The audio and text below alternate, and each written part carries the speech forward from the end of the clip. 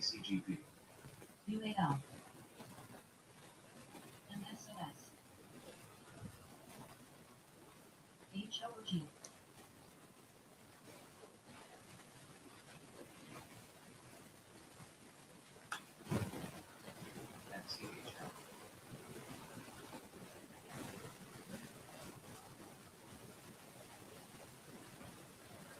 All right, good morning.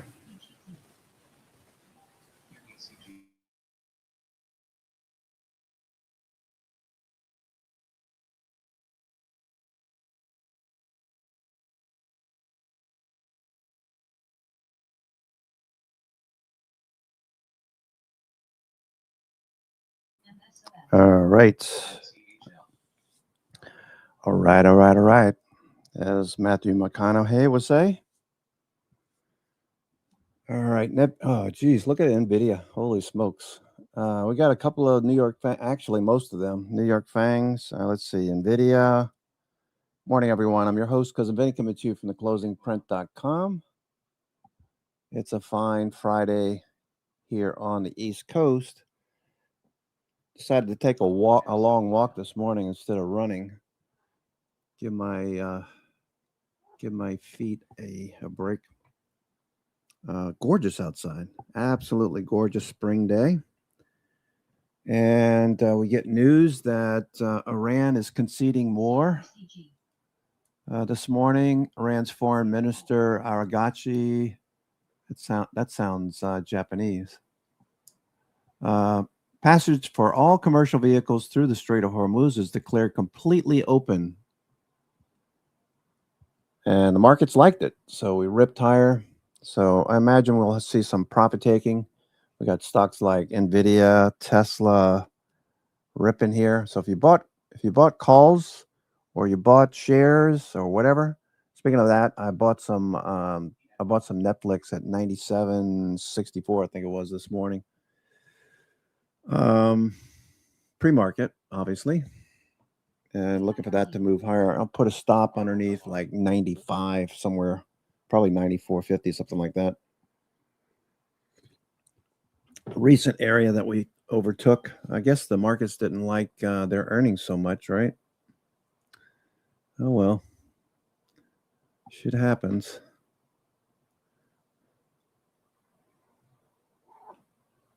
I just think, the chess match that's being played geopolitically is just, I'm in disbelief. So, was kind of a disbelief when the whole thing started. Now we're back above and we're making new all-time highs every day. That was like the quickest black swan event ever. 9 weeks down, 3 weeks to get back up to the highs. Here we are, OPEX. Now, keep in mind with the Gamma update this morning, what I'm saying is pay attention to what Brent's talking about, because the support that is currently holding us in this area will fade. All these calls, either they get rolled or profit taking or a little bit of both. Either way, people have been buying on the long side for 3 weeks straight. So that's a little unusual, especially the intensity of the move. If we look at we got 11 minutes. Oh, sorry about that. I just smacked my microphone. Kill your ears. Okay, pay attention, Vinny. What's going on here? So we got news. I do want to pay attention to support because it's very important. Options,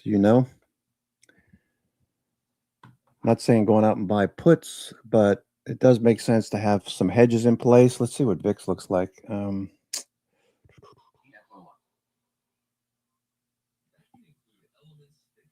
Okay, here's the New York Fang yesterday. New York Fang, okay. Buyers keep stepping up. We're through the 200-day moving average. You got a ways to go. to get back up to highs. But this has been a pretty decent rip, so I'd pay attention. If you have anything short-term options wise, so you've been playing lottos, obviously you want to take those off into strength.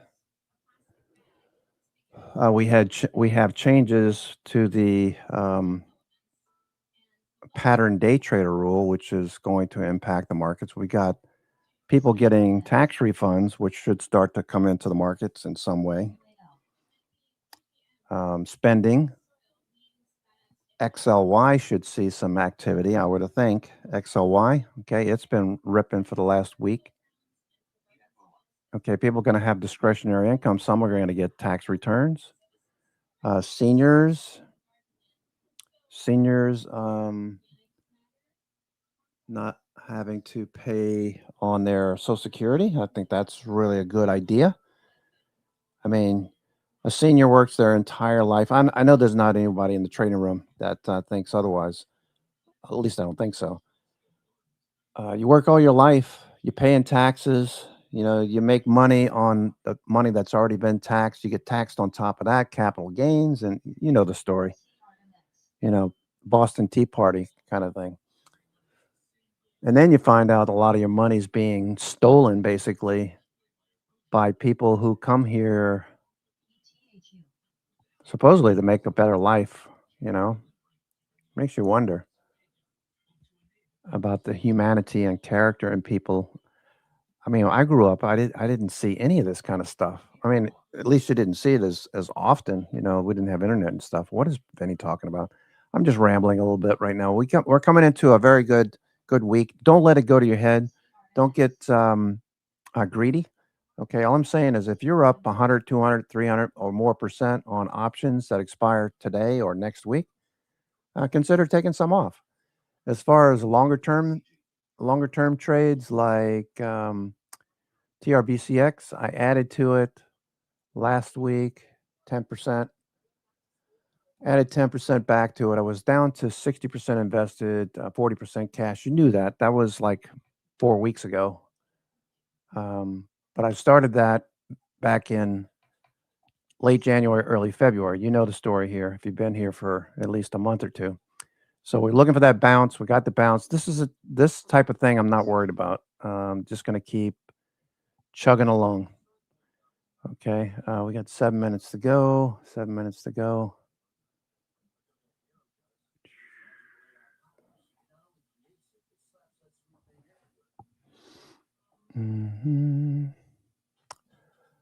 All right, let's see. Here's the S&P breaking out the new highs. We're up here 71.33 on the futures. I got a feeling we'll see a little fade from the open. So watch your 1 minute chart. Okay, I've been showing you guys what I usually do, like spiders, right? Spiders when we open today, we're going to have RSI is going to be here probably near 85.90, pegging this. We'll be gapping up here. Most likely you'll see a little fade. Do we fade the gap? I don't know. But that's a play worth thinking about. We've got, so fade the S&P. If you see a signal, okay, it doesn't mean just buy puts right at the open just because I said so. Okay. All right, so you can see the AM, the dark purple, okay, or the bright purple, I should say. The bright purple here, that's AM expiration. All right, so if you weren't paying attention and you bought S&P yesterday for today's expiration, and you didn't pay attention, I've done this before. Actually, a couple of people called me out on a couple of things. I think Andrew, you might have asked, called me out on it one time. Anthony, I think, did as well. Why did you buy the AM expiration? And I realized it, and I rolled it out. So the bright purple is telling you there's AM expirations pretty large. Okay, if we look at what Brent was talking about this morning. Okay, we got a lot of calls expiring. Look at this. Delta notional, single stock calls, 82%, S&P 500, 89%. Index 92% and ETF 62%. All calls. Puts very, very little. Puts are cheap again. So that's another thing to think about. Puts are cheap. So if you're thinking about a hedge, maybe you buy some spiders for next week, Friday. I'm not sure what Money Magic's posted, but I'm sure he's posted some interesting comments recently. All right, so all this is coming into play. What's the game plan, Benny? The game plan is one, if I have short-term options, I'm taking profits into strength this morning. If I have options that expire next week, I'm keeping an eye on it, maybe move my stop up. If I took shares like Netflix this morning, I'm keeping an eye on Netflix. I'm going to wait till about 10 o'clock and see how the markets behave before I put any money to work. And the longer term stuff, I'm not doing anything with. So it's basically wait and see right now for me because I took some positions in private credit. I want to see how that's doing this morning. Okay, so those were off a little bit yesterday, taking a break. KKR is back in the top of yesterday's range. Okay, this could pull back a little bit more. So I was thinking to myself yesterday, why didn't you just take some profits yesterday, wait for this to pull back in a little bit? But what I decided to do is pull my stop up underneath yesterday's low. I'll see where we open today. If we start to rally, I'll probably bring my stop up underneath today's low. Okay, so this is KKR, BX. These are new positions from Monday. And I added Blue Owl on 2 days ago. That would be Wednesday. Blue Owl. All right, so we're watching those.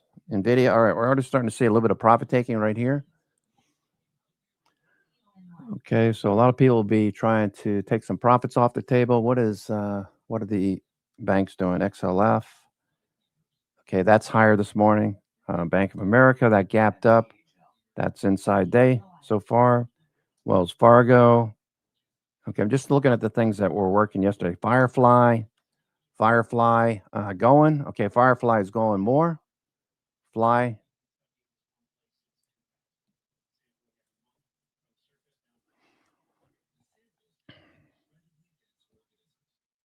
Okay, S&P is starting to fade. S&P fading.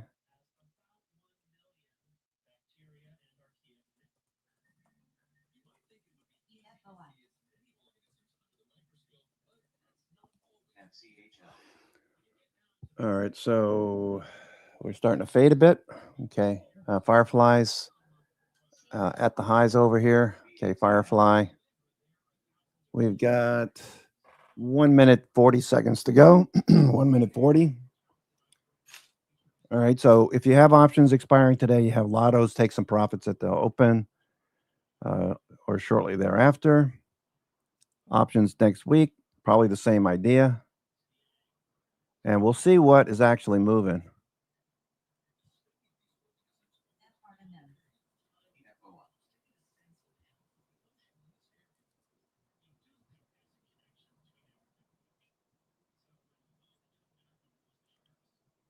Oh, that looks good.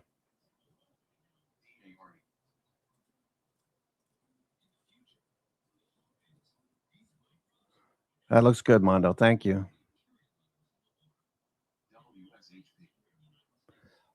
Oops. I got what do you got? 50 seconds to go. I got to open my trading view. What the hell, Benny? Wake up. Wake up, little Susie. Wake up. Wake up, little Susie. Wake up.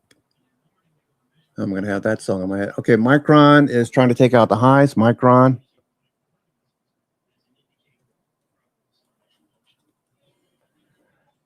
trying to break out. Okay, what's Oracle doing? Oracle. Okay, I'm going to be taking profits off on a few things, so I'm going to go quiet here shortly. I'll just tell you what I'm working on here. Give it a couple of minutes for the markets to set up. Firefly, I'll probably take some of that off. What do I have? September calls. Never mind. Firefly 4050. Okay, we're close to 50. There you go. All right. All right. All righty. Okay, S&P hanging tough. Let me go see what hedge flows look like. Okay, you can see what we've got going on here. Okay, 0 day. 0 day. Extreme high tick. That's because of the push here. I'm looking for a fade at the moment. Okay, look at your 1 minute chart. Okay. Okay, see your 1 minute chart gapping up. Look at RSI. Okay, so watch for a fade here for puts. Okay.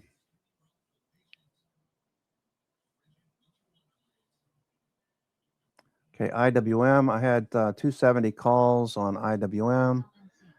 I joined Mondo yesterday. $3 in the money. Got a pretty large position here. I'm going to take profits. Thank you for that, Mondo, that idea.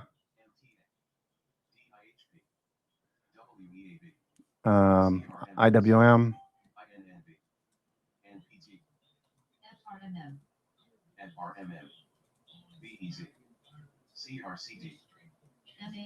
Thanks, Mondo, for that idea.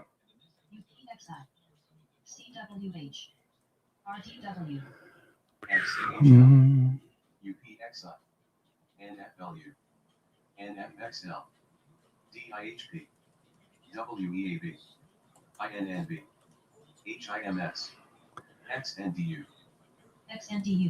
Okay, IWM probably keeps going. That's okay. I'm going to take some profits anyway. I want to I had next week's calls for IWM.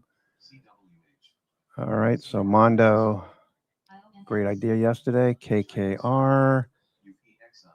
All right, KKR. I'm going to take a little bit off of KKR. All right, I'm going to take half of this off. I had 20 calls. I'm going to take 10 off here. Okay. KKR, taking half off.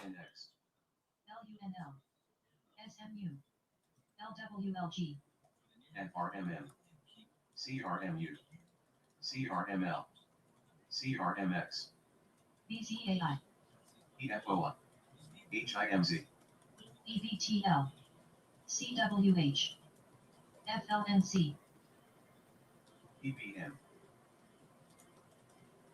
BZA, FRMM, LWLG, LWLG, CRMX, CRMU, HIMZ. Okay, extreme high tick. Okay, we're starting to bounce. Okay, it looks like we're going to keep going here. Okay, Firefly, looking good. Did I take profits then? I think I had a limit order to sell Firefly. Let me just check here. No, it's still going. Okay, Firefly's still going. All right, NVIDIA fading, Tesla fading. All these New York FANGs are fading a bit, so good idea to take some off here. Meta. Okay, Meta. Okay, Meta, I have. Okay, that looks good.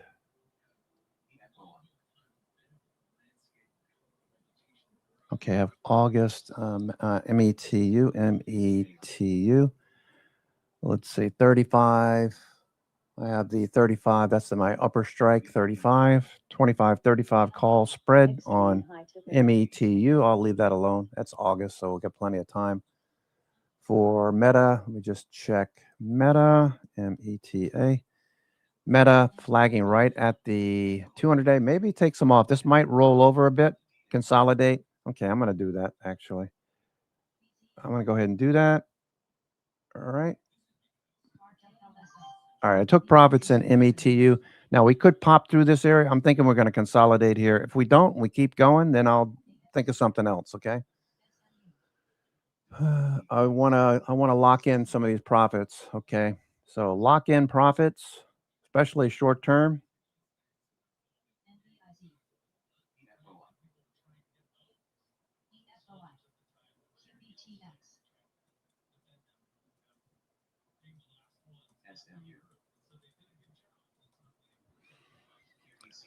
All right. Okay, Netflix is pulling back a little bit. I got a feeling people are going to take some profits off or take positions off. I'll wait for it to bounce to add to it. I took some shares this morning. Wasn't a big position. Okay. I know better than to buy heavy. UCAR. Initially, want to see how the markets react. Okay. We've got Oracle. Oracle is fading from the gap up. Let's see what's going on. Intel, ARM Holdings. Let me see what I want to do with ARM. Okay, ARM Holdings. Okay, NVIDIA starting to bounce. ARM. So my impression of the morning so far is that people took profits. Okay, people took profits. And now we're starting to go. Okay, so I did take IWM off, just so you know. This is IWM. It's still going. So we got strength in the markets. Okay. S&P 500. Okay, we are overbought, showing muscle. So keep an eye on this. Like I said, don't short right at the open just because I said it's going to be overbought. This could keep going. Markets look really strong right now. I'm your host, Cousin Benny, coming to you from theclosingprint.com. There goes Apple. Apple's going. All right, looking good.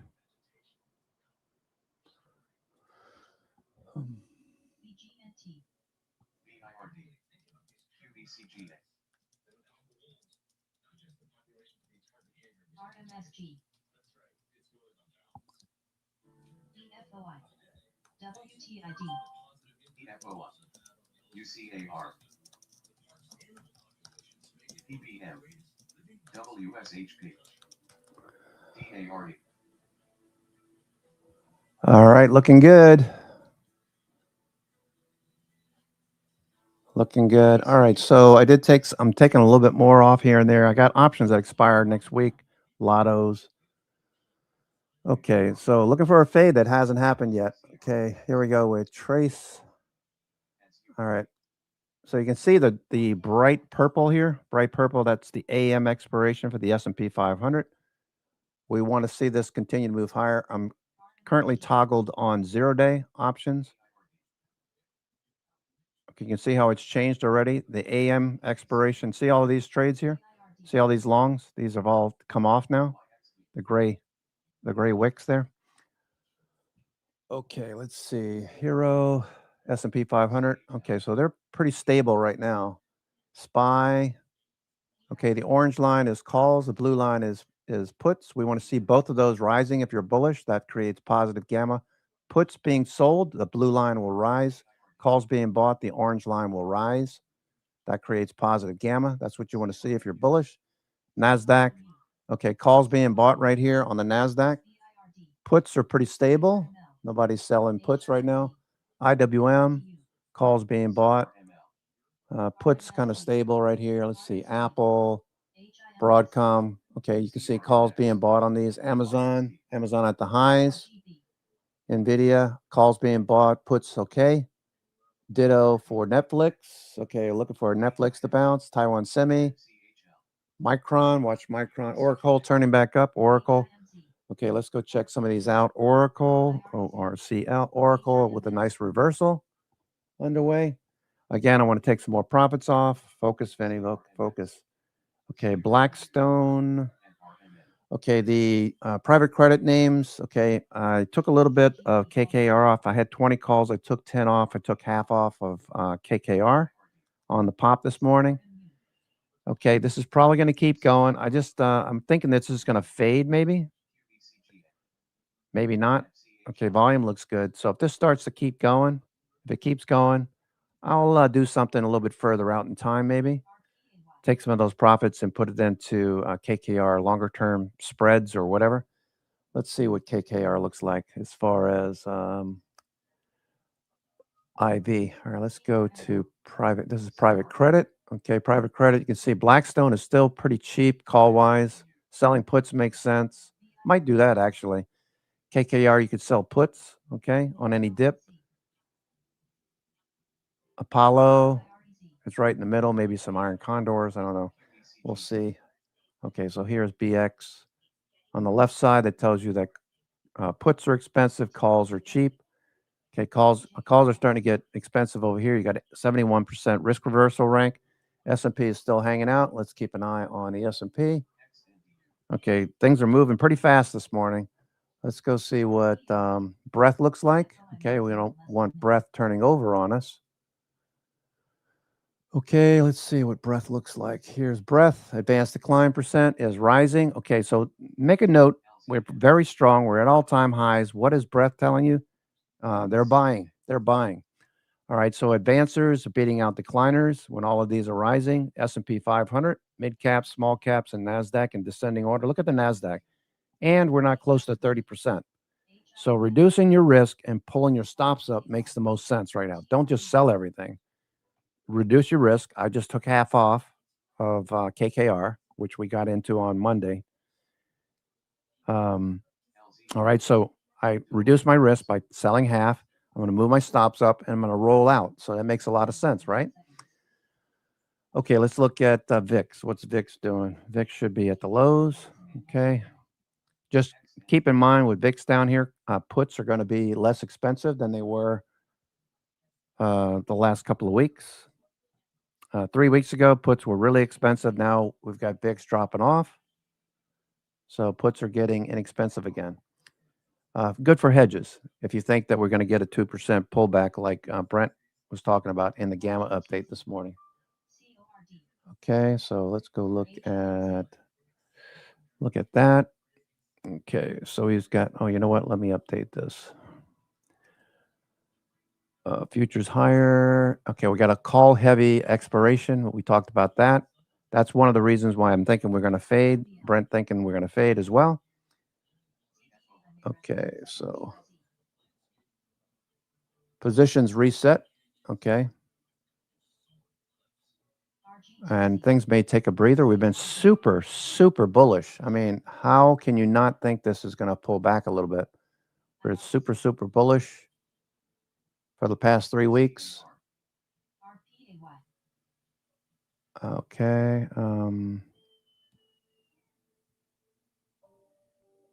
Here's the S&P. Okay. Look at that. 3 weeks. We ripped up what took 9 weeks to get down here. In 3 weeks, we rip up and make new all-time highs. Doesn't mean sell everything. There goes Meta. Okay, Meta. Oh, I just sold that, didn't I? METU. Did I sell that? Shit. Yes, I did. Okay, there goes Meta. I do have Meta straight calls, though. That looks okay. Those are expiring today. They're out of the money. So be it. So be it. Let me just check and see if there's anything else I want to take off.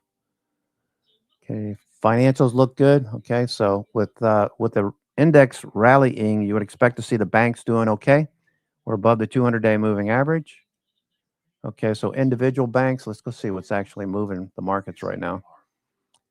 And then we'll get started with some trades. Okay, we've got all of the, think about it. Okay, now that we've got the conflict seemingly subsiding, what's going to happen? Travel and leisure.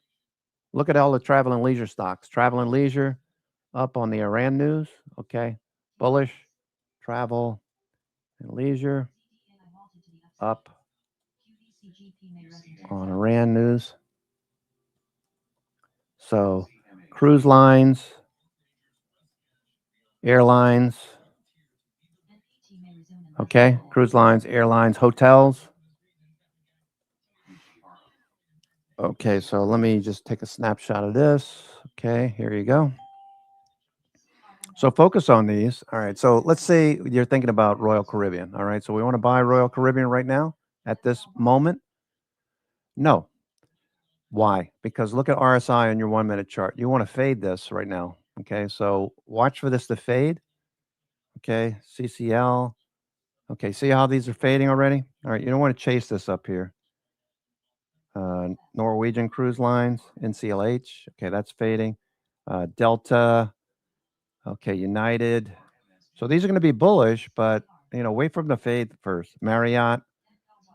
Okay, Hilton. Hyatt. Okay, so that looks okay. Again, we've got all of these looking good. Robinhood following through. Robinhood is one we took 2 days ago. Okay, let me see if I want to take Robinhood off. Yeah, Robinhood looks pretty good. It's on the move, Robinhood. Okay, we got chasers most likely. SMU. Robinhood. Okay, so I have SMU. June. Okay, I added the June 90 100 call spread on Robinhood. Okay, I roll. Okay, so we're already in the money on the 90s. Okay, so a call spread 90 100 call spread. It's giving me 10 wide in profits. Okay, so my 100 strike is what I sold. I bought the 90, sold the 100. That gives me a discounted entry. I still benefit from the run up, but my maximum profit is at 100. So we're headed towards 100. I'll keep these for now. STU. I also have July 115, 125s, which are up as well. Okay, that looks fine. Firefly, what's going on with Firefly? Let's look at Firefly. That looks super bullish. It's hard to take that off. Firefly. I got September 40, 50. So when it hits the 50 mark, I'll be needing to take this off. Okay. So here's Firefly. Firefly. LZMH. Okay, big move on Firefly. MSTX.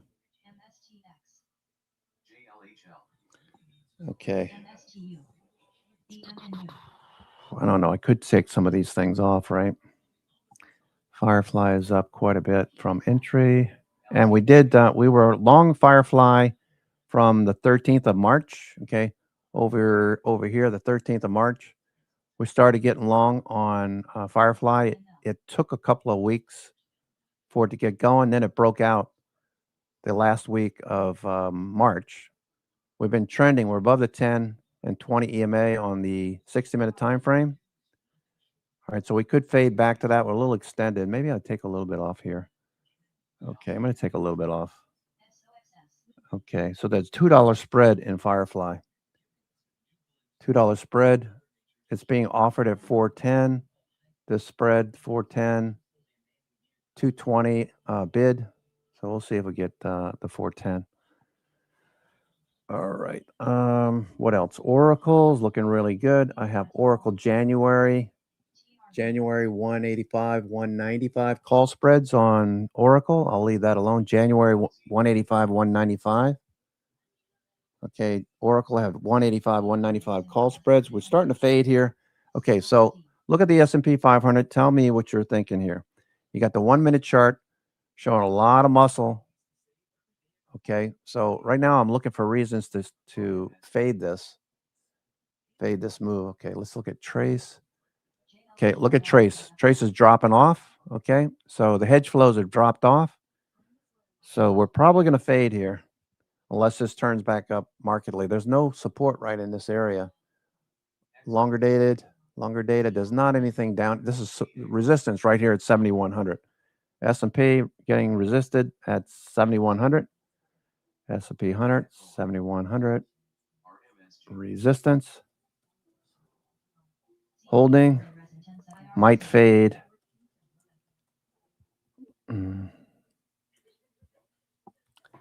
Okay, we might fade here. Okay. Okay, watch it. We could stay right here too, by the way. We could create a doji. ARXS.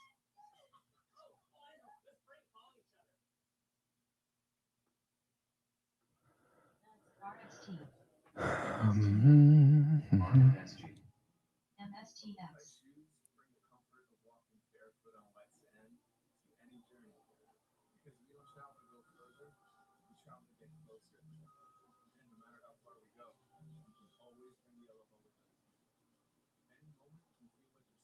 QBCG.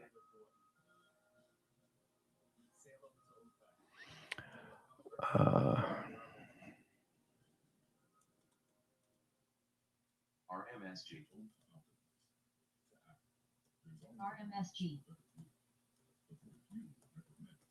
RXT.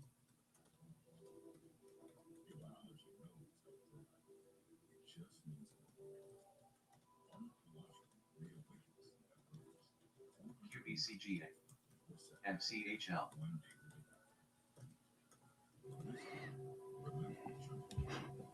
Okay. We're holding pretty tight. All right, NVIDIA turning back up, so that's good. That's a good sign. All right.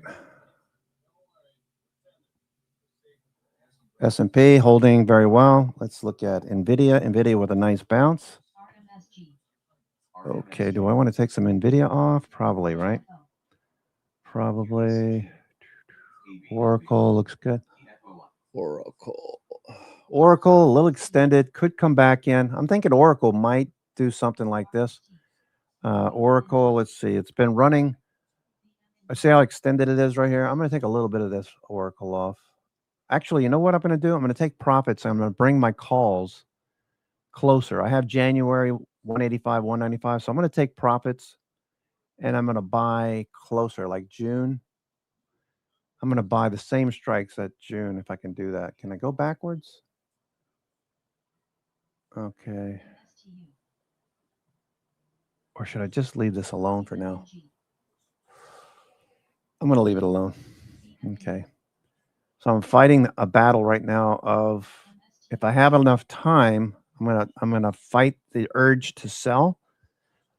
Shorter term options, I'm just going to focus on shorter term options. Those that are expiring today or next week, like the IWM. I took that off this morning. IWM.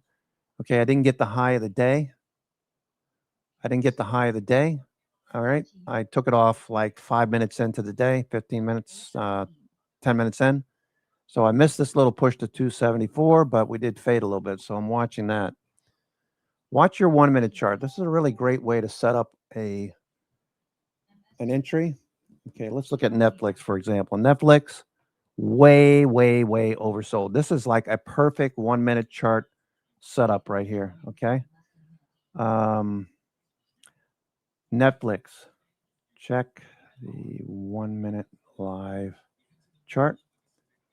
RSI.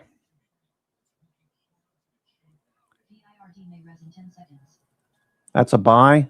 Stop underneath 95. I told you that before. Stop under 95. Okay, let's see how this goes. All right. I got in at 97.74, I think it was. 97.74. NVIDIA holding up very well. All right, the markets are really strong. Very surprising. We got lots of calls. Oh, no doubt. No doubt.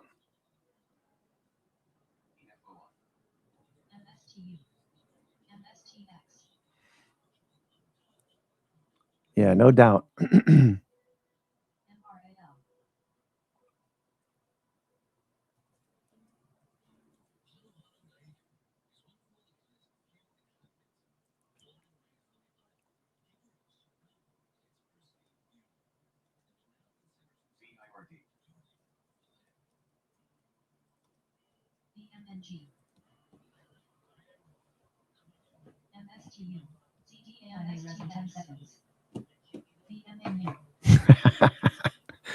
Just messing around. Awesome day. Awesome day. All right, we're starting to bounce here. S&P.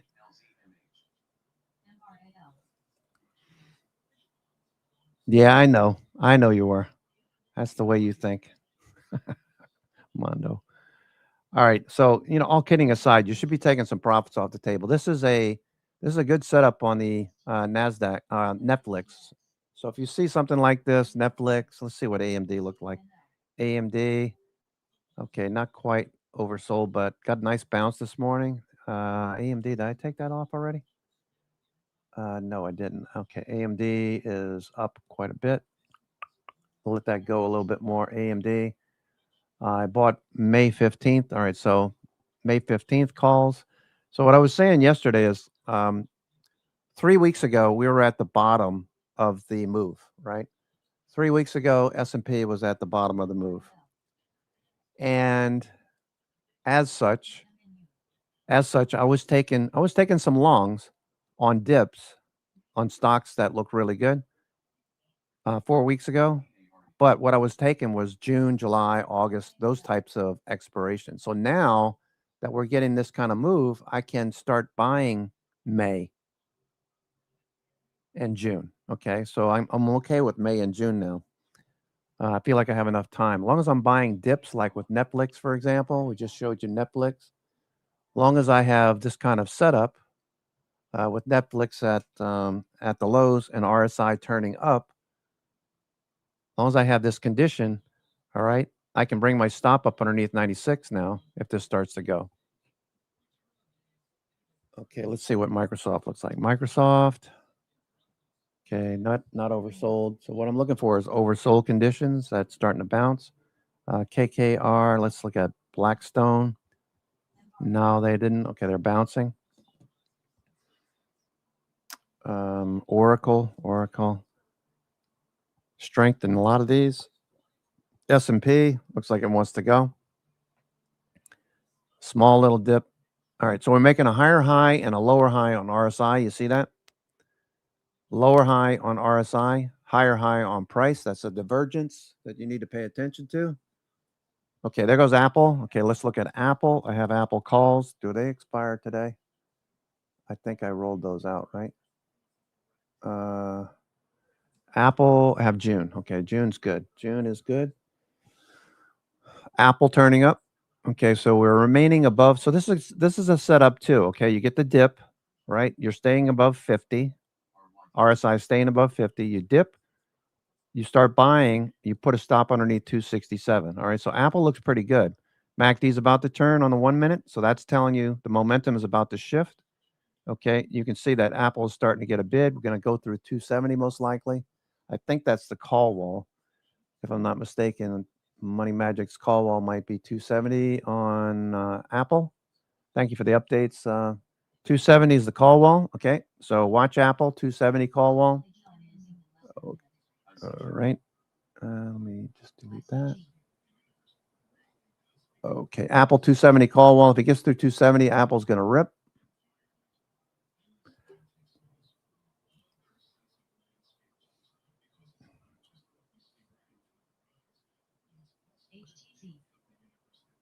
Okay, going to get rejected probably. High tick alert plus 800. Oh, uh-oh. High tick alert. What is that telling me?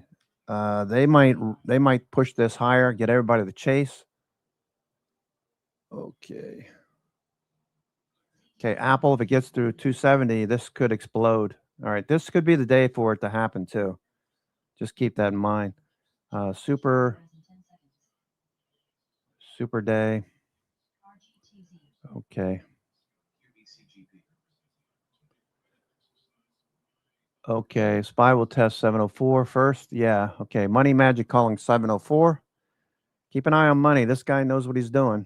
All right, there's a lot of good traders in the room. If you're a new trader just joining us over the last couple of months, pay attention. There's a lot of good traders in the room. It's not about me. It's about the trading room, right? I'm just giving you the play-by-play. I've been doing this for almost 40 years.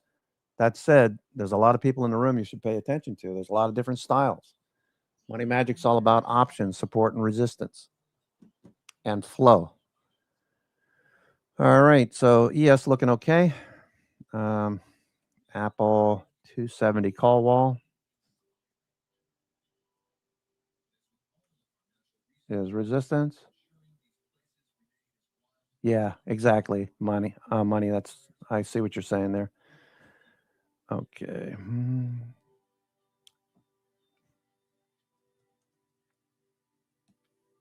BMNU. HYMC. NPT. FOMO. MRAL.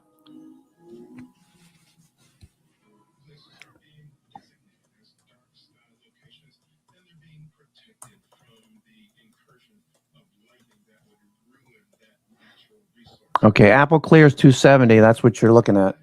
Okay, this could explode. Watch NVIDIA as well.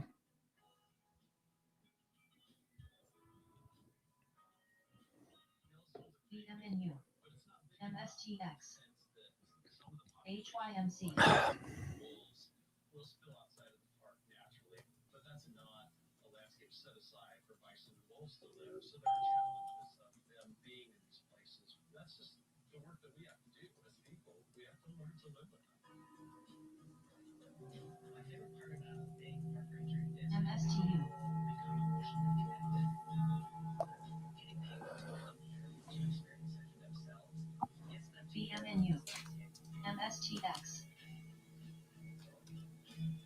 FOMO.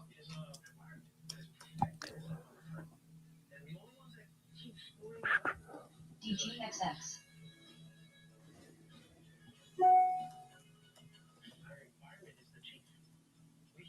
DARE. HYMC.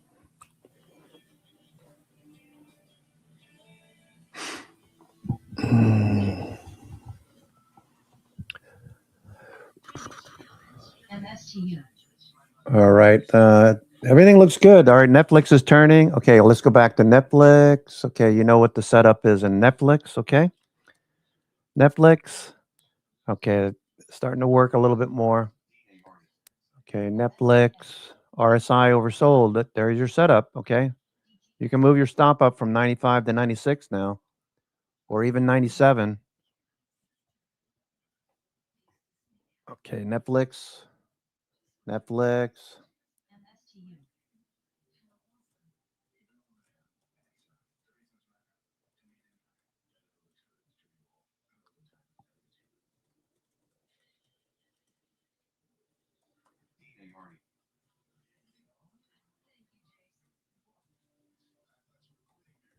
DGXX.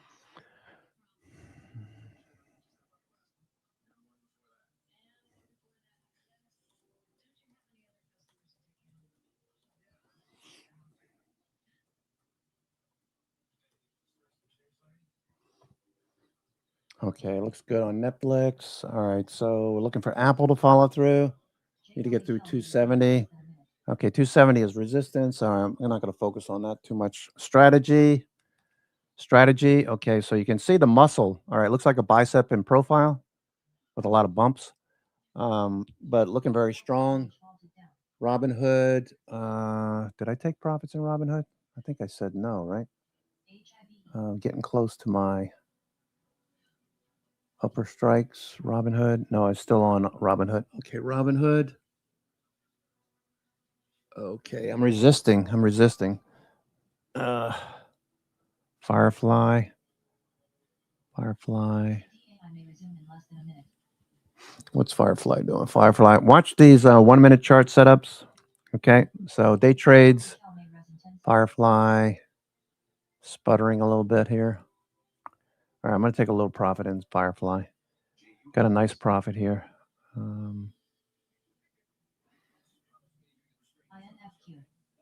PPM. FOMO. All right, Firefly, I took half off. I had a limit order. It wasn't filling at 410, so I pushed it down to 390. Okay, I got filled there. Half of my Firefly. Okay, you can see it's starting to fade. Good timing there, Vinny. HIB. Good timing there. CDAI may res in Intel. Okay, Intel. About to get embedded now. 70. I can't believe we're at 70 already. Can you believe Intel's at 70? USGG.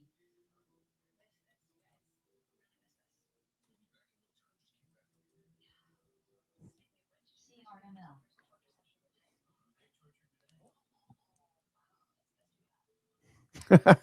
Yep.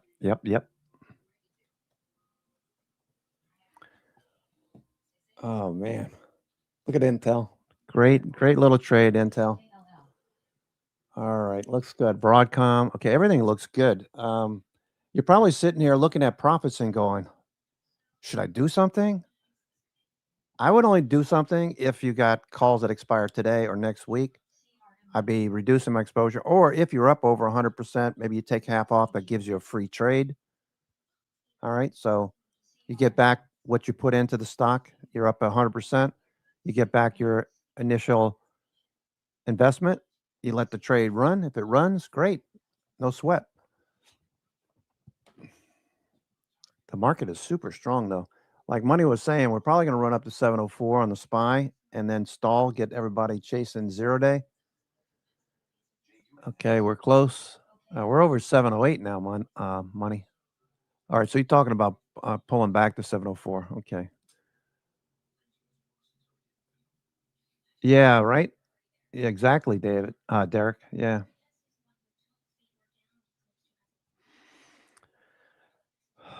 Yeah, Intel, been trading Intel for months.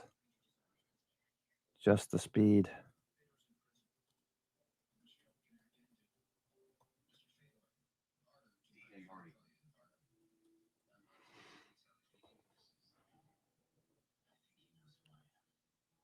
DARE. INFQ.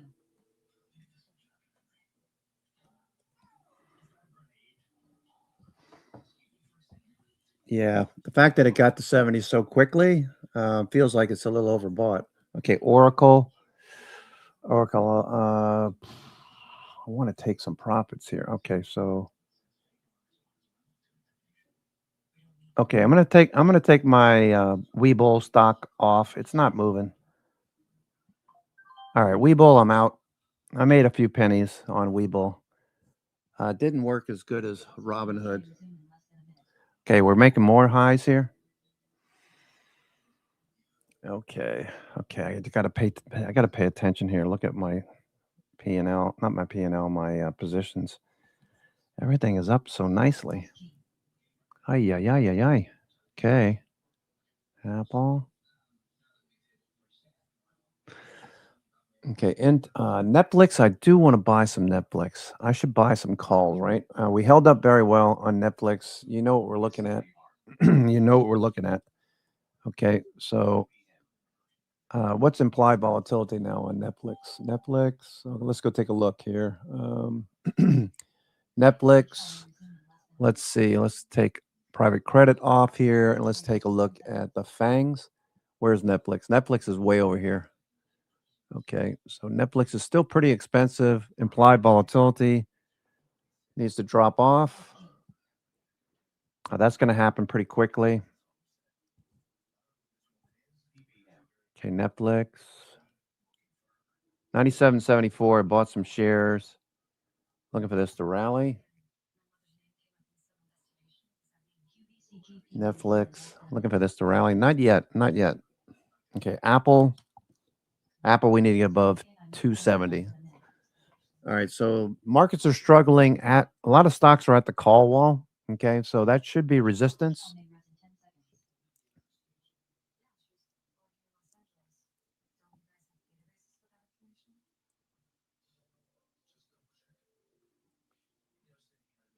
AMD. Okay, what do I want to do in AMD? AMD. It's not often you get everything gapping up. Most stocks rallying sharply. ARM Holdings. What you doing, ARM? ARM Holdings. Okay, ARM is trying to take out the highs. ARM Holdings. Okay, we almost got oversold there. Turned back up. Gapping up. MACD's turning. You can see what we're dealing with right here. We need to get above this pivot 166.70. Why is that, Vinny? Because there was a move to the upside and then faded. Okay, people were looking for the breakout to continue. It didn't happen. So what happens is you have bag holders. Lee Star, Rick, aka Rick, we used to always talk about this. Bag holders. He used to call them baggies. Bag holders are people that are stuck on this gap up that chased FOMO crowd. Once this pulls back, this pivot becomes important. Once this is taken out, these bag holders are gone. Okay, people take profits or they break even. They're maybe short-sighted. They don't see the rest of this pattern breaking out. Maybe they're a new trader. But once it gets above this pivot, that's telling you all you need to know. Okay, for the most part. ARM Holdings is very strong. The volume could be better. I wish the volume looked more like February. You see this? And more prolonged, more green. There's a lot of mix here. So there's a little bit of indecision going on. Firefly did something similar. Okay, Firefly just took half off. Firefly, look at the volume on Firefly. Okay, so that's telling you what you need to know here. Firefly, let's look at the 1 minute. Okay, still consolidating. Okay, S&P still going here. S&P. Okay, showing muscle. Oh man. You know what's really good about today, I have to say. It's like I had a lot of people, friends, not necessarily in the trading room, Friends from Jersey calling me up. What's going on? That was like 3 or 4 weeks ago. I said, don't freak out. Everything's going to be fine. 10%. Look for a bounce at 10%. But I'm down like whatever. I didn't take your advice. I didn't sell whatever. Just chill out. Everything's going to be fine. Let's see here. S&P. Let me go take a look. But it feels good. It feels good because I know these people aren't stressed out anymore. I don't usually get that stressed out about the markets. Because you've seen it before. For almost 40 years of doing this. Not bragging, but you've already made all your mistakes behind you, hopefully, right? And you know that these dips are getting bought. I know Frano's probably been buying like crazy over the last few weeks, and many of you in the trading room. IWM, Mondo buying IWM yesterday. It was a great entry. I bought the 270. He bought the 270. I bought next Friday's. I've already taken my profits. That's okay. I don't mind that this keeps going because I made a nice chunk of change, $3, $3 per contract. All right, so that's a nice profit. $300 per contract. I'm not going to brag on the size of the position, but it did really well. Watching for Netflix. If Netflix could start to participate, that'd be good. Here goes AMD. AMD is starting to move. Okay, what do I want to do with AMD? I have the May 280, 290 calls on AMD. All right, let's look at AMD. Almost got oversold this morning. All right, I like this condition. You're below 50, turns back up. You get higher lows, prices moving higher. All right, so AMD looks really good. If you wanted to get long AMD, I'd probably put a stop under 278. 278, so it's a dollar stop looking for $2 upside. You could get $2 upside back to the high of the day, 281. We're at 279, so $2 upside for $1 stop. Looks like a good setup to me. Almost overbought, so maybe you want to wait a little bit, but it does look good. That's only if you want to chase this. Looks like AMD wants to go. If you're just joining us, I'm your host, Cousin Benny, coming to you from theclosingprint.com. It is Friday, April the 17th, 2 days post tax day. Okay. That money, a lot of people are going to get money back, right? A lot of seniors be paying less in taxes. Maybe they take some of that money and invest. Maybe you go into, I wouldn't invest in short-term stuff if I was a senior and I'm just tuning into the show today. What I'd be looking at is TRBCX, RGA FX. Okay, RGA FX. That's another blue chip growth fund. I'd be looking at these. I'd be looking at SPHD. Pays nice dividends for you seniors. Okay, you want those dividends to compound. This one, SPHD, pays dividends once a month. Probably going to be next week. What is it, 17th? So it'll probably be the next week. Yeah, next week will be dividend. So you buy today, and you collect the dividends. What I like to do is have my dividends roll back into more shares. So I'm getting an average. If I was to buy now, I'd be getting in at an average at 49.50, 49.75. I get a dividend next week. So I'll buy 1,000 shares of this, 10,000 shares, whatever is your need for a senior. I'd look at SCHD. Okay, that pays quarterly. I'd look at Devo, DIVO. These are my favorites. Devo's breaking out. I have this already. I'd be looking at JEPI, JEPI. This is for seniors, okay? JEPI, JEPQ, if you want to get some exposure to the NASDAQ, that's breaking higher. Maybe do JEPI instead because it hasn't broken out yet. And you can see Bollinger Band starting to open up.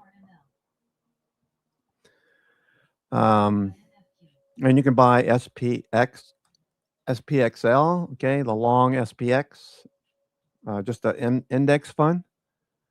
Okay, you could do all sorts of things, but I'd be doing it from a longer term perspective. I don't know that I'd be buying up here. So if you want to put new money to work, I'd be looking at stocks like Tesla, which have pulled back already. Okay, KKR, private credit, I'd be looking at these. I'd be looking at Blackstone. I'd be looking at Royal Caribbean. Now that the Iran war, the conflict is fading into memory now, I'd be looking at travel and leisure. What are the hotels doing? Can't go wrong with buying hotels. Marriott, Hilton. Baron Hilton had the right idea, you know. Hotels are always going to be in favor from time to time, right? So we faded a couple of weeks ago. What's energy doing? Energy fading. Okay, so energy. We told you several weeks ago you should probably start thinking about taking profits off because we saw the rotation. Okay, you should understand where money is flowing and how can I profit from it. We noticed a couple of weeks ago that semiconductors started to outperform. So look at this right here. This is turned up. This is telling you semiconductors, XLE, semis versus XLE as a ratio is turning up. That means semis are outperforming. Get out of energy, put it into semis, maybe not today, but in the next few days when options fill in. Semi's looking really good. SMH, okay, that's trending. So you don't want to buy up here at the high. You want to wait for the next dip like it had on Wednesday. Okay, nice breakout last week. Semiconductors outperforming. Let's look at the ratio between consumer staples, XLY, and consumer discretionary. So discretionary outperforming, that's turning up. All right, this is the signal, the opposite of the signal we got in January. Late January, early February. This is the signal that you got. Take profits. Now it's telling you to start entering, looking for positions like SPHD for longer term traders, the seniors out there, people that are thinking about investing. Even if you're in your 30s, you should be putting money away that's going to compound over time, compound interest, right? SPHD. The compounding, not only in the stocks that you're buying that's paying dividends, you're buying more shares and that compounds on top of compounding. So it's a win-win situation. And if you're a new trader, I'm really hyped up this morning. I don't know what's going on. I think it was the walk. I had a nice peaceful walk this morning. And if you are a new person hitting the workforce, you just got out of college, you're one of the lucky few that can manage to find a job. Find out what your HR offers. Okay, what does your company offer? Do they offer 50 cents on a dollar? If you put $1,000 in, they give you $500. How can you not take advantage of that? I mean, it's just rocket science, right? One of the companies I worked for some 35 years ago paid a dollar for dollar, up to $5,000. I think it was. No, it was up to $7,500. So I put $5,000 in every year. They matched it with $5,000. That's 100% profit. How can you not do that? That makes no sense.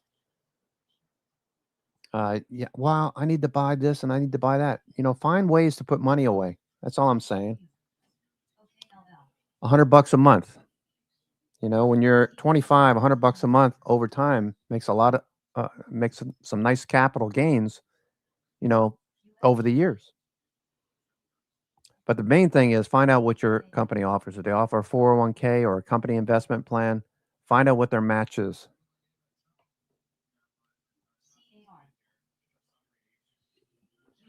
And I've only had about 5 sips of coffee, so I'm just hyped up on the fact that everybody is probably breaking even or has broken even over the last few weeks. Really good to see. I hate when people are losing money and they don't listen. Okay, listen. Listen to what, Vinny? What are you talking about? I just tuned in. What are you talking about? What did I not listen to? When I tell you that it's the price action is dropping below the 10 EMA weekly, when you get this signal next time, you're going to know what to do.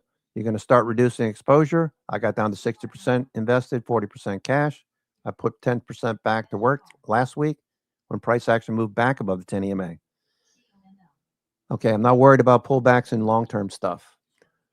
What else can we look at? All right, let's take a look at S&P equal weight. Okay, S&P equal weight is our friend because that removes the weight of these FANG stocks, which are doing pretty well today.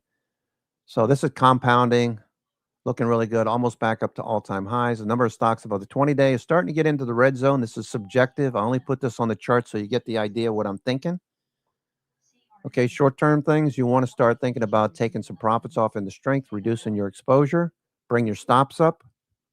Okay, number of stocks above the 20-day in the upper panel, number of stocks above the 50-day in the lower panel reached washout lows. Washout lows is when you want to start thinking about buying, because that's when institutions, trust me, are buying. And you can see what happens. We get down here, CCI gives us a signal. CCI is the middle panel. Okay, this is a buy, sell indicator. When all three of these are turning at the same time, you had a higher low in CCI. That's a buy. So what did I tell you? What would I be buying? I'd be buying SPXL. And that's what I did. That's what I did. Plus, I have TRBCX, which I added to. RGAFX, I have those dividend funds I just told you about. So if you missed any of that, this session is recorded, as usual, on YouTube. You can look at it later. You don't have to be in a hurry. Next week, look at it over the weekend. The first, wow, I've been talking for 30 minutes nonstop. The first 30 minutes, I talk about investors' time frame. Okay. Yeah, it looks good. Okay, so the markets are still holding up very well. Let me see what else I want to do here. New York Stock Exchange, when in doubt, you always want to check the New York Stock Exchange. 3 weeks ago, I told you this indicator was near the green zone. That means buy, together with the S&P equal weight and the number of stocks up at the 20 and the 50-day, and everything else I've just talked about. This gave me a buy signal. This is a capitulation signal. Capitulation selling will push this down to the green zone. Capitulation buying, FOMO crowd, will bring it back up to the red zone. We want to start selling as we approach the red zone above 50%. Okay, the New York Stock Exchange in the top panel bounced off the 200-day moving average. What else? You're getting 40 years worth of experience in like 30 minutes, basically. All right, new highs, new lows, new highs, new lows. Okay, we're above the zero line. What is this telling me? This is telling me if you subtract the new lows from the new highs, this gives you just an instant picture of what's going on in the markets. We've got a 50%, 57% improvement over yesterday, which was really a strong day. We're above the zero line. That's telling you there's more buying than selling. Okay, the advanced decline is making a new high. Okay, advanced decline made a new high back here at the end of December 2025. You see that? It made a new high. We made another new high into February when we rolled over. Okay, we've got the pullback. Now we're looking for a follow through. Making a new high. More advancing stocks and declining. The New York Stock Exchange, green elder sticks for the past 3 weeks. Green elder sticks are telling you there is no lack of energy in the markets. When you see blue, that's telling you that markets are starting to slow down in whatever direction they're going. You can see at the highs, blue elder sticks told you to start looking for a fade. Red elder sticks telling you intense selling. Okay, this is called the elder impulse. Elder impulse. It's a good chart to have. Okay.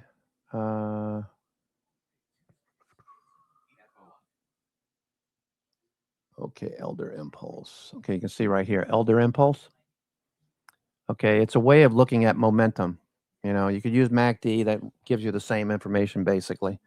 MACD cross at the highs, you start to get blue elder impulse. MACD cross from below, that gives you green elder impulse. What else? All right, I need to focus a little bit more on what else do I want to take off here. AMD is just sitting here. I got May options. Do I want to just take some AMD off? You know what? I'm going to just reduce the number of short-term positions I have. AMD. Okay, I just took some AMD off. Or limit order to sell. Okay, AMD. AMD.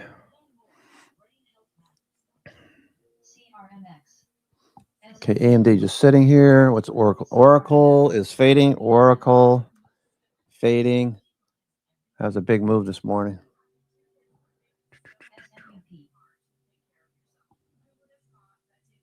Apple. Okay, Apple, we told you about the Apple setup. Okay, so we're just watching Apple here. Apple.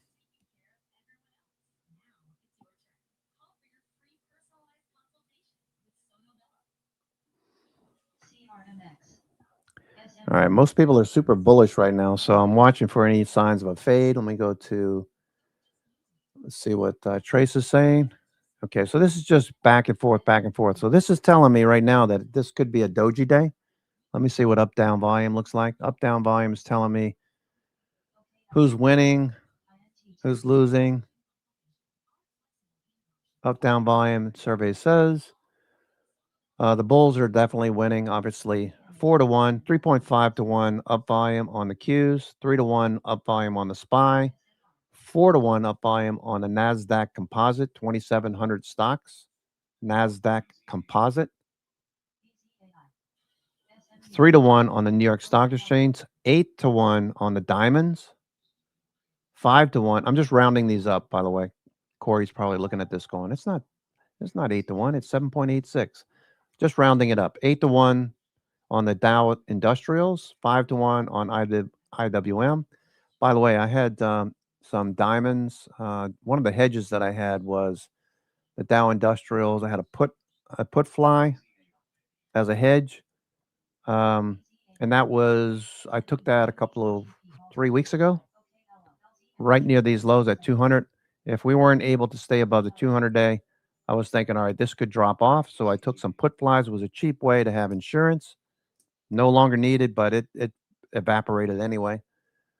Hedges are like car insurance, right? You don't want to need car insurance. You don't want to run into somebody else and have insurance bills, car repair bills, whatever. So, but you have to have it. You can't drive without it. Same thing with trading. Sometimes you need hedges. Right now, we don't need them so much. We might start thinking about adding to them because VIX is very low. VIX is low, and that means that puts are going to be fairly inexpensive compared to what they were 4 weeks ago. Okay, junk bonds. Let's see what junk bonds. If this is above the 200 day, I haven't looked at it today, but if we're above the 200 day, that's bullish, risk on. Okay, it's above the 200 day, that dotted line there. That's junk bonds. Learned this from a friend that I met over 38 years ago, bond trader. Met him at the weirdest place. It was a bachelor party in the city on Central Park West. And I'm not going to tell you what happened, but it was a pretty wild bachelor party. These bond traders have so much freaking money, and they're so smart. The bond market, just as a note, the bond market dwarfs the equity market by more than 2 times. It's twice the size of the equity market that we're trading. The S&P 500, what was that? Sold. Okay, AMD, I just took some profits into strength. The bond market's twice the size of the equity market. It's always important. Okay, whatever the bond market is doing from day to day, you need to pay attention. If you're going to do this for a living at some point, you need to understand how to follow money. One way is junk bonds, risk on, risk off. IWM is another way. That's a risky asset class. IWM is climbing.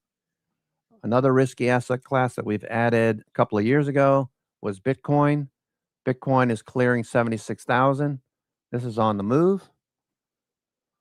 Okay, I'm probably going to start adding some more BITX. Okay, Bitcoin 2 times. Okay, this looks really good. Bitcoin, I'm going to do that now while I'm thinking about it. Let's see. I'm going to put a limit order then. I'm not going to buy it immediately. You can see what's happening right here. Bitcoin, I want to buy this when it gets down to, say, 30. If it gets there, I will buy some BITX, okay? But, yeah, the bond market dwarfs the size of the equity market by 2 times. And what happened? What about Forex? Forex dwarfs both of those together. The Forex market, foreign exchange, currencies, trade in the trillions of dollars every day.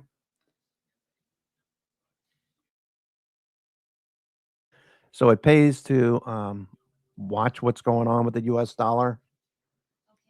Sometimes it's trending, sometimes it's fading. Right now, we're looking for US dollar to get back to closer to 100. It's always good to pay attention to gold. Okay, what's gold doing? Okay, it's holding up very well. So people are still concerned about inflation. It's the way I would view this right now. S&P is still holding on to the highs. I'm not losing sight of the S&P or the New York Fangs, which are trying to continue. They're holding up very well. Amazon's trying to take out the high. So let's take a look at Amazon. So the money is flowing, okay? We always want to pay attention where money is flowing. That is probably the one thing that I focus on every day, every week, every month for as long as I've been a trader. Once I started thinking about the idea, what the money doesn't go away. Where does it go, right? Okay, here's Amazon starting to go. Amazon got back down to 50. So you could take this as a stop right here. Okay, if you want to take Amazon, oops, sorry about that. Amazon, you could take a stop right below price action right here. Look for a follow through. Okay, stop at 254. Stop 254. Watch the RSI.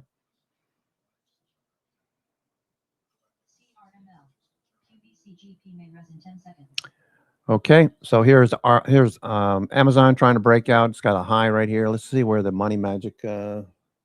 Where is money's call wall?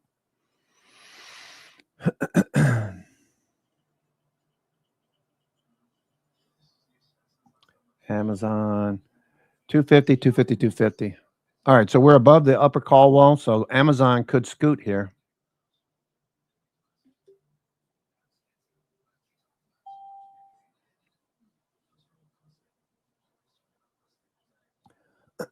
um 100 strike. 100, 105, something like that, 105.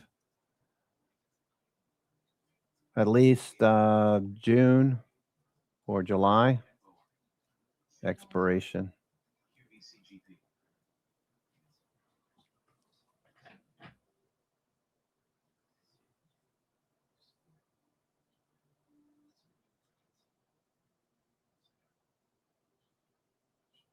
Yeah, I know. That's why I said it. That's why I said it. I wanted to make you hungry, Mondo. I know you guys go there for the holidays, right?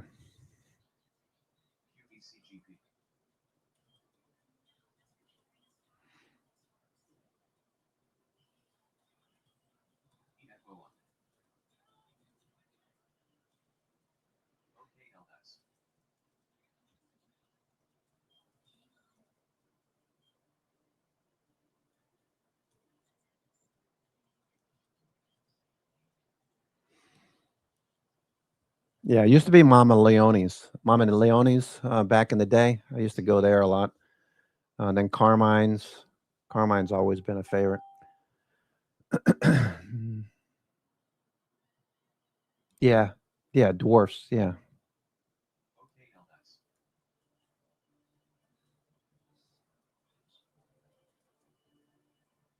Yeah, Corey, you're right.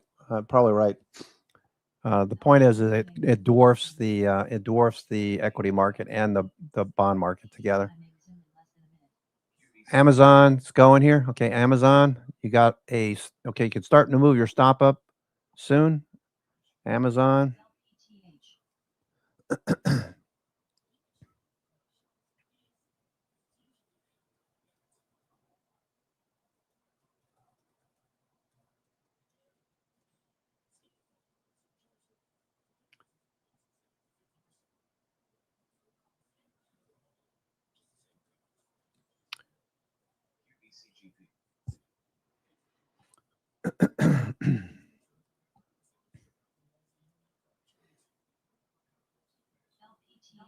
may rise in 10 seconds.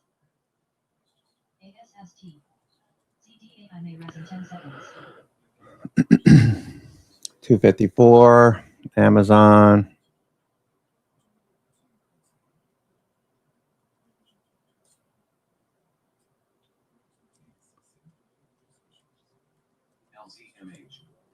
Amazon above the call wall should scoot.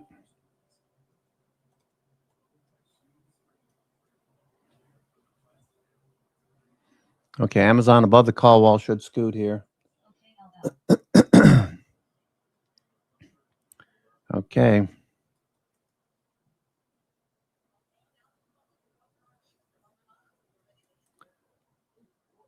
Yeah, stuff artichokes, man. That's like heaven.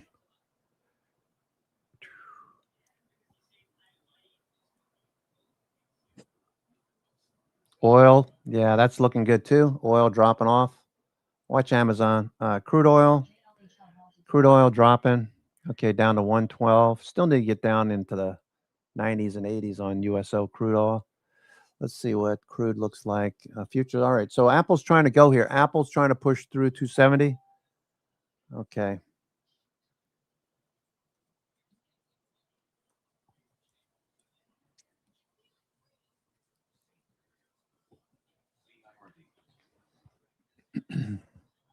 Okay, we're still going.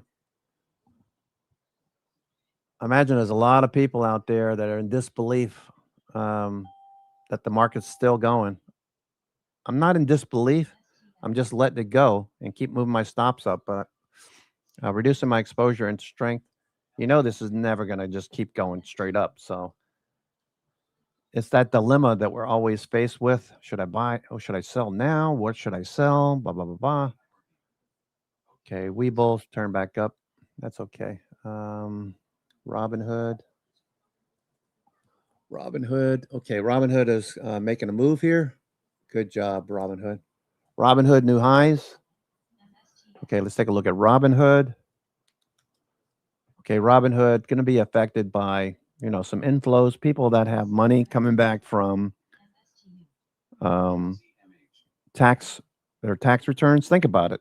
You know, all you see is everybody talking about the market's at new highs every single day. Imagine somebody who's not invested in the markets. I want to get a piece of that. So they're going to take some of their investment of their tax returns, put it in the markets, and try their hand at lottery trades. You know, I'm being sarcastic here. You should have a firm foundation when you put money to work. Understand what you're doing. There's a lot of risk, obviously. I'm not telling you something you don't already know. If you have friends that are just getting into markets and they don't know what they're doing, you know, send them over to our trading room. You know, help them out. I try to teach just as much as trade every single day. I try to do exactly what I preach, basically. Right now, we've got a nice little setup. And Apple turning up. Okay, Apple, there you go. Apple. It's got to get through 270. No, the call wall is resistance. We don't want to take too much risk on, but it looks like if it busts through here, that should run. There goes Tesla. Tesla's on the move. Okay, Tesla breaking out. Tesla breaking out.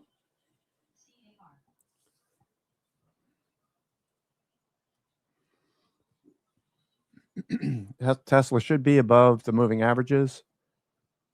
Okay, Tesla. Tesla is above the 200-day and the 50-day moving average. Okay. Man, that was quite the move on Wednesday, Mondo. You still on these calls? I think you said you took them off, right?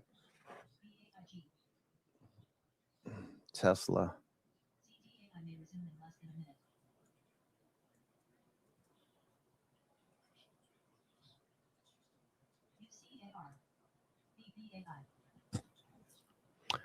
Boom goes the dynamite. There goes Tesla. Okay, Microsoft now. Microsoft now. All right, there goes Amazon. Okay, Tesla looking good. Oh yeah. There goes Meta next. Meta next. I want to put new positions on, but I know that we're probably going to see a little bit of consolidation. I don't think we're going to go straight up to, where are we right now? S&P. I don't want to misspeak. Where's the S&P right now? I see where the futures are. S&P. Oh, 7150. Holy smokes. Holy smokes. By the way, I took that butterfly off. I don't know if I mentioned it or not. I had a call fly last week that expires next week. I took the call fly off. because it was getting too crazy. I think that was like Tuesday, right? Monday, Tuesday. I had the 7,000, 725, 7,050. All right, so we're way past that. So hopefully you did something. If you didn't do it, just roll it up, okay? Roll it up. You can roll it out or take it off. I mean, there's a lot of ways you can, adjust the position, buy calls further out in time, whatever. Yeah, I took that off, I think, on Tuesday. All right, so Tesla's still going. This is hell of a day. Hell of a day. I'm just letting things run here. I'm not going to take any more profits. Look at this market. Holy smokes. The bears are probably howling with pain. Ay, ay, ay.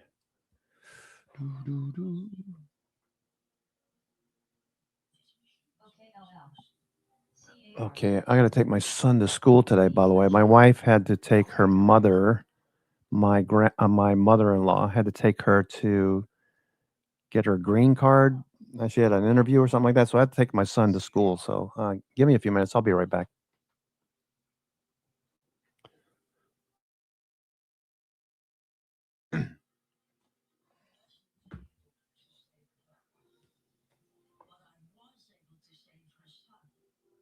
OKLL, CRNL, MSTU, MSTX, CAR. KKR is ripping here. UCAR, OKLO, LZMH, BMNU, CONL,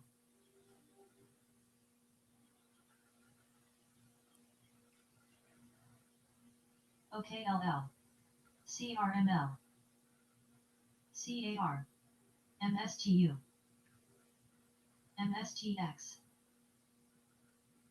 LZMH, LPTH. Wow, this market is just crazy. Crazy strong. Let these keep going. Once we start to see markets topping, we'll let you know. Robinhood looking good. Robinhood. BMNU,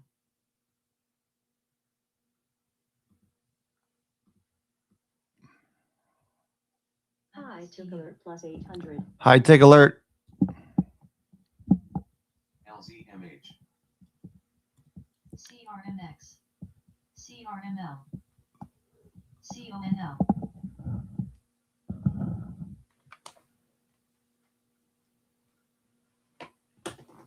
CAR, MSTX, FAMI, FAMI, MSTU, Right, like a lunar night is like 14 Earth LZMH, down to like negative 300 degrees Fahrenheit. So you need something that's there and on. You need that base load power supply that works in the dark for a long time, and nuclear is a unique solution. Kind of the only thing that works to give you heat and power that way. It's an interesting problem and an interesting solution. Jake, I think a lot of people that would look at this and say, you're still working on getting a reactor operating commercially here on Earth. FAMI, Why sort of leapfrog that? Why take CPK attention devaulted away to the from upside. the core mission, which is first getting things up and running here on Earth, LZMH. and moving towards space? Yeah, but we're not leapfrogging. The things we're doing to make it work on Earth CAR. actually give us capabilities to help support what can happen in space. Right, so you're making some of the same parts, just a little smaller. But we're taking all the lessons learned here, the capabilities to manufacture, to build things, to procure things, to design things, kind of going in the opposite order there. But all of that works pretty well to support applications in space. And I think one of the near-term things we're particularly excited about is around these kind of space thermal batteries or nuclear thermal batteries. Basically, you use certain isotopes that decay and make heat. That's the things that have powered our Mars rovers. Those are the things that have powered our CPK signing down in less than a minute. solar system. We don't have enough of those rare isotopes, those radioisotopes at all, to support the things that we want to do in space as a country. And so we're actually turning one of CAR, and NNE. here down in Texas in 8 months. And so that's a huge deal because we can start providing some of these materials that support those kinds of operations. So it's very actually core to what we're doing and branches naturally off a lot of the things we're doing here on Earth first anyway. UCAR. Regulatory process itself is famously slow, and a lot of nuclear advocates argue, but that's really been holding up the deployment of new nuclear reactors. What is the status of your NRC licensing? Is that moving forward? Well, I think one of the really exciting things that's happened in the CTA last I may rest in 10 is seconds. bipartisan support, right, for regulatory modernization.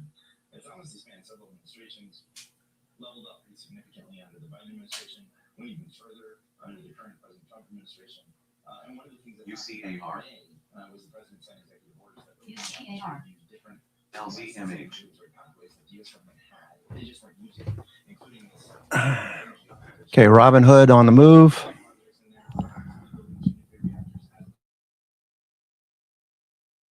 Okay, looking pretty good here, Robin Hood. Thank you.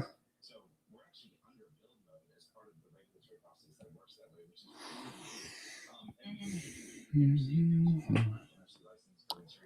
I can't believe the market's just crazy today. This is one of those days you miss out. You're not in the markets. I don't know what the saying is, but missing 1 or 2 days.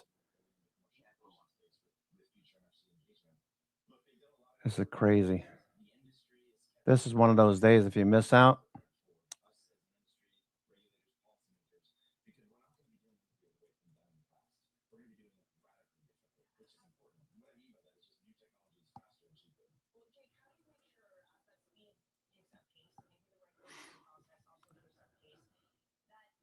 LZMH. FOMO. first and foremost present for all of this. And one of the cool things about a lot of these kinds of reactors is they put the physics of safety like naturally on the side of the design. It's not the best way of saying they're physics safe designs. Now you have to ensure that you can't just say, hey, well, we're building out technologies that actually prove this with real world products. Actually, it was 40 years ago this month that the core technology we built up proved out this incredible safety characteristics and these incredible safety profiles. Looking good.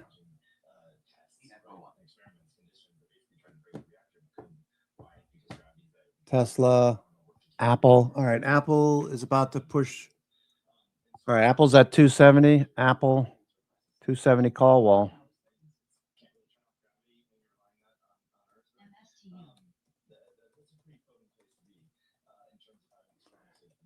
Apple 270 call wall. I'm going to buy some Netflix here. Let me buy Netflix. Let me go trade. All right, should have given us enough time for implied volatility to collapse a bit more. Netflix. Let me just look at this one more time. Let me bring this up here. Robinhood. Let me see. UCAR. Okay. John Carter. I also am just curious on the geopolitics ANL. of this moment, of how much of what the administration Robinhood is going. and tapping off low and trying to push you forward is also just this idea that we need to be far in advance. We need to get nuclear power out in space before China does. Yeah, well, here's an interesting thing. We already fell way behind back in the day. Like we UCAR. reacted in space before. CTA 10 seconds. Okay, so here we go. All right, so I've got Netflix. Let me see what Netflix implied vol is now. Netflix implied vol dropping off. Okay, it's at 32% right now.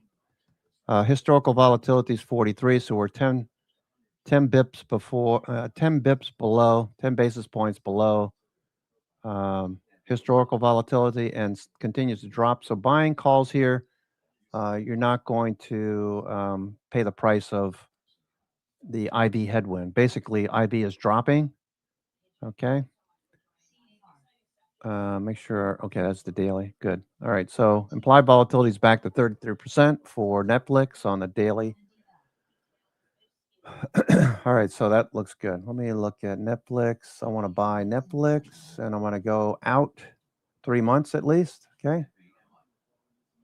Okay. Let me go. Let's see what they're trading here. Let me just check with Gemini. That's Gemini. Let's see. Given Netflix earnings, Netflix. Given earnings, and Reed Hastings. stepping down. What, if any, vol versus OI is new post EPS. Okay, let's see what Netflix has got here. Despite the EPS beat, strong revenue, Netflix shares plunged. Yeah, we know that. Okay, so put call ratio is 0.84.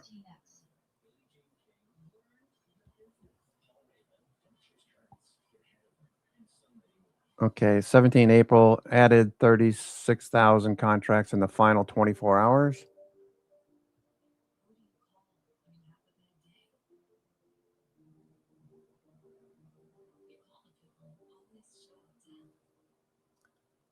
Open interest, high open interest at the 120 strike. It appears that technical capital velocity maybe has stalled here.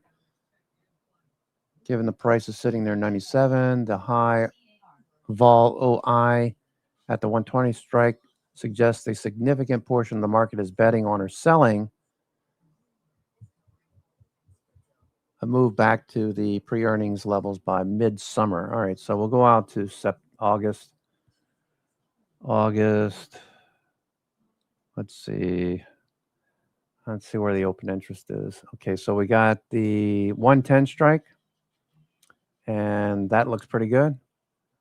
All right, I'm probably going to buy some. I'll buy some.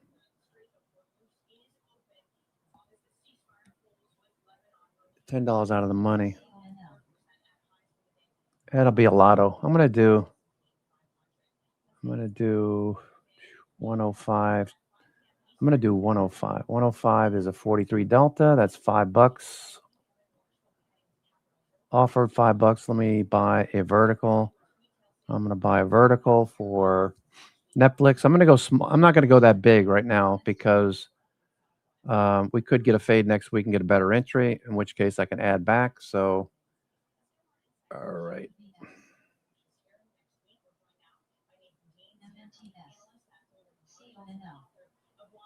I'm going to buy the 105. I'm going to buy the 105, 115 call spread.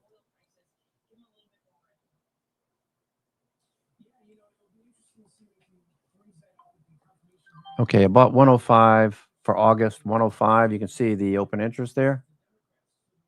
105, 115.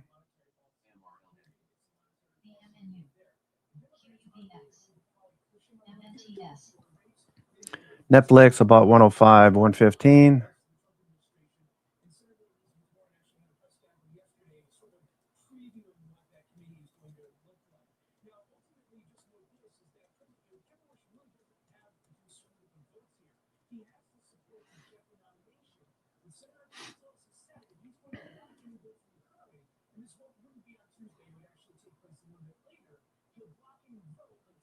And I have shares. All right, I have shares. JLHL may resume in less than a minute. I mean, Trump has repeated some of his hard language on Powell, threatening to fire him if he doesn't act today. But it doesn't seem like the president and indeed the DOJ are willing to talk this. So what does that mean for the confirmation hearing of Kevin Warsh? So I think there's two scenarios. The first scenario is that you could just see maybe the DOJ investigation being transferred to the Senate in terms of the Senate investigation. It's a little, it's not criminal, it's a little bit less onerous. I don't think that really changes Jerome Powell's position. Okay, S&P continues to rise. Okay, Tesla's going vertical. Tesla going vertical.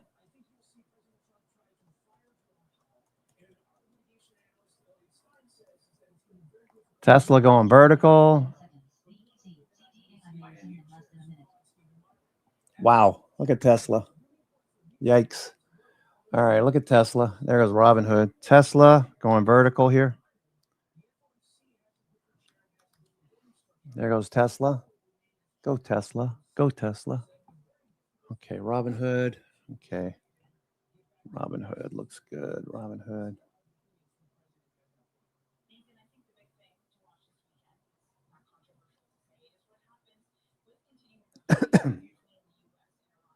All right, TSLL. I have a bunch of shares of TSLL.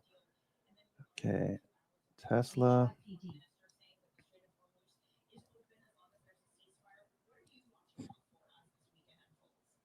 CTA may res in 10 seconds. I got some Tesla options that expire today.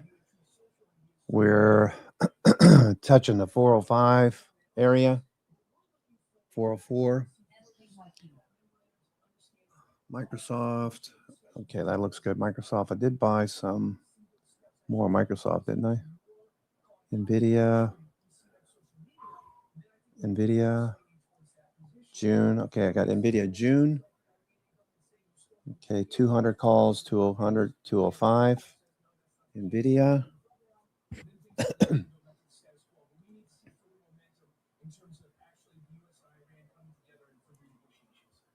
Apple at the high. Apple looks good.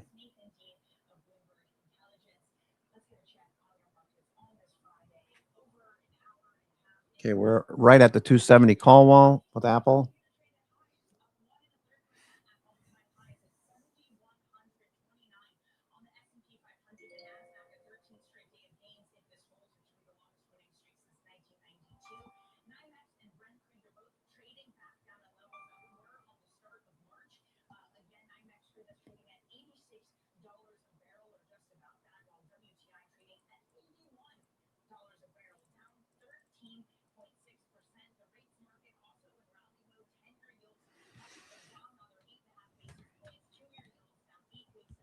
Okay, starting to fade here from the highs. I would start to take some profits off, maybe.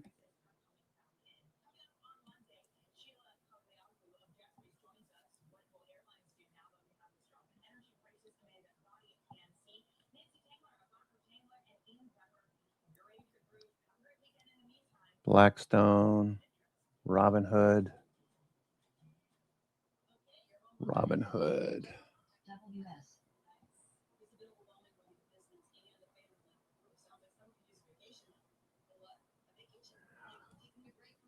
Okay. Okay.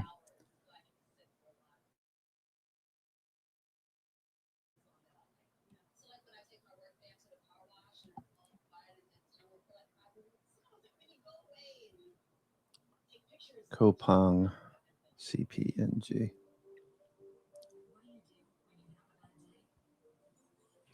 Tesla looking really strong here. Tesla. Yikes.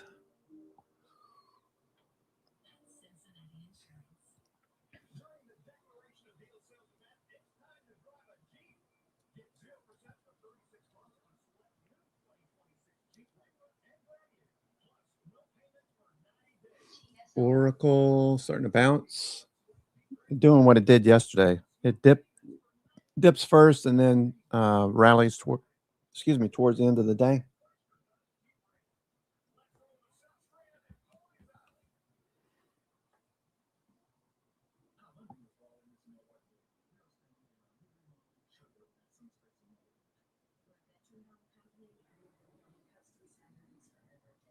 JLHL may resume in less than a minute.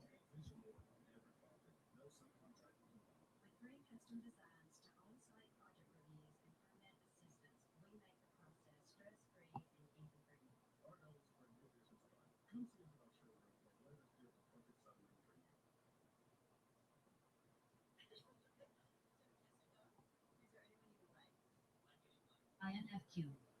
WS.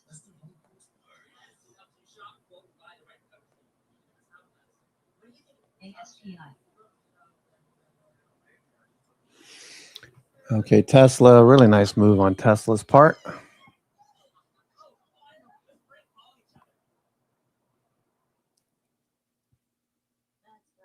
JLHL may I think res the SpaceX IPO is probably going to be oversubscribed.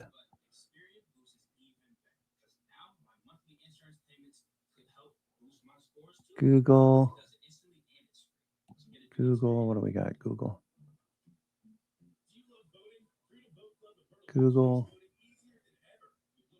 Okay, Tesla looks good. Apple at the highs.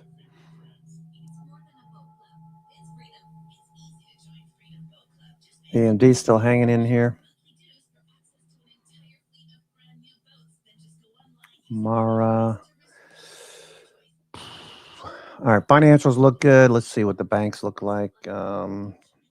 The private credit names continue to rally. KKR, BX, and Blue Owl, among others. Apollo, Ares, ARES. Okay, all of these look good. The banks like JP Morgan and Bank of America, JP Morgan. Okay, Goldman Sachs. Those look okay. Wells Fargo did gap down, bouncing back up. Citigroup, Morgan Stanley. Okay, those are okay. Let's see what's actually working right now. Travel and leisure was a theme early. Still in vogue right now. We've got United Airlines, Royal Caribbean, Norwegian Cruise Lines, Carnival, all up this morning. Builders First Source. Okay, that's turning the corner. Worth a look. BLDR. Okay.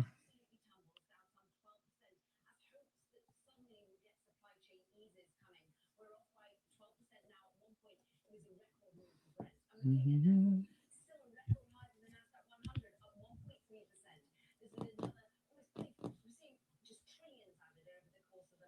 Okay, Apple.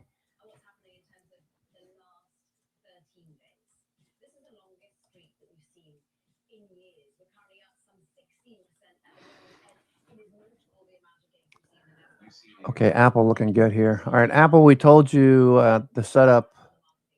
We showed you the setup on Apple.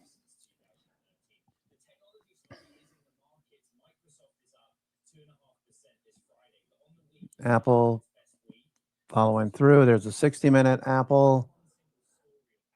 Okay, looks good on the daily. Apple. Okay, the weekly time frame back above the 10 EMA weekly. Looks like we're headed back to the highs. Apple. Adobe turning the corner. Okay, Apple, the 1 minute chart. Okay, we showed you the oversold conditions this morning. And now we're starting to go. Okay, breaking higher, taking out the 270 call wall. Oh, Apple's ripping here.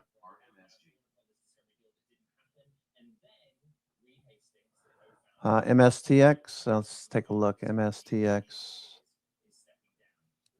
MSTX. It's at the highs now.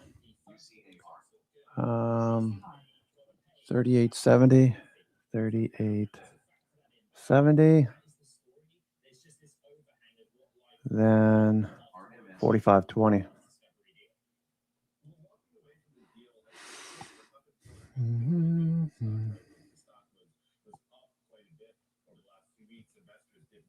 Looks good. MSTX strategy 2 times long. Okay, BITX. I was looking at BITX too. BITX, Bitcoin, BITX. All right, looking for this to dip a little bit. I'm not going to buy Bitcoin right now. I can buy it over the weekend. It's no big deal. Apple looking good here. Apple. I'm going to stick with Apple. Okay, I got to take my son to school. I need to leave here at 12, I think he said. My wife's been doing it for the longest time, so I'll be gone about 40 minutes, 45 minutes. And then I need to leave early this evening around 3:30 to pick him up by 4. She's in Charleston. She might be back by then. She went down to Charleston with her mom for a interview with the government for her green card. All right. Let's see. Apple's still going. Tesla looks good. Apple's ripping here. Apple's gone.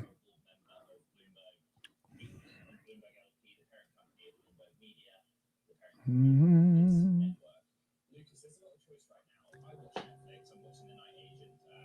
Okay, 270 call wall breached.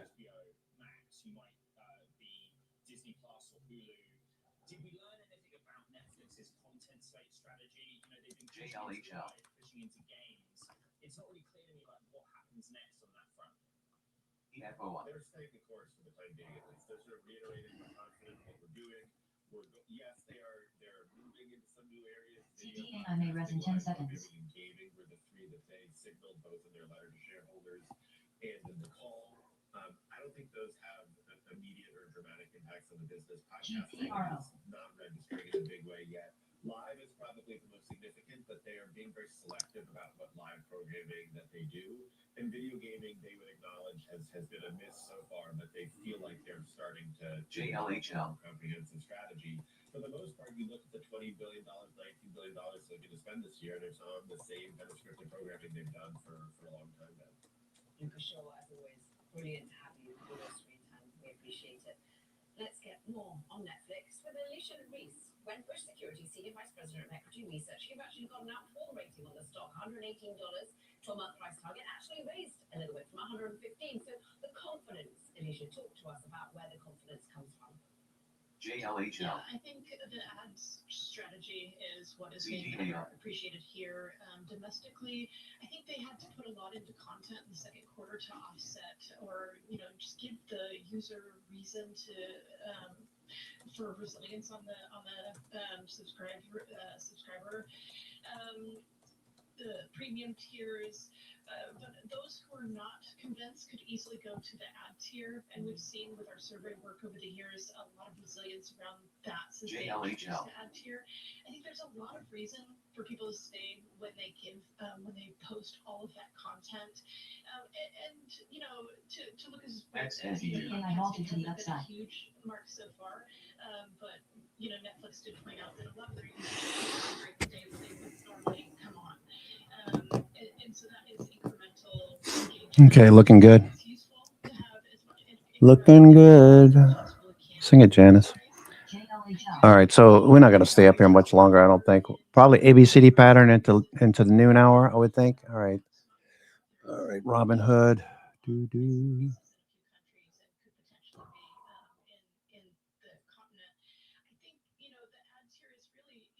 The piece that is underappreciated here. There's so much opportunity for them to expand, and as they increase price, some people and quite a few people tend to get pushed over to the ad tier. JLHL vaulted to the upside.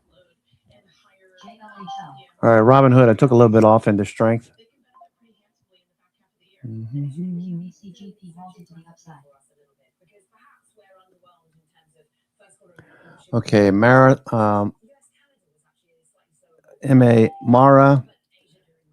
Marathon Digital. Okay, that's at highs. Marathon Digital. That's probably going to keep going. What do I have here? I have the September 10-15. So I'll hold on to these. Marathon most likely be much higher next week. The way things are trading. Okay, Peloton.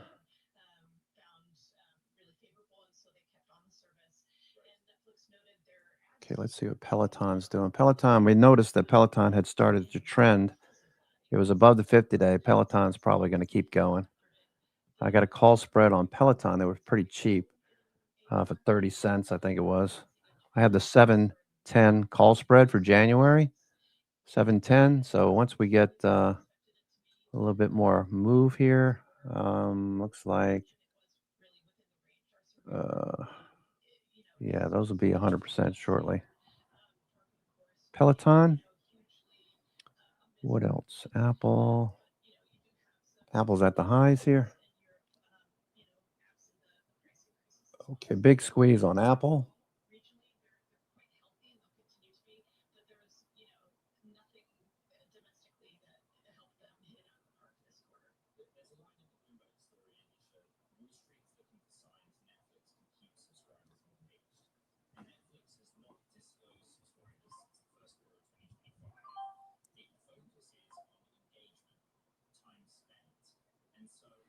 Just trimming positions right now. Trimming, especially the New York FANG components. Just trimming some of these. Okay, Rocket Labs. Those ones you guys mentioned yesterday. Rocket Labs, RKLB. Rocket Labs up again today. Who mentioned it? I think it was Frano. Rocket Labs.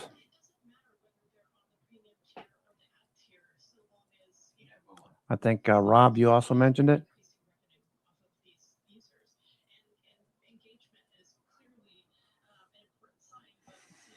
Mm-hmm.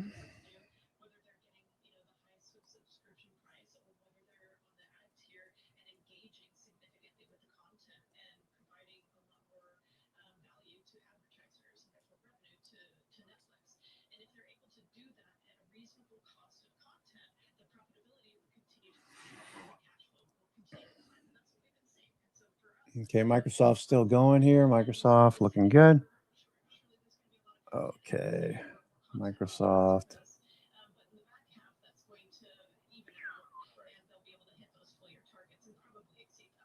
CDI may resume in less than a minute.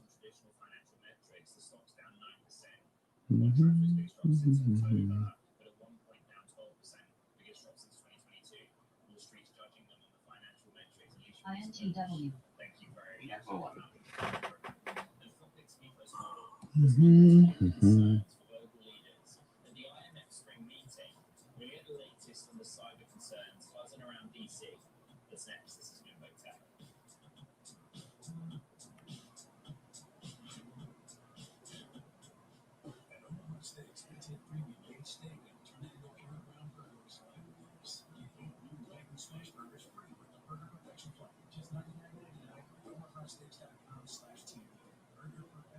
CDI may res in 10 seconds. JLHL may resume in less than a minute. QBCGP may resume in less than a minute.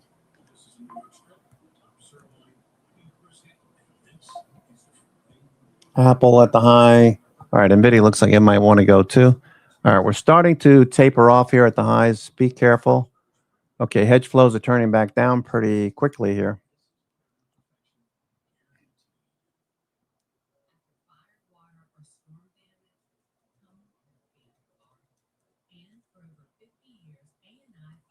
CDI halted down.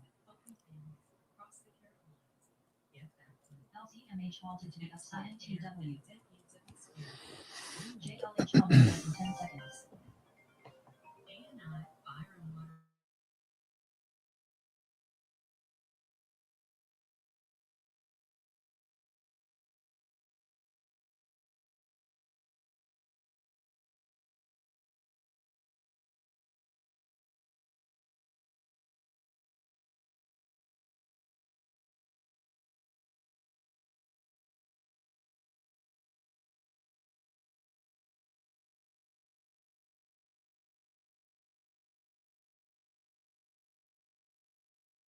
That was the wife. All right, so it looks like we're going to fade here, folks. Notice this big red dot up here at the open. Okay. Resistance right in this area. That's a 99 percentile, looks like. 99 percentile. Okay, so we got really close to 7140, didn't we? S&P. Okay, I would be taking some profits off. It looks like we're at the highs now. Robinhood. Different stocks starting to fade now.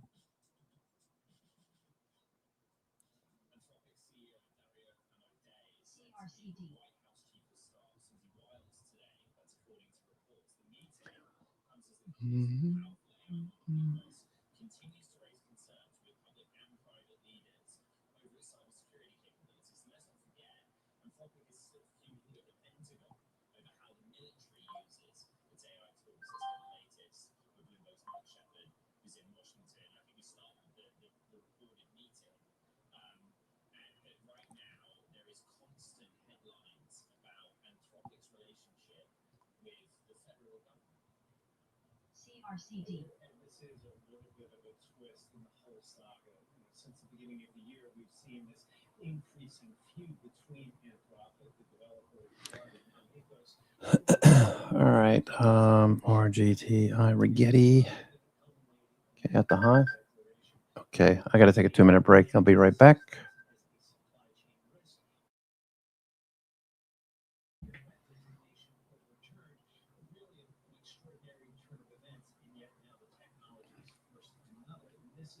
the prospect that its newest product, Mythos, could be so powerful and so good at identifying cyber vulnerabilities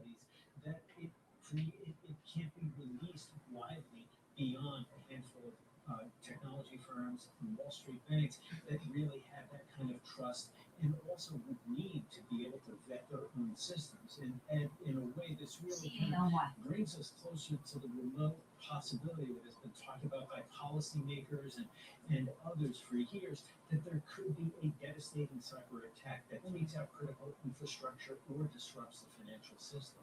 Like, what have those in Washington, what have those close to the administration made of this sort of contradictory relationship going on at the moment? The fact that they're trying to freeze them out from the supply chain headache risk in one sense, I mean, an extraordinary step taken.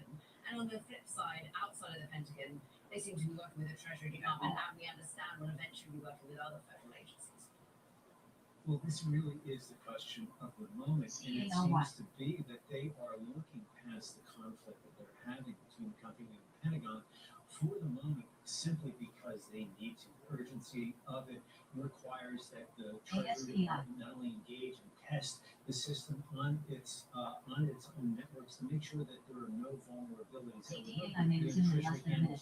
All manner of payments to U.S. citizens, Social LTMH Security, may you resume name in it, less than a minute. and then also performs critical market functions that could be disrupted if hackers were MBLL. able to penetrate those networks. So they really have an agenda, and so do many other agencies. So for the White House to line up access, which it currently does not have to meet those for all of these agencies, is something seen as important, and it is putting in the backseat this whole question of whether the Pentagon should be insisting that Anthropic drop its demands for safeguards on its products and military use. GLHL may resume in less than a minute. Thank you. Can I just point out that over the last 7 days, a number of Anthropic executives have CDA may resume 10 done seconds. interviews, and they basically explained that they want to have it both ways. They're saying, LTMH may resume 10 yeah, seconds. we are standing with these principles against the Pentagon because we believe in it, but we know that the government needs to have access to it and understand the most powerful model. That's basically the line. They're trying to be pragmatic. They're trying to be pragmatic, and GLXY. at the end of the day, they are now, based on our reporting, taking action on that and saying to government, how about it? And isn't it interesting at the same time, we've got the UK and Europe desperate to get their hands on this technology as well and calling for steps to be taken. You learned, of course, that interview with Tom Kenzie and the Anthropic UK lead, or JLHL may resume 10 seconds. Soon. Look, we've got to learn more. There's plenty to discuss. Let's talk about how we've got a Bloomberg Live Q&A coming up. CDA halted down. Anthropic's ethos. Coming up, we're now going to be speaking to the ABEX CEO, Roger Wells. This company makes public money. QBCGP halted down.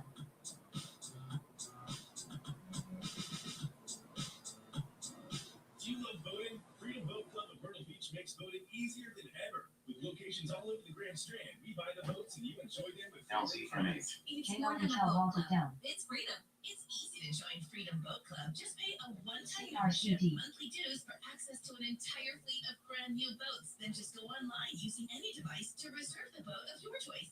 Contact us today. Call now or find us online. Come join the best club in Myrtle Beach and the world. Freedom Boat Club. Voting made simple. Bloomberg Tech, live in San Francisco with Emily Chang and Tom Giles. ASAP is back, baby! Join leading CEOs, tech visionaries, and industry icons for an unparalleled event. What is the fate of search? We are definitely investing for the long run. We want to help these RGTZ. develop to bring their CRCD. I think it will be possible to make changes to our genome. Technology has been the driver to more abundance and productivity. Bloomberg Tech, decode the future, June 3rd and 4th in San Francisco. When a baby is born prematurely, their lungs are not ready to take in the air and exchange the oxygen. In rich countries, what's done is that a very trained person called a neonatologist sticks something deep in their throat called intubation, and there's a very expensive powder that's pushed into the lungs called surfactant, so the baby can breathe.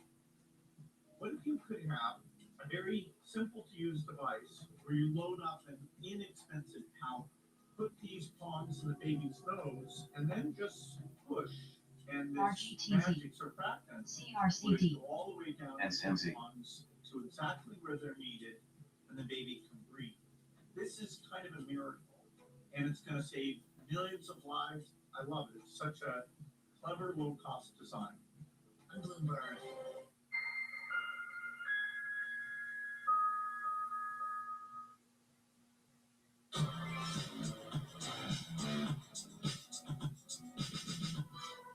Madison Air made a strong debut on the public markets, putting off the largest US industrial IPO since 1999. I spoke with CEO Jill Wyant about the company's strategy and how its data center business took shape. Listen to this. We've been at this for a while. RGTZ. The data center business was born out of our customer handling business, which has done this for a combined 350 years. So we did not start doing this last week or last quarter. We've had a triple source supply chain. We've had 99 to 100% delivery rates for the hyperscalers and the co-locators we've been serving for years. And we are there to care for and optimize and ensure those assets perform at their best. We are differentiated, we are winning, and I think the best part of that story is all within a very balanced set of end markets. We are not a data center pure play. We give investors great exposure to the obvious opportunity there, while at the same time growing nicely in other advanced high-performance environments in the macroeconomy where CRCD comes.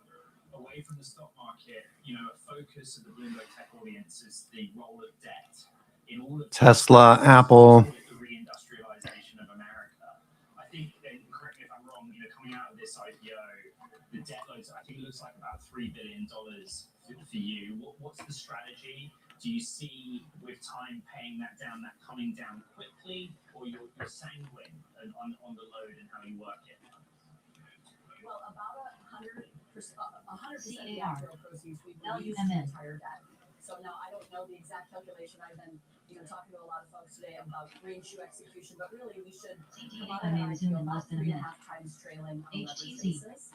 And then we continue to do what we do, which is grow our business and generate cash flow. QVCGP may resume in less than a minute. Allow us to exit 2026 below 3 times levered on a trailing basis.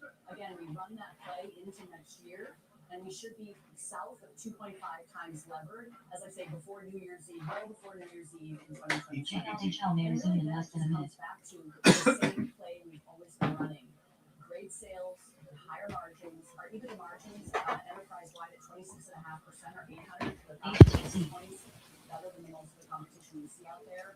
Our team is very focused and robust around converting that to free cash flow. We have an asset-like model whereby we can make our growth investments while remaining in a low may res in 10 seconds. And we have an owner's mindset across the company, so good disciplined use of cash. So we feel good about that, getting that balance sheet to the point where investors consistently told us they wanted to be.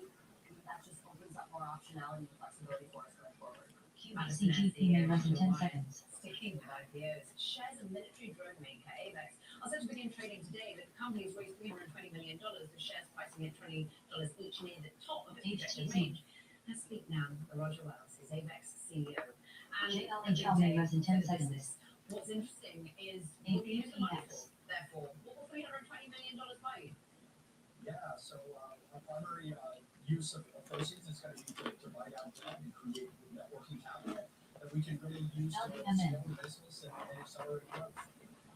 Just so you know, Roger, Bloomberg's reporting that the shares are indicated as open. Watch Tesla coming out of a squeeze. Tesla. Priced at 20. HTZ. 12 times oversubscribed. So I don't know how that makes you feel. But the basics of it are you're a drone company, and you're a company that, in line with the rest of industry, is looking at the battlefield. You might move deeper into warfare. Explain the strategy. Yeah, so first off, we couldn't be more excited with where we landed. A lot of investor excitement and interest in the products, technologies, and solutions that AVEX Apple starting to stall here. You see the RSI starting to taper off.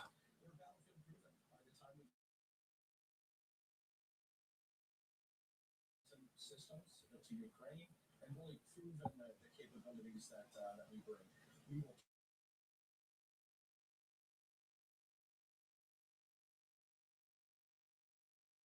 precision strike, Apple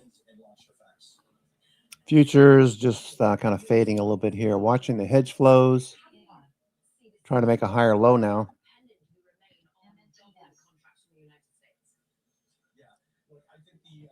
QVCGP halted down. activities we've seen in Ukraine and more recently in Iran just validate the fact that autonomous unmanned systems are going to be a part of modern warfare now and long into the future. We feel like we're well positioned with significant backlog, over $8 billion as it stands today, and really also validated by the fact that the fiscal year 27 budget request came in Okay, so there's pretty formidable resistance here at 7140. I can't believe we're talking 7100 already.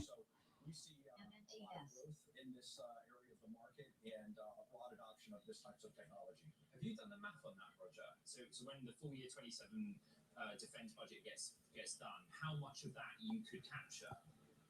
Yeah, I think we're well positioned. Tesla trying to push higher. Watch Tesla. Tesla coming out of a squeeze. It's had a pretty good day today, but Wednesday shows you that there's a lot of capability here. Let's see, we're at the 406 level. Let's go check out Money Magic levels. I'm interested as to how you continue to build a USP narrative here. What makes you different than the other drone companies? Yeah, look, I think we really focus in on a differentiated technology stack that allows our systems to be highly competitive on the modern battlefield. We're able to execute in highly contested environments. GPS is denied, communications are jammed, electronic warfare is being pervasively deployed by technical sophisticated adversaries. And that technology differentiation is really how we distinguish ourselves and how we continue to bring top talent to the AVEX team. AVEX indicated to open $23 to $25, priced at $20 in an IPO that Bloomberg reports was more than 12 times oversubscribed. Roger Wells is AVEX's CEO. Thank you very much. Coming up on the program, shares of Netflix dropped pretty sharply as well after posting disappointing second quarter earnings forecasts. There's also a big departure. Someone with a long history of that company. Half time. This is Bloomberg Tech. Firefly. Okay, here he goes. Netflix is about to go again. Netflix about to break out.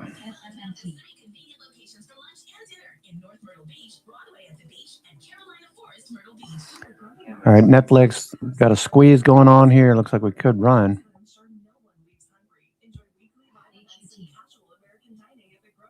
JLHL may resume in less than a minute. Okay, Tesla. Let's see what they're. Tesla. Let's see. Let's test Tesla. 390-400. Okay, we're above both call walls. Okay, so Tesla. We're above the call wall. Tesla.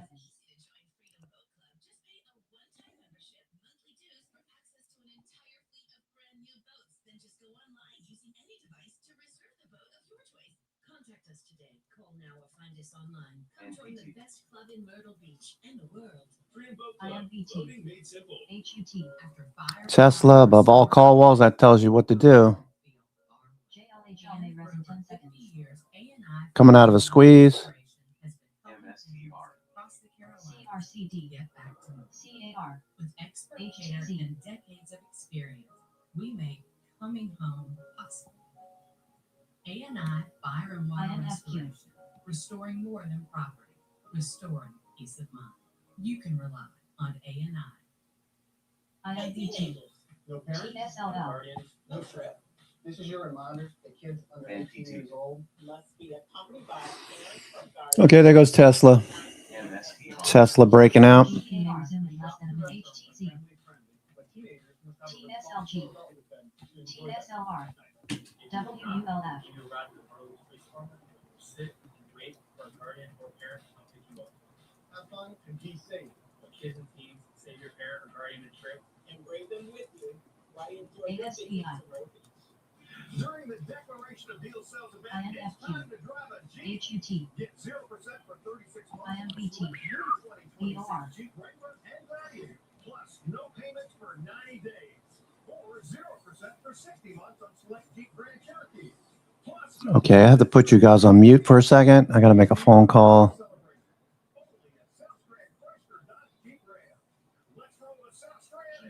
Okay, I got to put you guys on mute. I'll be right back.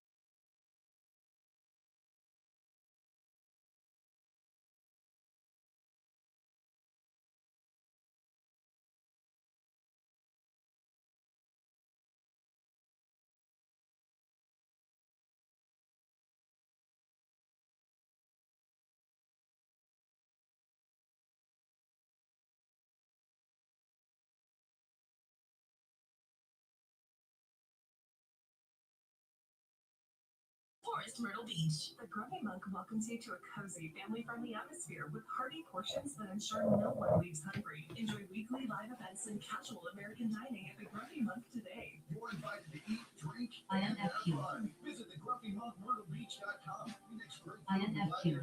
reinvent WS. casual dining in the Grand Strand. Visit the Grumpy Monk JLHL may resume in less than a minute. At Stanley Steamer, a clean home is our top priority. Get the peace of mind that comes with a clean and comfortable home. Call 1-800-STEAMER or schedule online with your local Stanley Steamer.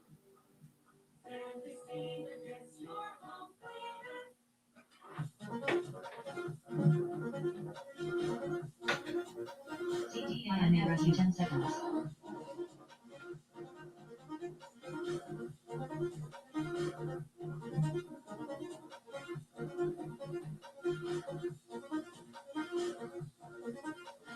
QVCGP halted down.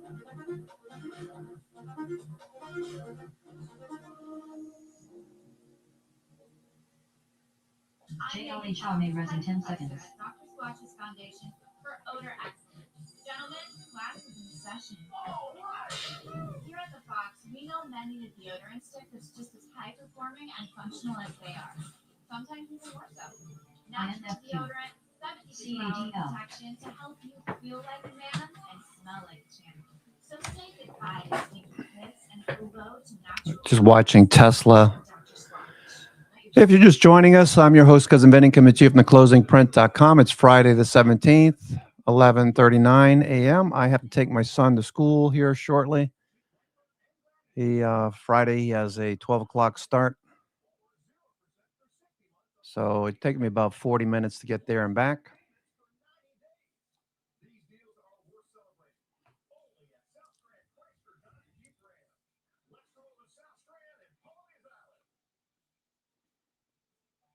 Okay, Tesla's hanging out at the highs. Robinhood back to the highs.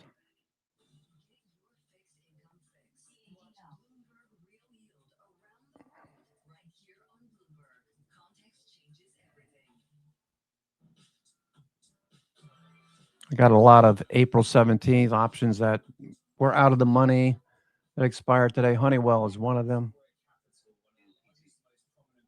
JP Morgan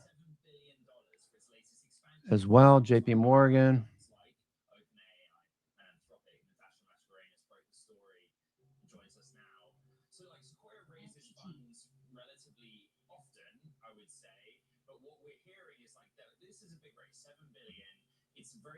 IWM, we took profits this morning.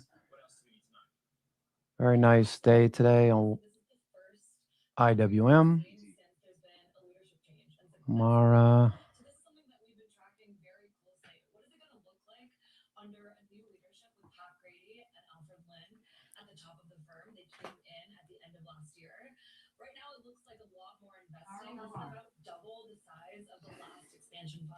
That Sequoia raised in 2022 and comes in addition to $2.5 billion raised for Bitcoin above 77,000. All right, so we're trending now. Bitcoin will be buying dips and BITX, etc.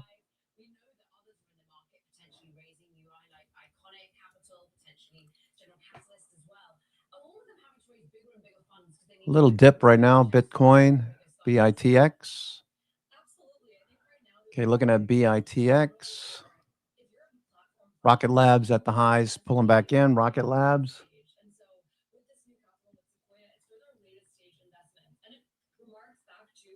Rocket Labs backing off from the high.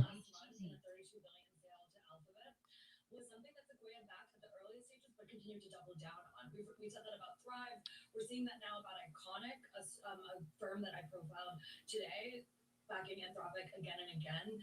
And so it's the new normal for funds to be able to add billions to their balance sheet. Okay, so Natasha, let's show our audience who's leading this firm, right? The co-stewards, they're called, not co-CEOs, not co-managing partners, co-stewards. There they are, on the left of your screen. Yeah, and they clearly have sartorial direction and synergy as well. But Alfred Lim on the left. Tesla pushing a bit higher. Backstory of when they came in, the changes Sequoia made, and set the scene for this new era at what is a very important. CDI may resume in less than a minute. Yeah, absolutely. QECGP So may last resume year, in less than a Rob minute. handed the reins over to Alfred Lin and Pat Grady. Now, Alfred Lin is known as someone who's S&P hanging out at the highs. I'd be taking some profits off. This looks consolidation, RSI overbought, S&P 500. Okay, so watching RSI, we're starting to make a lower high. Okay, RSI making a lower high on the 1 minute chart.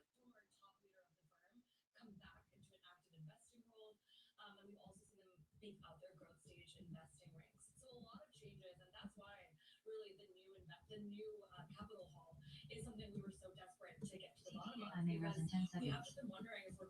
QECGP may rise in 10 seconds. Or you see them expand, and for now, you definitely can tell that what Alfred and Pat's top priority will be exposure.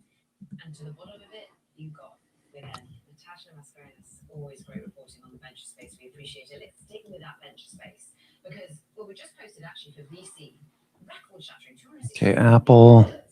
in the quarter, but the data shows that the landscape is almost entirely consumed by the AI arms race. We don't want to call it that in a scenario. It's a race. While the rest of the ecosystem is effectively frozen because of geopolitical uncertainties. Joining us now is one of the architects of this report, Kyle Stanford, Director of Venture Capital Research over at PitchBook. Kyle, it's extraordinary how much money is being raised, but how much money is being spent on just a few companies. Yeah, it really is, right? And to your point of the data looking really great, and it does, but it really depends on where you're at. 91% of the capital went to deals of 100 million or larger, so about 185. You had 73% of that go to 5 companies, all AI. You include Databricks in there. You have investors that want exposure and LPs that want exposure to AI, and so what's getting left behind is the non-AI companies, whether it be traditional enterprise SaaS that was hot in 2021, or different business models that are just not harnessing AI. All right, BITX. What am I doing here? BITX, Bitcoin, BITX. Still at the highs. I'll wait for this to pull back a little bit more. BITX.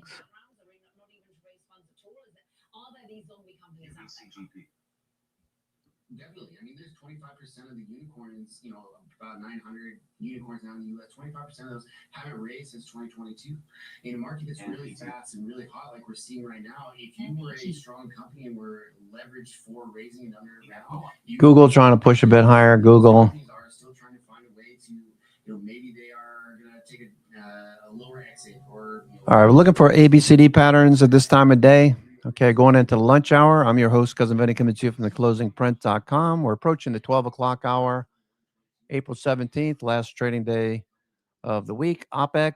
So volatility should pick up a bit after, say, 3 o'clock or so, last hour. I've been reducing my exposure and pulling stops up underneath today's price action, the low of the day. Okay, I'm not going to sell everything. I'm just short-term wise. I'm going to reduce my exposure, cutting things in half, cutting positions in half. I had 20 calls, 20 calls of fly this morning. I took fly off this morning, kept half, and moved my stop up. You can see selling into this strength made sense. Okay, and we're fading. Could actually get some more on a pullback, but I'll wait until Monday. No big deal. It's been a great week for most positions. Netflix still trying to figure out what it wants to do. Netflix, no hurry there. I bought out in August.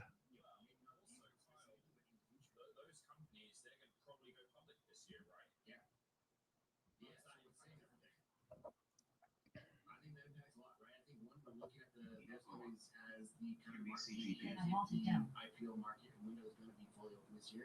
We have seen, obviously, SpaceX confidentially filed. We have seen Discord filed in January. Okay, what's Microsoft doing? Microsoft. Okay, IGV, the software ETF. Okay, turn the corner.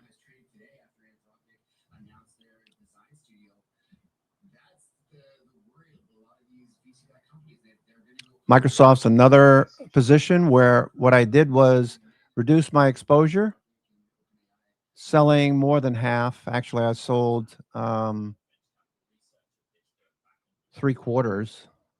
I have 5 calls left. Those are out in June. I can start bringing stuff into May. Microsoft, Micron. Okay, what's Micron doing? Micron trying to break out the new highs. Got rejected this morning. Micron looking for a follow through. Netflix, Nike.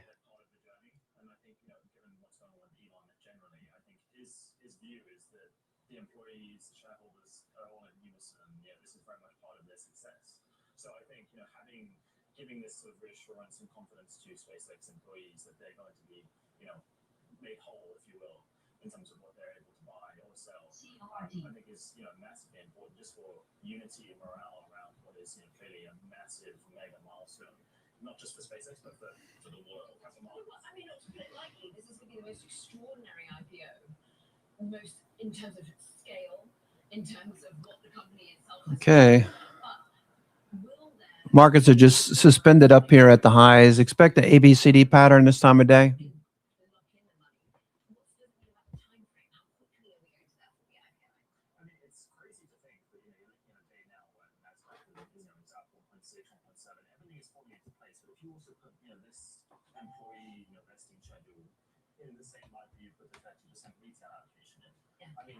It's all kind of, I don't think people fully understand the gravity of like this deal in particular, right? 30% for retail. Bitcoin. BITX. BITX.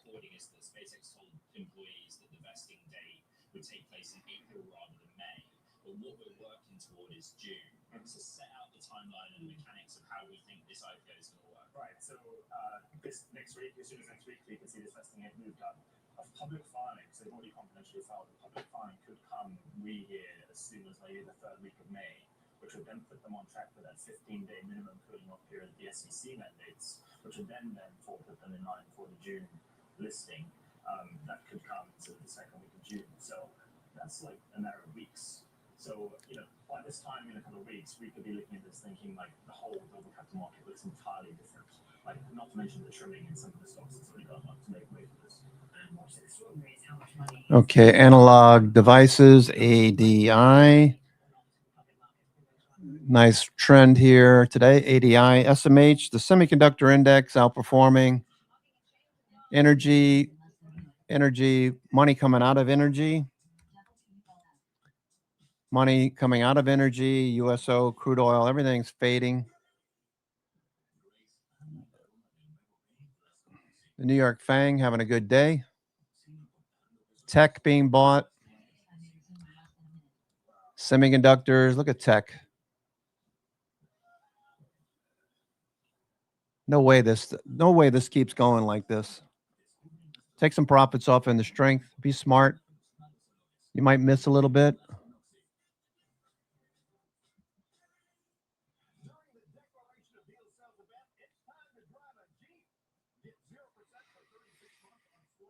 All right. So we're looking for, okay, S&P looks like it wants to go again here. S&P.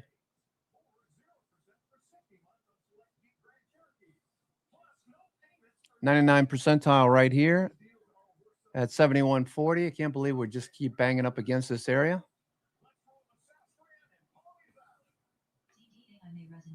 Notice the big red zone on the right.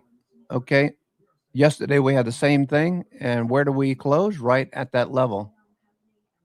Okay. Yesterday we had this big red zone. We closed right inside of it. Started off the day. Started off the day at like 9:30 in the morning.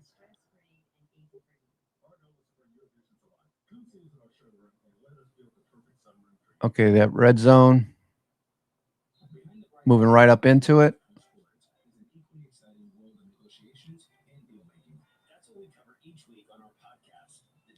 Closing inside of it. Okay, today RSI is a little bit higher. I don't know that we're going to get there, but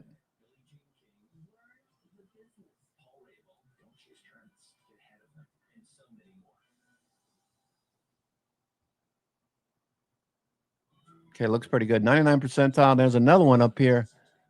99 percentile at 71.75. Imagine if we ran up there today.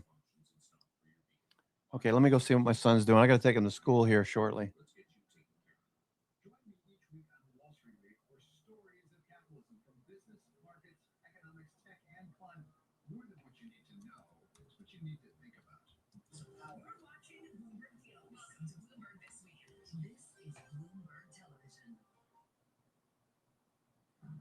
Iran has agreed to suspend its nuclear program indefinitely, according to President Trump. In a phone conversation with our own Bloomberg reporter, he said that Iran will not receive any frozen funds from the United States. This is breaking news from our own Kate Sullivan over at Bloomberg. We'll keep you abreast of the latest, but he says that the deal between to end the conflict, Iran, US, and Israel, most of the main points are finalized. It'll go pretty quickly, according to the President of the United States. S&P at a record, Nasdaq 100 at a record, Brent crude up by 10%. Yeah, the stocks are at records and session high. They've agreed to an unlimited suspension of the nuclear program. Trump says Iran agreed to unlimited suspension of nuclear program.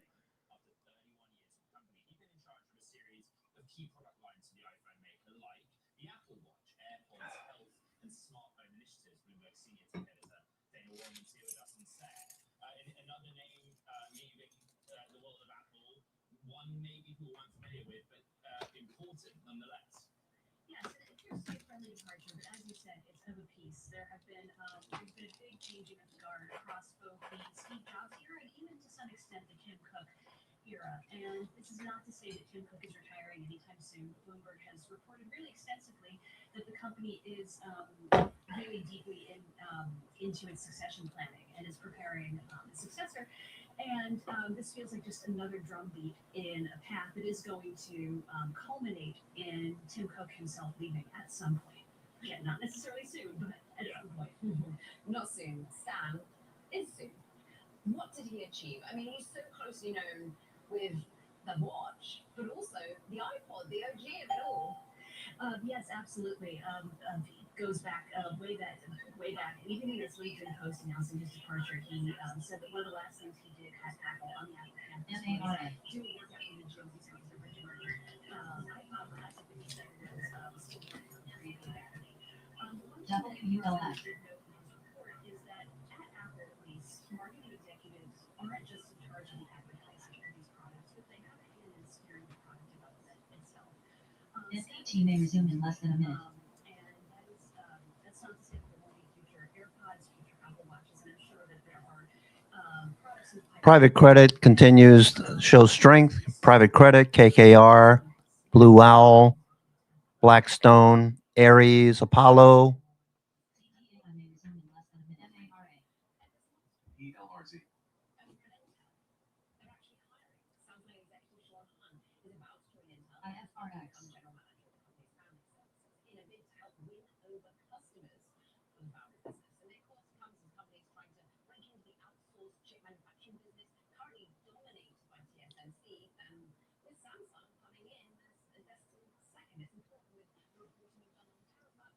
SAT may rise in 10 seconds. MARA. Intel is back at its highest level since 2000, and it's up for the third straight week, and it's just like has momentum, but that is the unproven part. Customers using IFRX. manufacturing technology. CDAI may rise in 10 seconds. They have earnings. You know how much progress they've made towards that. 2026. What a ride it has been to be with Intel, and the fact that basically we're back at where we were in 2020, that January high before, of course, the world came to a standstill, is where Intel's at. What a pummeling the stock got in previous years, and then just last year, extraordinary up 80%, this year already up 90%. Yeah, look, it's not just about MRAL. capacity either. You know, the volume it's available. It's about what they've always said is technology leadership and having the NPT halted to the upside. that can produce the best chips at the highest yield. The economics are brutal. But they just don't come out and say, oh, by the way, this is our customer. I'm not going to name one for them, but that's the story that we're looking for. Well, that's it for this edition of Bloomberg All right, guys, I'll be back. I'm going to go take my son to school. I'll be back.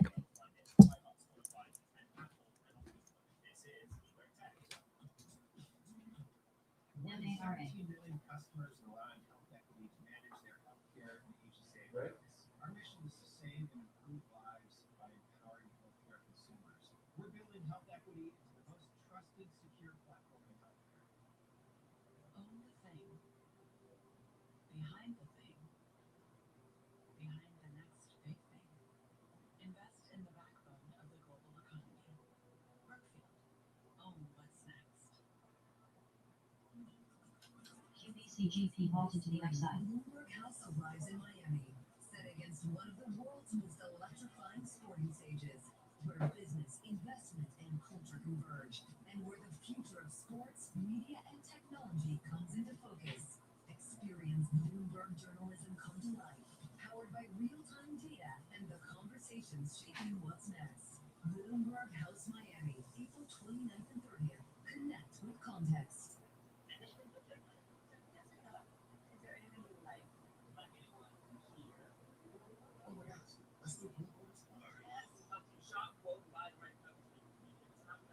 What do you think of this option?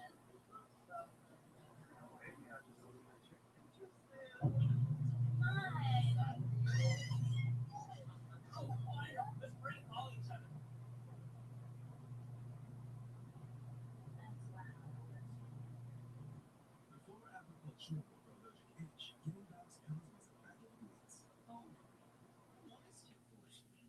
MXL. totally gone. Relief for itchy dogs can be easier. Apoquel, the trusted #1 treatment for allergic itch, is available in a tasty chewable that works fast. May cause worsening of existing parasitic skin infestations, serious infections, I or have pre-existing Fardax. cancers. New neoplasias have been observed. Do not use in dogs under 12 months of age with serious infections or in breeding, pregnant, or lactating dogs. Ask your vet or Apoquel chewable. Do it! The one-day sale has started. You got 24 hours to score some incredible deals at Hamrick's. Like a silver bullet hose, $25. Ladies bottoms, $15. Men's Carhartt tees, $12. Ladies sleepwear and MXL. slippers, $10. Fashion jewelry, 70% off. My pillow, just $18. And ladies swim and cover-ups, starting at $15. Hurry up! These savings are happening right now at the one-day sale, only at Hamrick's. When a baby is born prematurely, their lungs are not ready to take in the air and exchange the oxygen. In rich countries, what's done is that a very rich person called a neonatologist sticks something deep in their throat called intubation. JLHL halted down. Expensive powder that's pushed into the lungs called surfactant, so the baby can breathe. What if you could have a very simple to use device where you load up an inexpensive powder, put these prongs in the baby's nose, and then just push and this magic surfactant CDAI may resume in less than a minute. lungs to exactly where they're needed, and the baby can breathe. This is kind of a miracle, and it's going to save millions of lives. I love it. It's such a clever, low-cost design. Don't miss the close live every weekday. NPT may resume in less than a minute. From New York City, for our viewers worldwide, I'm Katie Greifeld in for Scarlet Fu. Bloomberg Real Deal starts right now.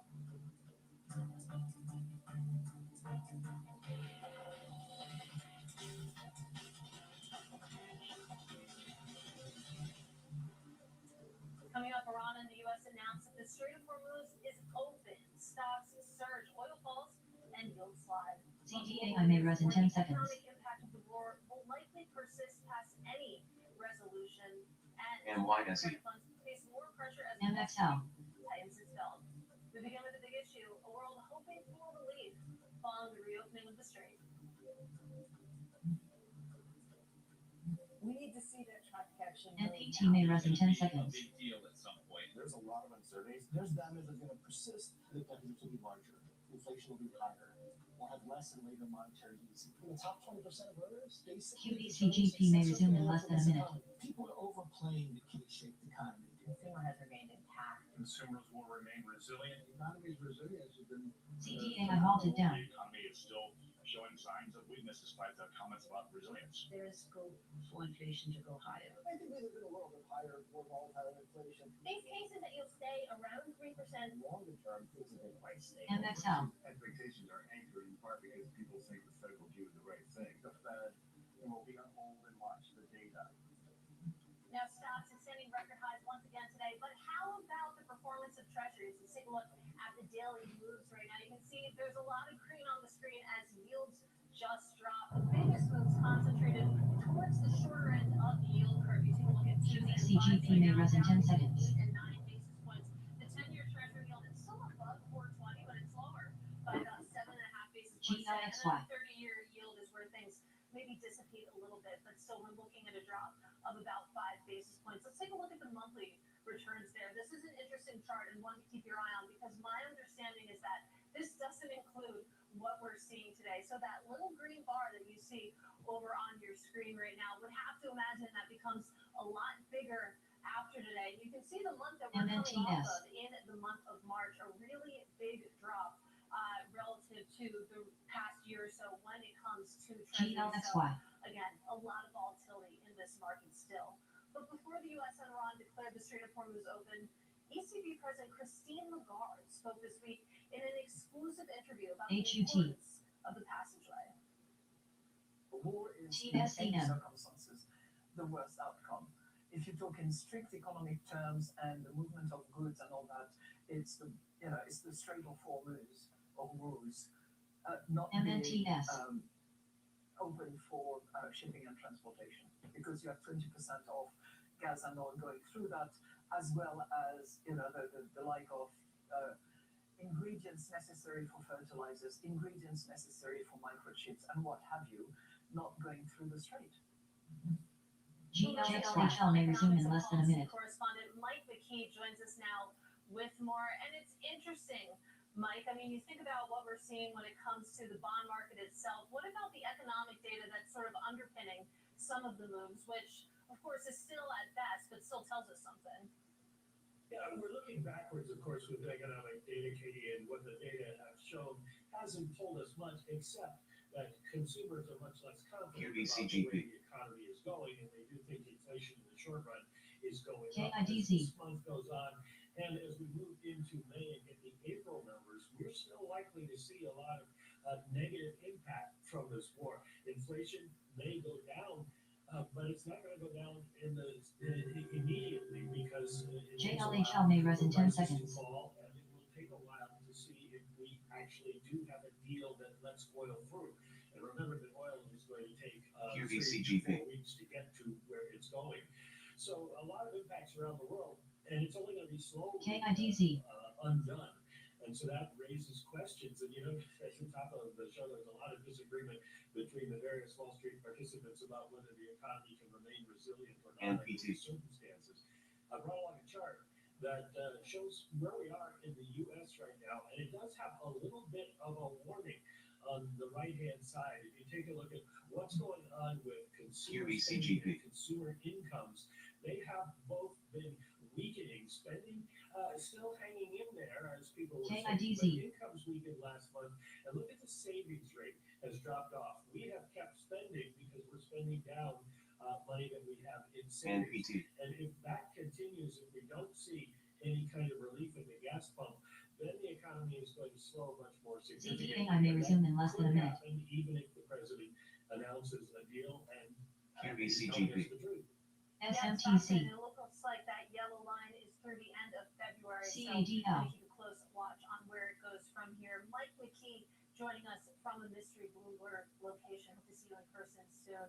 Let's dig into all of what we're talking about with our first roundtable. Ashok Patia, CIO and Global Head of Fixed Income over at Neuberger, along with Megan Swiber, Senior U.S. Rate Strategist over at Bank of America Securities. Fantastic to have you both with us. I'll start with you, Megan, since you're sitting to my right here. I mean, you think about the news of what we're getting today when it comes to the reopening of the Strait of Hormuz. We already knew this was a very headline-sensitive market at the moment. GLXY may rise in 10 seconds. These most recent headlines and how it CADL.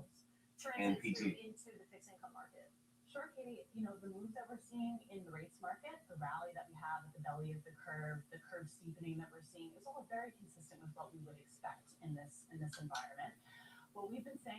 GLXU. perspective is that we are really price takers on the oil front. And rates and oil are really some of the two asset classes that haven't been able to hold the price that we saw since the start of the conflict. So we are long rates, and kind of given what Mike was just referring to in terms of the consumer backdrop, we still see a lot of K-shaped nature to the U.S. economy. We think that top income cohort more likely to be able to weather this big uptick in oil prices here. And we're worried about the bottom part of that K. Our economists are still calling for 2 more cuts this year. Still like one long front end belly of the curve, and like curve steepness here. GLXU. But then on that point, I mean, you think about where the Fed is going to go. There's a lot of disagreement to that point. When you put together the latest headlines, what you're seeing when it comes to the economic fundamentals here, where does that leave you? APLX. Just a couple of points there. I think when we think about HUT. the economic backdrop this year, we think we will see weakening in the U.S. labor market. The U.S. labor market remains pretty concentrated in just a couple of areas creating jobs. But you get below the surface there, we think there's more underlying weakness that over the course of the year will play out, and we'll see that softening in the unemployment rate that creates a little bit of a backdrop for the Fed to ease. When it comes to inflation, we take away the oil shock for just a minute. Inflation, core inflation in the U.S. and a lot of the internal dynamics there, they have been pretty well managed. And we think we are even with this oil shock still on track for core inflation to be kind of declining towards the end of this year and be within sort of eyesight of the Fed's target. So if things play out as we expect, which is a little bit weaker growth is coupled with inflation that is more visibly returning to the Fed's target, we also, as Megan mentioned, we're also in the camp that the Fed will be easing this year. It doesn't sound like it's not the narrative today, but that's where we think the Fed will end up going. And then last thing I'll just say is near term, next week's going to be pretty interesting. We're going to hear from Governor Bush, and how he describes thinking about the looking through of energy price increases, how he describes core inflation. That's going to be another important data point, and we think he'll be putting together a message that if things play out as he expects, the Fed will be delivering a couple of these by the end of this year.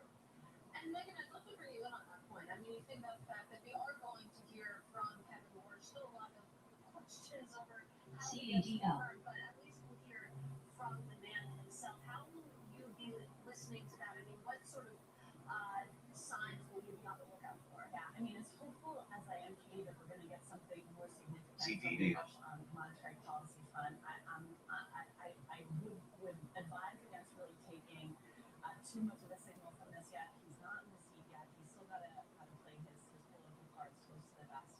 What we may hear a little bit more about from him is how he's thinking about Fed balance sheet, which has been a growing important topic in light of what we're hearing from the liquidity-led development front.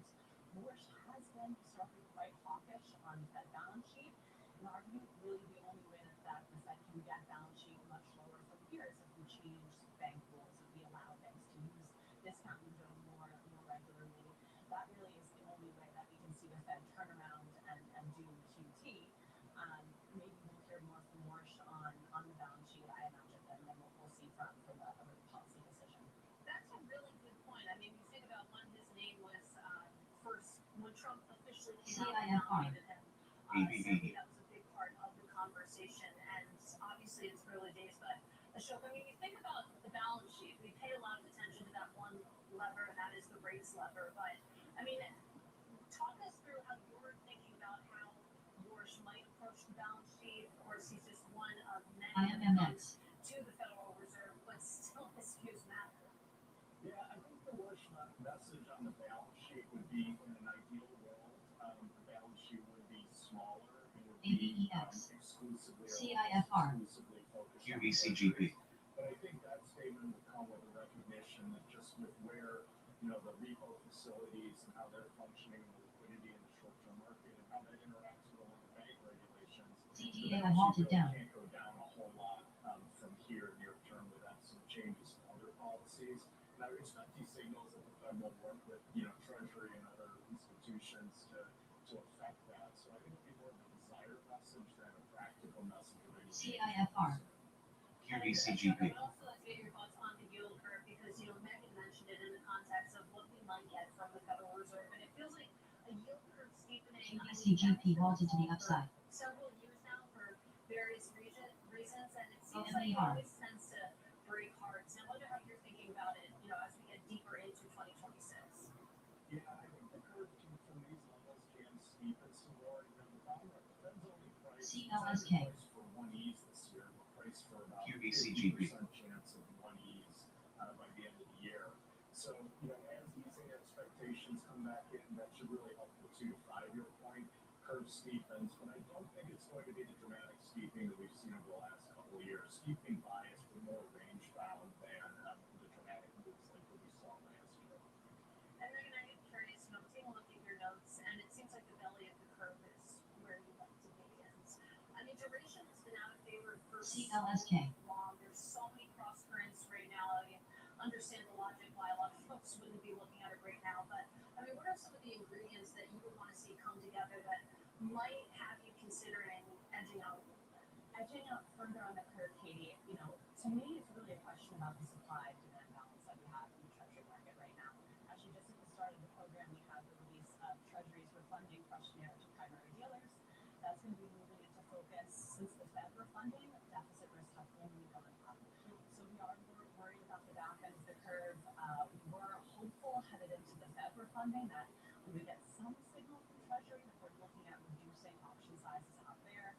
Given the fact that the deficit picture looked a little bit better, there were plenty of arguments that Treasury could have leaned on to make the affordability case in terms of bringing down longer-term borrowing costs. Though it really doesn't seem like this is on the agenda list for Treasury right now. And the question now really has become, when is Treasury going to be growing option sizes? And I think that's going to be a big question at the May refunding meeting that we may begin to get CIFR. and CLSK. it's going to begin to focus more on a lot of these risks which we see mounting given the conflict and where we've been and just even interest rate levels over the past month and a half. Absolutely. Well, guys, fantastic way to kick off the show. Really appreciate you both taking the time. That is Ashok Latia at Newberger, as well as Megan Swider with Bank of America Securities. Now, still ahead, a moment of interest. U.S. banks report earnings and disclose their exposure to private credit. That conversation up next. This is Real Yield on Bloomberg.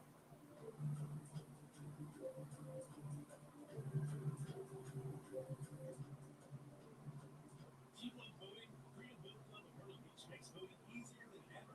With locations all over the Grand Strand, we buy the votes and you can join them with family and friends. It's more than a vote club. It's freedom. It's GLXY. Freedom Vote Club. Just pay a one-time membership, monthly dues for access to an entire fleet of brand new boats. Then just go online using any device to reserve the boat of your choice. Contact us today. Call now or find us online. Come join the best club in Myrtle Beach and the world. Freedom Vote Club. Voting made simple. When control of Congress changes, entire sectors like energy can move with it. Currently, on interactive brokers prediction markets, Republicans have about a 20% chance of keeping votes. Think that probability is too low? Buy yes for 20 cents. Think it's too high? Buy no for 80 cents. Each correct prediction pays exactly $1 per contract plus interest. At interactive brokers, you can trade that prediction market in hundreds of CDA may resume in less than a minute. trade prediction markets alongside your stocks and options. The best informed investors choose interactive brokers. Equity indices built on opinions? That's the old way. The new way is Bloomberg Equity Indices, built using transparent, rules-based methodologies that are more responsive to changes in the markets, powered by 450 billion daily data points, CADL. and backed by research from hundreds of global experts. QVCGP may resume in less than a minute. Not opinions. Bloomberg Equity Indices. Get evolved benchmarks for today's equity markets. APLX.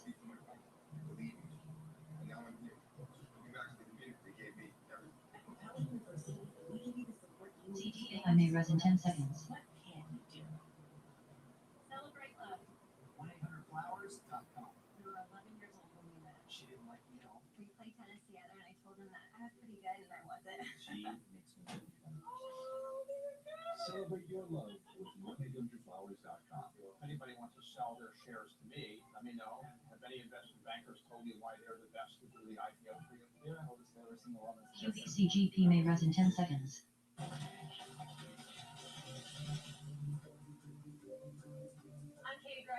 Bloomberg SMTC. It's time now for our weekly segment of interest. Private credit certainly drawing interest on Wall Street. We heard from Oksana Aronov with JP Morgan this week about private credit's role in supporting distressed companies. There are a number of operators out there that probably should have gone under even back in 2020 that are still around. And today we have this entire ecosystem of private credit that has made it possible, that has financed companies that probably would have struggled otherwise. We see that through the bad pick activity. We see it through the rising defaults in the private credit sector. The way this plays out, the way it always plays out, people want liquidity. And as you might expect, private credit was a major topic for Wall Street banks this week during their earnings reports. The group as a whole revealing that they've amassed roughly $180 billion of exposure to private credit firms. To talk more about this, let's bring in our reporter roundtable. Olivia Fishlow covers private credit for Bloomberg, and Catherine Doherty covers finance. And Catherine, I'm going to start with you because $180 billion of exposure when it comes to the big Wall Street banks. Put that number into context for us. How should I be thinking about it? So if you're listening to the big bank CEOs this week, they all are using very similar language, which is number one, they're saying we are in a very protected, we're in good position here moving forward. So they're not worried about that number you're highlighting. And number two, part of the reason that they are saying they're in such a good position is because of the structural protections that they have in place. They went into greater detail on the call with analysts this week to discuss what protections that actually looks like. Number one, markdowns. None of the firms really discussed actually having to mark down, at least for Bank of America and Citigroup, both saying that they have not experienced any losses as it relates to their private credit portfolios. But moving forward, they're saying that is some of the protections that they do have at their disposal when it comes to adjusting and handling any potential exposures and stress that they could see in the future. And Olivia, I mean, we've been talking about pressure on private credit funds as it relates to redemptions, but you reported this week that they're also facing pressure when it comes to how Wall Street banks are approaching their arrangements with a lot of these funds. Definitely, yeah. I think the scrutiny around private credit has extended to the banks where they're looking at the financing being extended to these funds and what loans are actually in that collateral and maybe moving some around to give them some more protection there. Yeah, it's certainly an interesting story. And you have to wonder, I mean, how might this play out just briefly here? And have we seen a moment like this one before? I don't think we've seen a moment like this one before because private credit has never been the size that it is today. But I think everyone's watching both bank earnings and BDC earnings very closely. Absolutely. And we don't have to wait too much longer for those to start to roll in. Olivia Fishlow as well as Catherine Doherty. CDAI halted down. QVCGP halted to the upside. CADL. At Goldman Sachs Asset Management, as well as John Coffey. He is Deputy CIO for Credit at Corbin Capital Partners. This is Real Yield on Bloomberg.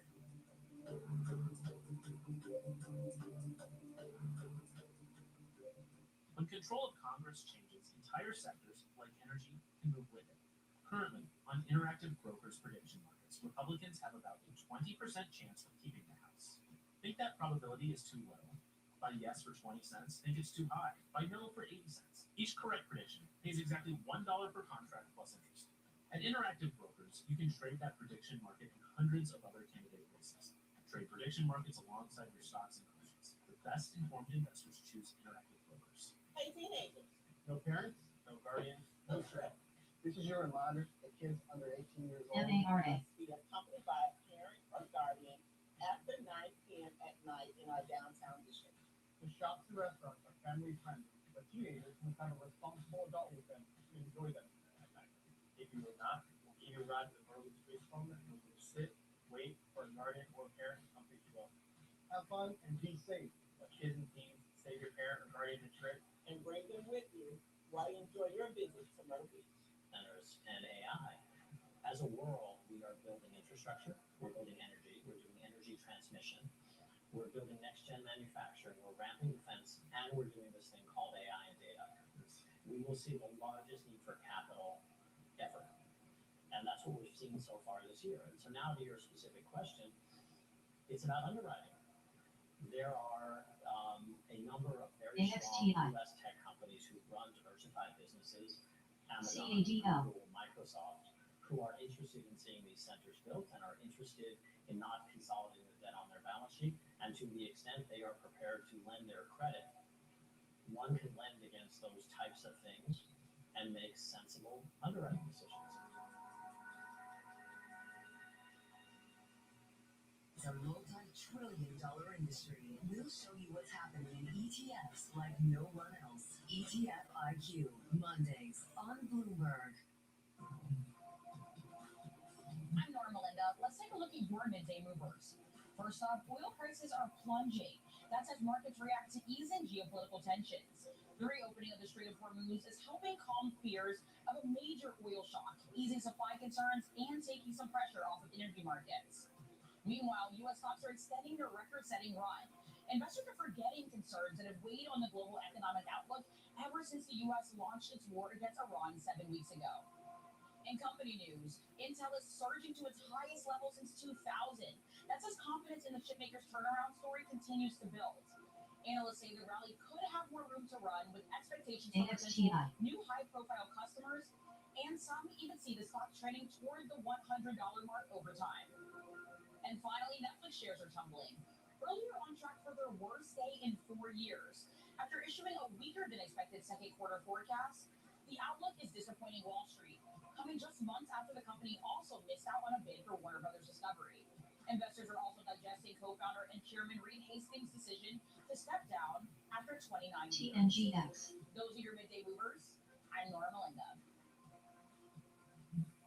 Well, all attention is on the Middle East. HYMC. Reopening the Strait of Hormuz. Let's get the latest with Bloomberg's Tyler Kendall joining us now. And it's not just the strait, right, Tyler? I mean, we've got a flurry of headlines when it comes to communication between the U.S. and Iran. What's the latest that we're hearing, especially as it relates to uranium? CDAR may resume in less than a minute. Yeah, QVCGP may resume in less than a minute. Bloomberg News now reporting that President Trump has TNGX. told us that Iran has agreed to indefinitely suspend its nuclear program and that in exchange, the U.S. will not be unfreezing any Iranian funds. Couple this with a post from President Trump earlier today on social saying that Iran has agreed to turn over its stockpile of already highly enriched uranium. Now, we should say that Iran has not commented or confirmed any of these potential concessions so far, and recent comments from Iran would appear to push back that they were willing to negotiate on these points, but these would be very significant developments in these ongoing diplomatic efforts. Keep in mind, when it comes to Iran's nuclear program, we are looking for any details. CDAR may res in 10 seconds. QVCGP may res in 10 seconds. Now, moving forward here, it does appear that President Trump was pushing back on some earlier reporting today from Axios that one of the potential options the U.S. was considering was in exchange for that stockpile of enriched uranium, the U.S. would unfreeze about $20 billion worth of Iranian assets. But according to President Trump, telling Bloomberg News in a phone call, that option as of now is not on the table. And talk to us a little bit about what we're hearing when it comes to perhaps conflicting reports when it comes to the Strait of Hormuz, because Iran coming out today and saying that the strait is open, saw that cheered by the administration. But then we heard from the semi-official news agency in Iran saying that it will close the strait again if the U.S. blockade remains in place. So walk us through what the latest is there. A lot to parse through here. Katie, you're exactly right. President Trump coming out in a post applying Iran saying that the Strait of Hormuz was open, but we need to pick out from the Iranian foreign minister's statement that it is only open through a, quote, coordinated route. That Iranian state media saying earlier today that any vessels that do transit through ultimately would need to coordinate with the IRGC. So we'll have to see whether shipping companies are willing to take on that risk and transit through, because President Trump had also indicated that the U.S. was working to destroy mines, which raises questions about how safe that strait may be, though of course that is considered a crucial step to help expand commercial traffic. Now, the White House maintains that the U.S. naval blockade is in full effect. QVCGP. To be in full effect after yesterday. We actually got an update from the Pentagon that the U.S. was expanding it. Initially, of course, outlined to all Iranian ports, but now Central Command says that that also applies to any ships part of the so-called dark fleet. All right, Tyler, we really appreciate the report, and that's Bloomberg's Tyler Kendall joining us from D.C. Up next, it's the auction block issue. issuance soaring with funding costs increasingly attractive for new deals. We'll talk credit up next. This is Really on Bloomberg. QVCGP.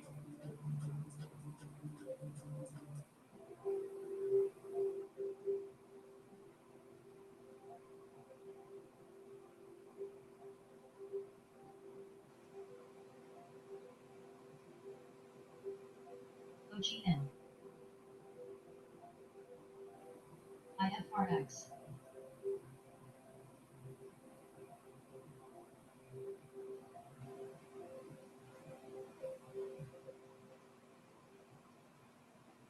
The tech industry in Ohio is booming.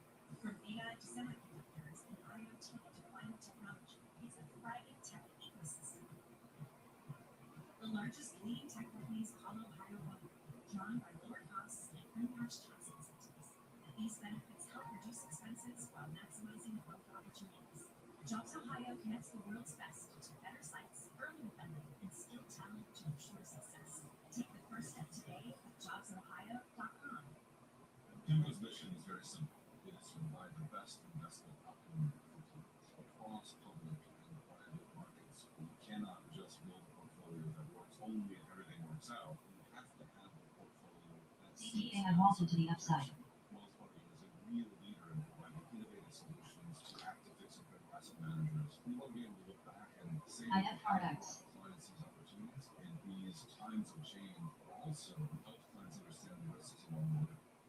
When control of Congress changes, entire sectors like energy can move with it. Currently, on interactive brokers prediction markets, Republicans have about a 20% chance of keeping the House. Think that probability is too low?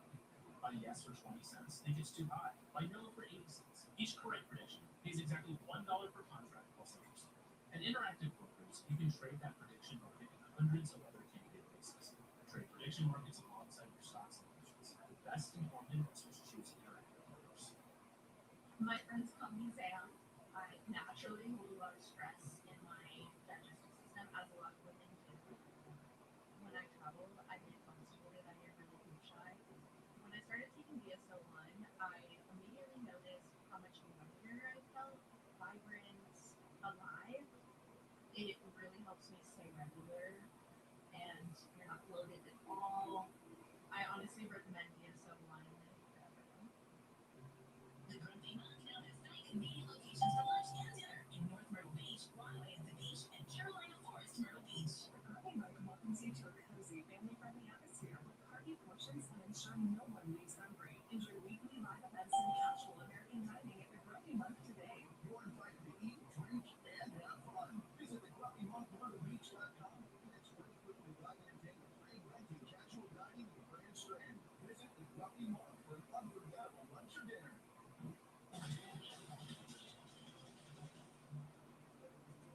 I'm Katie Greifeld. This is Bloomberg Real Deal. Time now for the auction block, where we highlight the big credit issuance of the week, and it was the big U.S. banks dominating high-grade sales this week. APLX.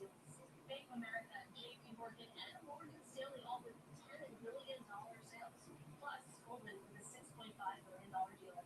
With these bank deals, overall weekly volume hit $58 billion, easily passing forecasts and driving the month-to-date total to more than $95 billion.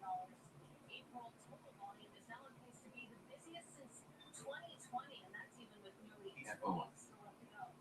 And looking at U.S. high yield, this week's supply of $15 billion makes it the busiest week since September and drives the yearly total to more than $100 billion. Notably, Corby returned with another debt sale for a second consecutive week. Now, speaking with credit, Bloomberg's Lisa Rockwood sat down for an exclusive interview with Morgan Stanley CEO Ted Pick on this very topic.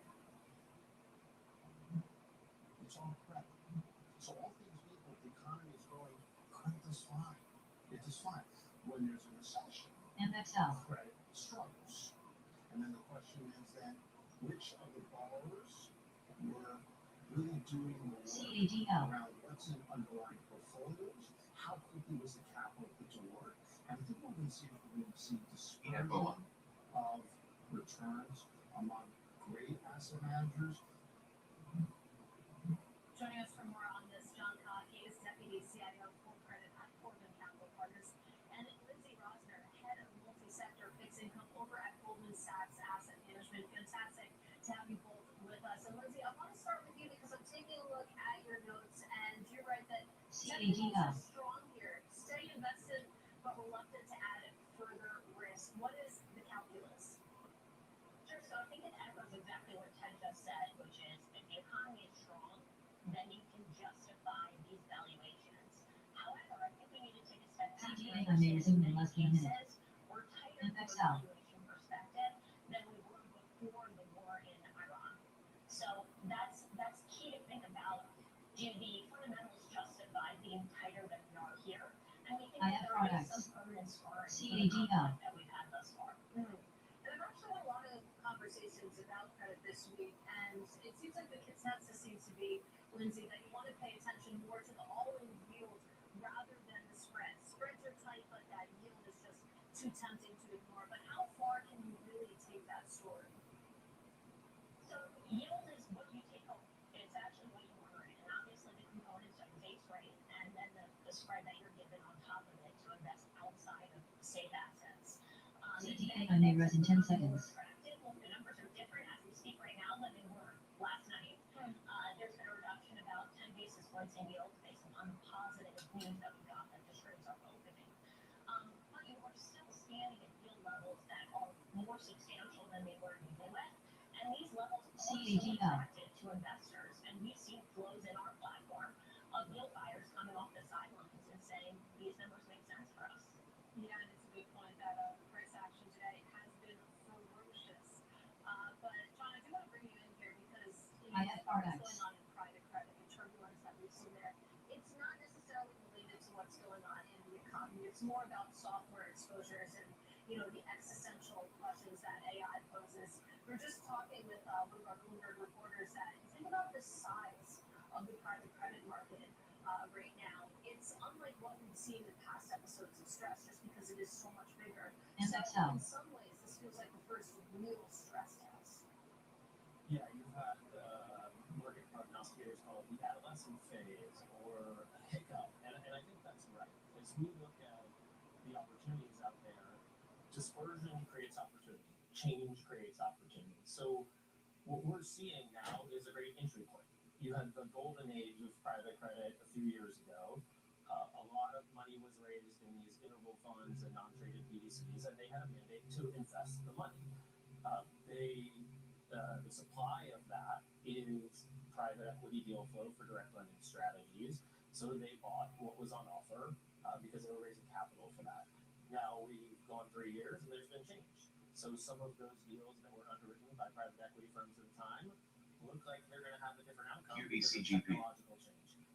I think the credit may or may not suffer that. We'll see, as valuations change in public companies. But what we are going to see is a tremendous opportunity in the market to go deploy capital again, because now you have dispersion of outcome, creating QBCGP halted to the upside.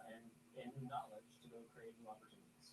Does that opportunity set, John, extend to software? Obviously, it is the dirty word when it comes to private credit right now. But could you make the case that some of these assets, some of these loans are perhaps being thrown out with the bathwater here?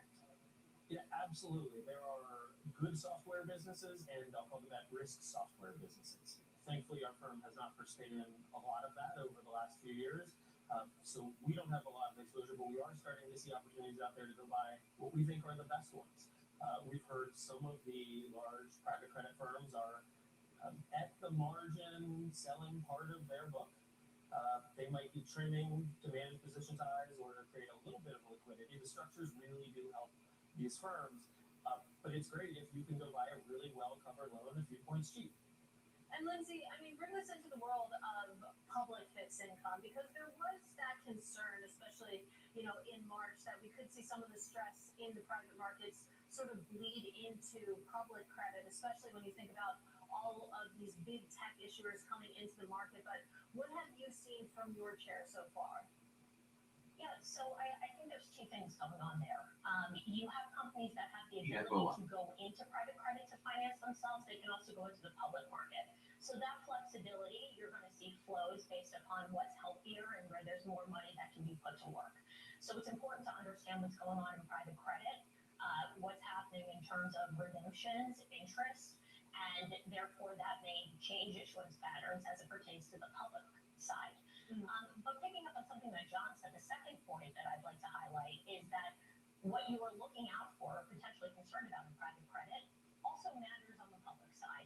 And specifically for us, what that would be are concerns about the software companies that are potentially disruptible by AI. And as a result, CGAI may resume in less than a minute. Over bank loans. Bank loans is much more sensitive as a sector to software. But it really is about doing that fundamental work bottom up and figuring out the names that are going to do well and have that moat around them. What's really interesting, if you pull the camera back, where are we year to date? The places that haven't bounced back and are actually still wired year to date are two areas: bank loans and Europe high yield. So does that make sense? And from our vantage point, given everything that continues to be a theme, concerns about AI and disruption, and then also this inflation shock that doesn't just go away because we get a positive headline this morning, that's something we still need to consider, and we still think is at play. Yeah, I mean, well, talk us through how that specifically relates CGAI may rise in 10 seconds. European high yield, because, you know, the consensus out there in the market is that what we're seeing when it comes to energy shocks in the U.S. and in some of the crisis, it's going to be much more acutely felt when it comes to Europe and Asia too, but, you know, sticking to Europe here. Yeah, so when you think about the European economy, they don't have energy in the way, for example, the U.S. may be a national security move to make sure that we can provide our own energy. Europe is not in that position. And it's simply put, at high-level statistics, our forecast is that the U.S. grows at 2.3% this year. Euro area, we think, grows at 0.7. That difference in GDP output and macro backdrop has a lot to do with what valuations make sense. And therefore, the U.S. should trade tighter in high yield or even across investment grade and structured product than things in Europe. That's the real battle. And John, I mean, come in here, because especially when it comes to what we're talking about in private credit, a lot of this is a U.S.-centric story. At least that has been the lens through which it's being viewed. But, I mean, QDCGP may resume in less than a minute. Outside the U.S. from what you can judge? Yeah, I mean, certainly. Private credit is an enormous asset class. Some people often conflate different parts of it to say everything in private credit is sponsor-backed direct lending to private equity portfolio companies. But in reality, there's a lot of market segmentation. There's not sponsored lending. There's asset-backed lending. So when we look at the opportunities out there, we are always taking into account macro factors. And Lindsay's right. Like, there are different input costs to industries around the world, and they just change dramatically. So the great news is if you have dry powder out there, you have less competition because a lot of the capital now is on the back foot and paying out redemptions. So you can go make decisions and play offense. QDCGP may rise in 10 seconds. Here in the U.S., and you can find sectors to avoid. All right, John and Lindsay, great discussion. Have to leave it there. That is John Kopp of Corbin Capital Partners and Lindsay Rosner of Goldman Sachs Asset Management. And if you can't get enough talk on credit, please check out the Bloomberg Credit Edge weekly podcast. That's on the terminal and wherever you get your podcasts. But still ahead, it's our muni moment. New York Governor Kathy Hochul has proposed a compromise with New York City Mayor Mamdani, a new tax for second homeowners. President Trump, meanwhile, says the new taxes, quote, are destroying New York. This is Bloomberg Radio. IMSR. When control of Congress changes, entire sectors, like energy, can move with it. Currently, on Interactive Brokers prediction markets, Republicans have about a 20% chance of keeping the House. Think that probability is too low? By yes for 20 cents, think it's too high? By no for 80 cents? Each correct prediction pays exactly $1 per contract plus interest. At Interactive Brokers, you can trade that prediction market in hundreds of other candidate races. Trade prediction markets alongside your stocks and options. The best informed investors choose Interactive Brokers. Your daughter's turning 9 today, and your company's merger is turning on you. Time isn't on your side, but the team is. Specialists who know data, strategy, finance. QVCGP. Yeah, I'm working. Hi, everyone. The dream team. A team that knows you can't enjoy your daughter's big day, worried about your company's reputation. Deloitte. Together makes progress. Okay, now I need you to match 3 icons in a row. In a row! I heard a try!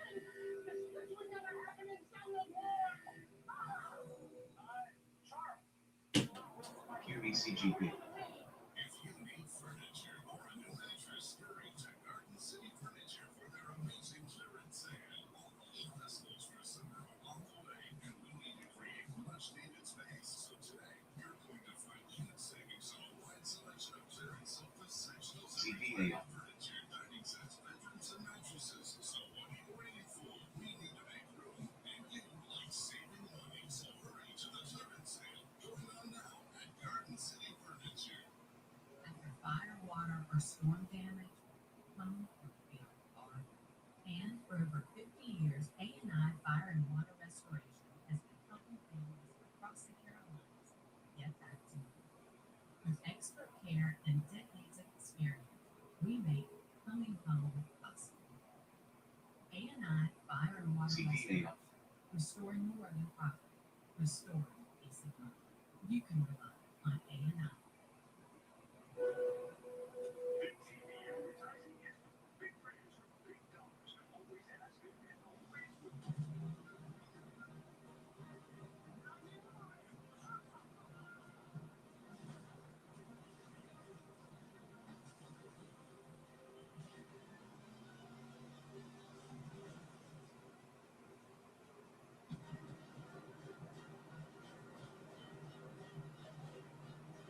QVCGP. Trump's global tariffs are struck down by the U.S. Supreme Court for all the context and clarity you need. There's going to be now tons of tariff headlines until midterm elections. Hear it first on Bloomberg. Bringing you up-to-the-minute space news whenever and wherever it happens. I'm in Ludlow at NASA's Kennedy Space Center in Florida, and this is Bloomberg.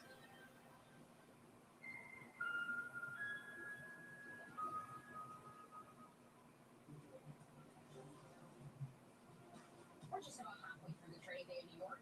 I'm Nora Melinda. Let's take a look at your midday movers. First up, U.S. stocks are extending a record-setting run. The S&P 500 heading toward its biggest monthly gain since 2020. This comes after the reopening of the Strait of Hormuz promised to ease an oil shock that's darkened the global economic outlook. As a result, oil and European natural gas prices are tumbling. Hopes raising that the unprecedented disruption to the critical shipping artery may soon be nearing an end. Among individual movers, energy stocks are under pressure, with Exxon, Chevron, and ConocoPhillips tracking that drop in crude. That's as lower oil prices threaten to weigh on profits across the sector. And finally, U.S. airlines are catching a bit. With cheaper jet fuel expected to ease costs and boost profitability. Fuel is one of the sector's biggest expenses, so any sustained pullback in oil could be a meaningful tailwind. Those are your midday movers. I'm Nora Melinda. And a sign up for our union moment. President Trump says New York City Mayor Zohran Mamdani is, quote, destroying New York with the latest proposed tax policies. President Trump posting online, quote, sadly, Mayor Mamdani is destroying New York. It has no chance. The United States of America should not contribute to its failure. It will only get worse. The tax policies are so wrong. People believe they must change their ways and fast. And that was the president posting on Truth Social. Joining us more is Bloomberg's Nahat Kazan.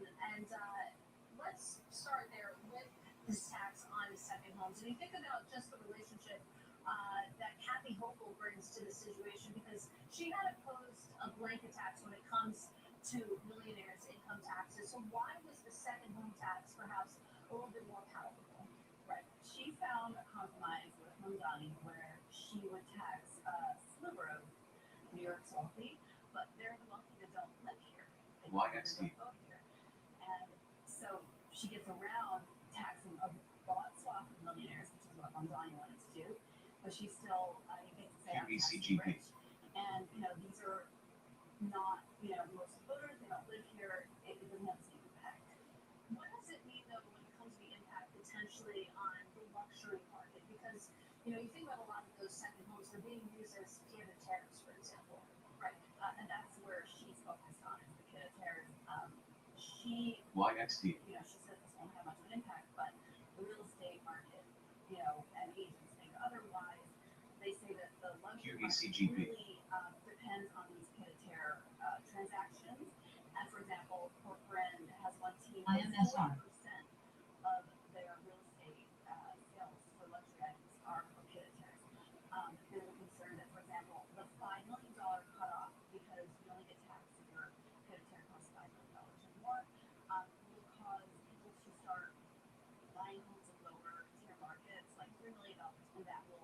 flood. The rest of the real estate, like market where homes, as we know, are QVCGP. right. Yeah, an interesting sort of trickle down situation there. Let's talk about this moment in time though, because this sort of tax is been on the table, floated in various forms for years now. So what is different about this period? Right. Well, it comes when other states, other democratically led states like Washington and California and Massachusetts are proposing their own real taxes, with taxes on assets, where it makes it perhaps more like the past. Back in 2019, there was an attempt to do this. It failed in New York, but now you have these other states that are coming on board. There's more of a push to tax the wealthy sort of thing. And Ann Local, she's the main obstacle here. She doesn't want to pass it. And she's already decided she's going to. I really appreciate your reporting. Certainly very interested and hot button topic in New York City. That was Bloomberg's Naha talking. Now, staying with munis, some public schools are getting an AI rebound for their budgets, embracing tools like Microsoft's Copilot to target crippling deficits. FXL. Soon in places like Florida's Broward County, where officials hope to save $50 million over the next 5 years, mitigating a record $100 million shortfall. Joining us with IMSR. Erin Hudson. Erin, such an interesting story. Let's get specific here. How exactly are schools using these AI tools to address their budget situation?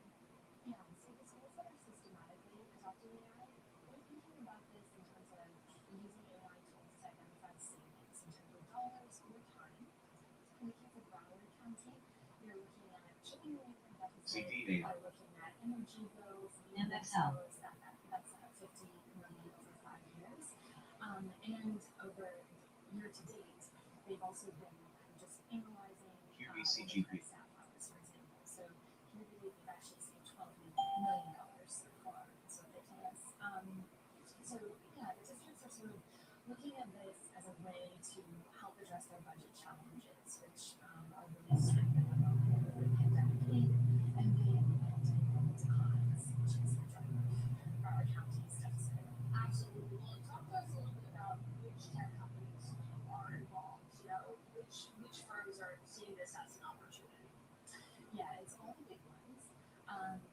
Google and Microsoft they're already in the K-12 space in a big way. So some districts would say that they have a little bit of a starting advantage with a lot of companies opening up K-12 offering in November. And then it's also involved with startups.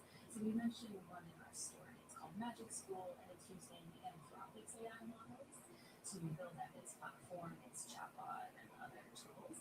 And really, it's called education technology, or ed tech for short. That's a really big spending market. It's about $30 billion as of 2024, and it's only projected to grow and double by 2033. So there is no dominant player at the moment. So that's the space that these tech companies are looking at trying to get into. And what does this mean for investors here? Because you think about the sort of composition of the market. Obviously, these K-12 schools are a big part of that. Hey, Goosey. Hey, Goose. You hungry? Whoops. You hungry? There you go. There you go. Manage the budgets more effectively, address deficits that easily, so shortfalls. That, in theory, is very positive. But it's very early days. 10% of schools out there are doing this, so it really is going to be interesting to see how it plays out and the AI tools. All right. We're back. Okay.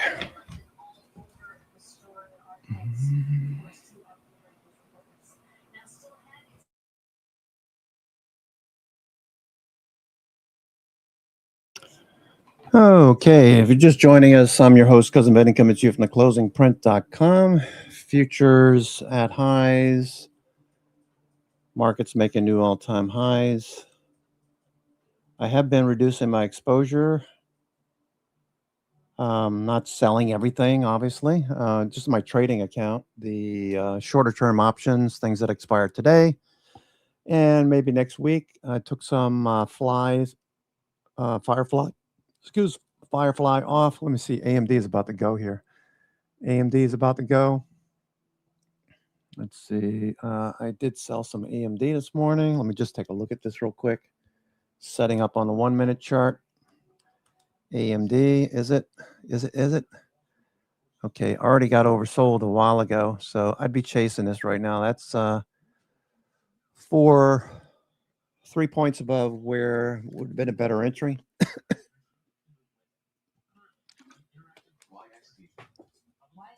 Let's look at a few others like Microsoft. Okay, getting back to oversold again. Microsoft getting late in the day. Maybe an end of day rally on Microsoft. Apple at the high.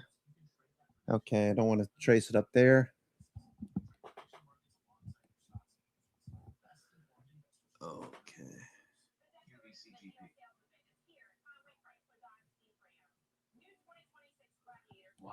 Okay, Apple, Amazon just off the highs. Did dip a little bit. Not a good entry right here. Google.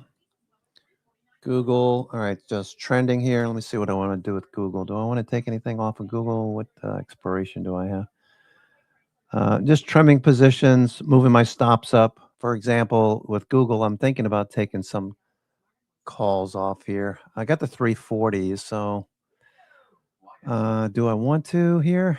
We're approaching 350, so 340s are fine. I'll just go with this. RSI is showing muscle, starting to move above 70. So, flip a coin. Looks like institutions were picking up shares over the last couple of weeks. MACD, stochastic starting to top out here. So maybe a good time to take some profits in Google. What are these up? $100, $110 per contract. All right. Probably should just stick this out and let it go a little bit more. I got 340 calls for June. I got plenty of time. I'm just thinking that next week we could see some weakness. The markets pull back from these all-time highs, 1 or 2%. As options start to fill in, we'll need to see more puts being sold underneath this price action. All right, so if we go to Hero, what we want to see is for the S&P, for example, we want to see this blue line rising with the orange line that's producing positive gamma. If you put the two of them together, you can see that this is making higher highs and higher lows. All right, so the white line is price action. The blue line is puts and calls together. If I separate it, you can see what calls are doing relative to puts. Let's look at a basket of S&P equities. That's kind of flat. It's been flat since about 11:30. SPY, same thing. NASDAQ. All right, so NASDAQ seems to have the most interest right now. You can see that we've moved all the way up to the highs. A lot of positive gamma being built. Okay, if you separate these again, they're taking profits in the calls right now into the highs, which makes sense. We're pretty extended going into Friday. Okay. It's been a great week. The past 3 weeks have been stellar. So if you've been doing anything relative to what we've been suggesting or what people in the trading room have been doing, you did really well over the last 3 weeks, making up for all the losses from the previous 12 weeks. 12 weeks ago, we rolled over late January into February. You know that signal. I don't have to beat it to death. You lose a 10 EMA on the weekly time frame, that's when you start to reduce your risk. People say all the time, when do I take profits? I'm in this. When do you take profits? Well, it all depends on what your goals are. But generally, if you're up 100% on options, you want to take half off and let the rest ride on a condition like this where we've been up for 3 weeks straight. Okay, so don't get greedy. Every week's going to offer some probabilities for trading. There's always a bull market somewhere, I think Kramer says. Oh, no, we brought up Kramer. Okay, let's look at the stocks at the top of the NASDAQ. MSTR, big gap up, following through. Bitcoin's doing well. It's getting oversold right here. I was thinking about buying some BITX earlier. Okay, so we're getting to oversold. Okay, we're only 20 cents off the high, 25 cents. So maybe not the best candidate. Coinbase, CONL. Okay, that's trading $10. IBIT. I'm looking for something that's going to move, right? 44. It's 20 cents off the highs. What about Riot blockchain? RIOT. Okay, that's dipping a little bit more. So it's about 40 cents off the highs. What's Netflix doing? Netflix. We're looking for Netflix to get oversold like this. Okay, so Netflix looks like it's just going to stay down here. Okay, so probably next week we'll start to see positions building. Again, we're at highs, so we want to be taking profits off, reducing our risk, moving our stops up. Move our stops up underneath the low. Okay, so in regard to Netflix, we pull back to an area of support. We could get back down here to the 50-day first, so be aware of it. Bollinger Bands are coming inward. You can see the top band and the lower band are starting to point inward, so that's telling you it's probably going to consolidate in this area, general area between the 50-day and the 21-day, I would think. So I'm thinking that Netflix, if you're considering Netflix, there's no hurry, folks. There's no hurry. Okay, I just bought some just because I wanted to buy some. Okay, so this is the area where I think we're going to consolidate. Okay, between the 50-day and the 21-day, which is that red line right there, the red dotted line. Middle of the Bollinger Bands, the more we drift to the upside above the 20-day, the better it is. The 20-day is considered fair value. That's also something to consider. Since we're trading just below fair value and earnings were good, Reed Hastings is retiring, so I guess the markets didn't like that. I mean, it didn't. I guess it sold off a bit, right? Was that 108 yesterday? 109?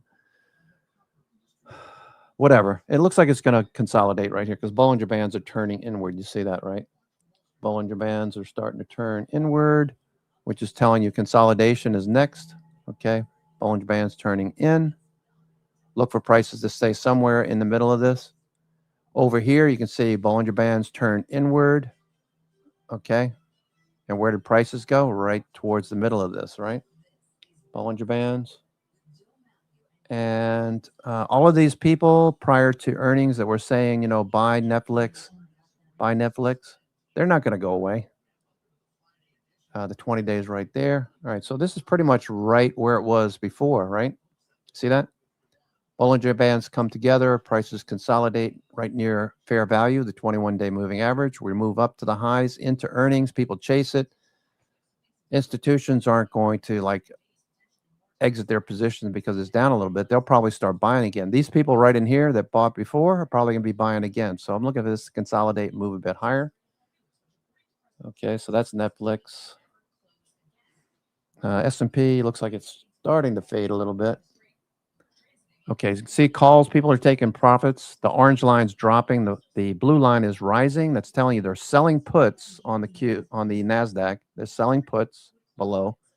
They're taking profits in the calls. Do they walk away for the rest of the day? Probably. IWM, you can see people have been exiting calls all morning since noon. Okay, I didn't tune into halftime report because I dropped off. Did they say anything noteworthy? Okay, what about the Qs? It's flat. Apple, flat.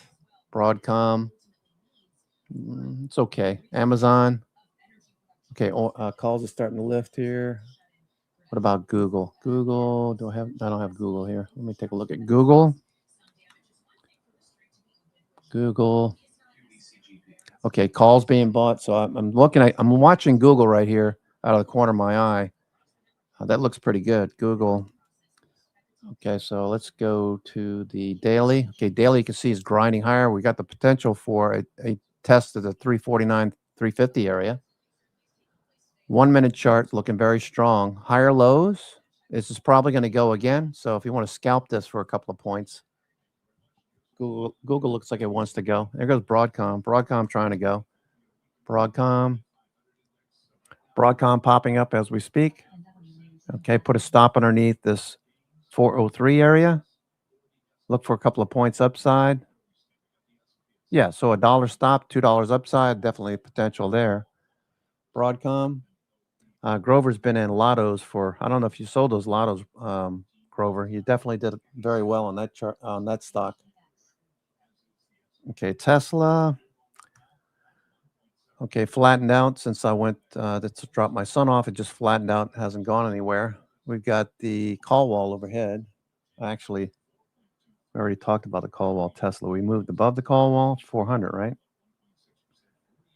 400 call wall. If you're not using Money Magic's levels, you're missing out. 400 is the call wall, so we're above this. What this means is that most likely we'll see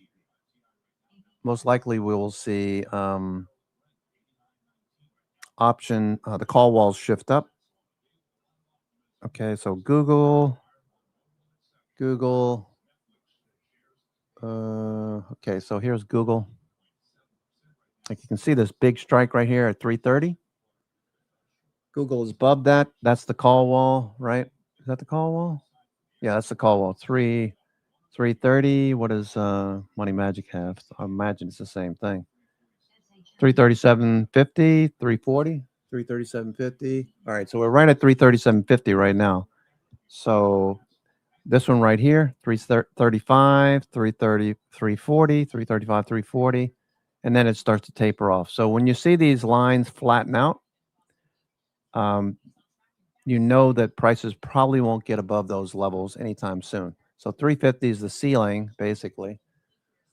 We're trading 337.50, 337.31 right now on Google. Okay, when these lines flatten out to the left and to the right. Okay.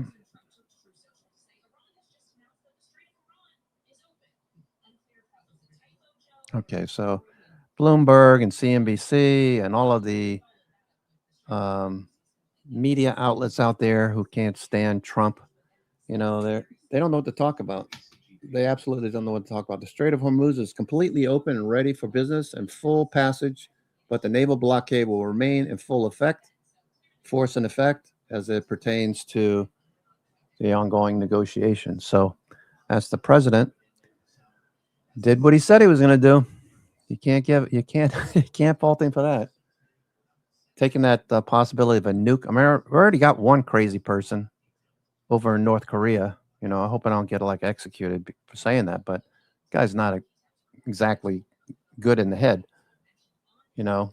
But Iran is like death to America.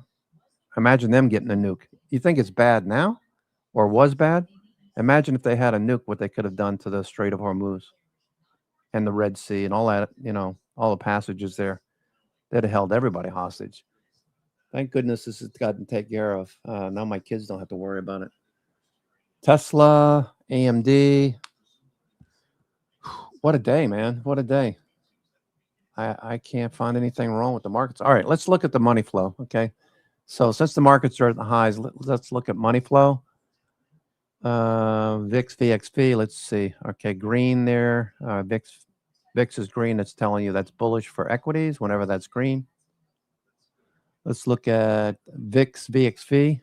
This is the front month versus the 3 month. This is neutral to bullish. Okay, if it proceeds down here towards the 70s, 70%, like it was in December, then we want to start paying attention. We want this to turn back up, okay? As we're proceeding, making new all-time highs, where this line is dropping towards the red zone. So that's telling you you're getting overbought. Brent's looking for 2% next week, potentially. Okay, the speed of the VIX, VIVIX, the speed of the VIX. Okay, dropping.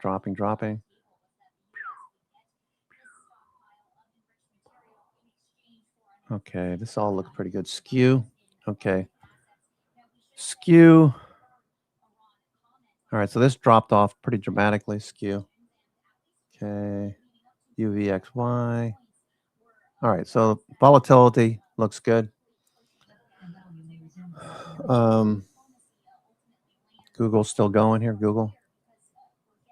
Okay, so we're looking at VIX. We looked at advanced decline percent earlier. Let's look at that again. Advanced decline percent, we want this rising. Okay, we're not at the plus 30% level, the S&P 500.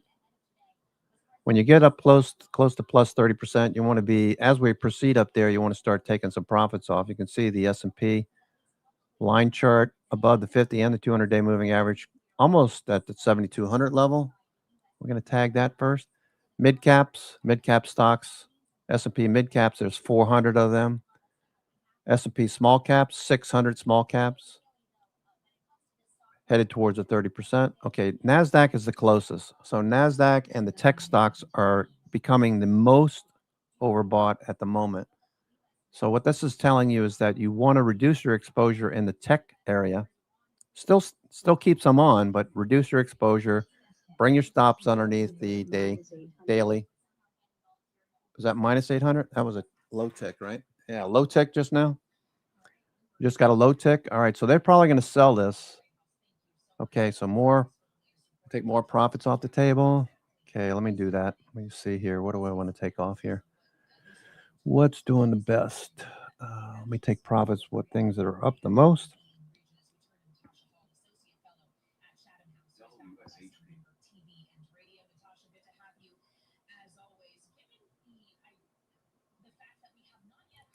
Copang 2025. Let's see. CPNG. I don't trade Chinese stocks very much. Copang. This is like the everything in China, streaming, Amazon type of thing. I got 2025, so this has got room to the upside. I'll leave those alone. Okay, Mara. What do I have on Mara? Mara. I have September calls. Mara, M-A-R-A. We've got a nice trend in Bitcoin. Okay, Bitcoin, BTC, USD. Okay, Bitcoin. Bitcoin above 76,000. That's the breakout level. We'll start trending now towards 85 to 87,000, the 200-day moving average. I was looking for something to trade in this group, maybe a leveraged ETF.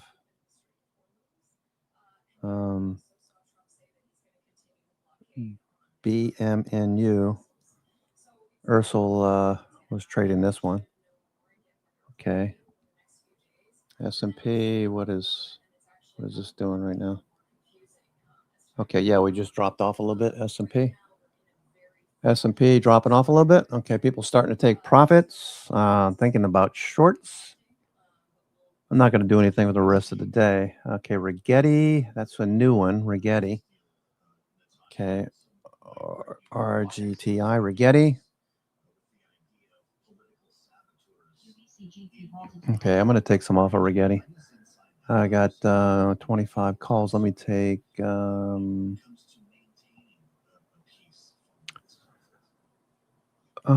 know what? I'm going to leave this alone. I got December calls. Not sure why I did that, but I got to start writing more of this stuff down. My reasoning behind Rigetti looks good. Micron. Oops. Micron. Okay, got May calls for Micron. What's Micron doing? Micron looking for a bounce.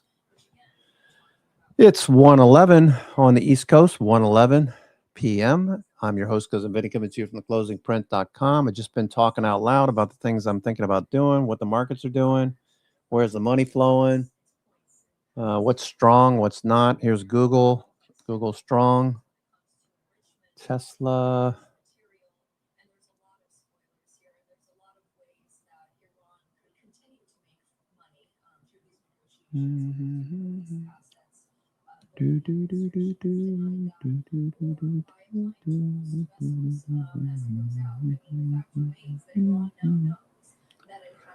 All out of love. Nowhere without you. Okay, watching Meta. Okay, so, all right, let's look at some of these, see what's bucking the trend. Okay, got strategy, got ADI. Just looking at the 1-minute chart for any kind of scalps end of the day. Okay, these are all overbought. Empower, MPWR. Okay, that's almost oversold now, pulling back. Marriott. Okay, the travel and leisure stocks look good. Okay, we just got oversold here on Marriott. Just got oversold, turning back up. Marriott, that might be a trade there. It's at the highs. United Airlines, the hotels, airlines, and the cruise lines all looking good. CCL, Royal Caribbean. Okay, Royal Caribbean is probably going to get something going here shortly. The best time of year is now, spring through October, the start of hurricane season, or the end, close to the end of hurricane season. If Lee Star was here, he would have just corrected me. Okay. Builders First Source, that was earlier. I was looking at that. Builders First Source. Let's look at the 1 minute chart. Okay, Shopify. The reason I always look at the 1 minute chart, because this is a scalping time frame. 1 minute, 2 minute chart with RSI enabled with MACD. Okay, whenever these get oversold, it's always an opportunity. Marvell oversold. Was it like on the 60 minute? A little extended. Apple hovering at the highs. Apple, what do I want to do here? Do I have Apple? Did I take any profits? Apple. Yes, I took profits in Apple. Okay, good.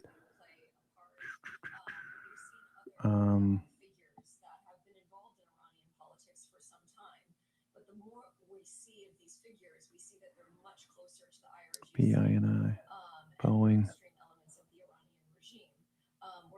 Boeing. What's Boeing doing? Boeing. Caterpillar. Industrials. Okay, DoorDash. We told you the other day, Tuesday or Wednesday, DoorDash looked really good. If you took the trade on DoorDash, okay. So this came through. Moved through the 50-day on Wednesday, following through. So it's above the 50-day.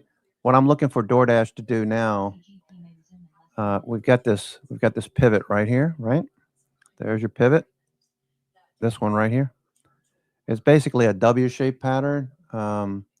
William O'Neill used to always talk about, the type of W pattern. This is a lower low over on the right side. Okay, so this middle part right here is more important whenever you get this more oversold condition. Okay, William O'Neill being IBD, started IBD back in the day. Okay, so you got this W-shaped pattern. When it's lower on the right, that's generally telling you that the strength of the move to the upside is probably going to be more pronounced. You can see the volume by price bands over here on the left. It's going to be a little bit harder to get through here, but it looks pretty good. Volume looks good. Okay, institutions been picking up shares. You got MACD rising. You got stochastic rising. You don't need to hurry into anything. It looks like we're at all-time highs. Why hurry into any trades? If you're eager to make money in the last couple of hours of the trading day, I would suggest push away from the screen. Don't get yourself into a jam. I'm thinking we're going to fade. There's no hurry. Next week, we're going to see options fill in. When options fill in, we'll have a better sense of, okay, where are they selling puts? Okay, what is our upside? What's our plan for the weeks ahead? For example, a couple of weeks ago, we told you that it's probably a good idea to start taking off energy stocks. And that turned out to be a good idea. Take the money from energy and put it where? In semiconductors. So that was a great transition, rotation, okay? So you can see that we've been up for 2 weeks. There's no hurry. I mean, wait until Monday is not going to kill you. Probably give you a better entry. So keep cashing those chips in. If you got some positions that are up quite a bit, maybe you want to reduce your exposure, move those stops up. For example, semiconductors. Okay, do I want to sell semiconductors? Not necessarily, but maybe if I want to hold on to SMH, okay, what I would suggest, this is what I would do. I don't have any the ETF. I have individual names, NVIDIA, Micron, AMD, etc. So what I would do if I had, just pretend this is any stock and we've had this big run up this week. I'd put a stop right underneath this low. Okay, yesterday's low or today's low. You're overbought right here. Okay, look at the volume. That's institutions. I mean, that should make you feel warm and fuzzy if you're going to be in semiconductors. So what I would do is, okay, let's say you had 1,000 shares of the SMH. Maybe I'd take two off, 300 off. Maybe I would sell 7 covered calls like Frano likes to do. Sell covered calls up here. Maybe at 470, something like that. Bring your stop up or sell some covered calls. And if this does pull back a little bit, when it pulls back on Monday or Tuesday, you buy these covered calls back, you make a premium, it insulates you from this little pullback, which we're probably going to get, probably in this area here, I would think, if at all.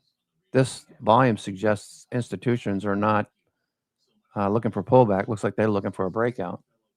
All right, so that's just an example. That could be any stock right now. You're at the highs, decide what you want to do. Put a stop underneath today's low, or take some profit, take 200 or 300 shares off. On the remaining shares that you have, maybe you sell covered calls at a strike overhead. And if you do get taken out, that's okay. You've made money on the covered calls. And you made money in the increase in the value of your stock too. So it helps you protect your downside if you sell covered calls. So that's what I would do. All right, S&P is still fading. Really, I wouldn't do anything the rest of the day unless you want to you're absolutely determined to make more money in the last couple hours. You could maybe short the S&P right now. Take some puts, right? Take some puts. 50% retracement of today's gains wouldn't be surprising. What are we doing right now? We're up 33 handles. Oops. What's up, Goose? Kitty cat. Okay, so 92 handles. 92. Did I say 33? I'm looking at something else. 92 handles. Ay. Yeah, we got to give back some of that, right? Okay, I'm going to take some puts for next week. Just a little hedge trade here because puts are very inexpensive at this point. I'm going to take Friday puts. SPY, Friday puts. Okay, that would be the 24th.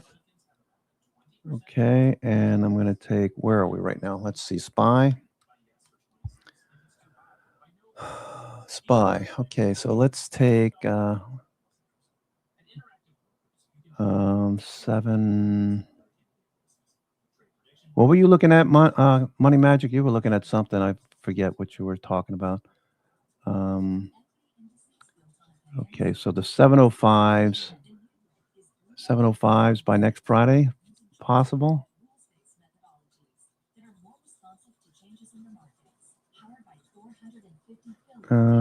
710 by vertical. Okay, so we're at the highs and we're fading. We're not buying puts at the low of the day, right? Okay, 710, 700 spread. Okay, let's see.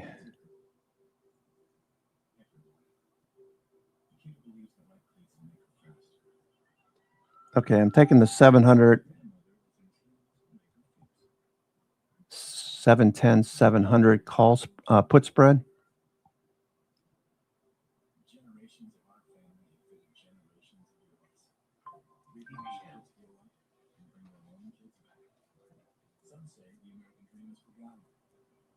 Okay. All right, I just took a put spread for next week, Friday, just for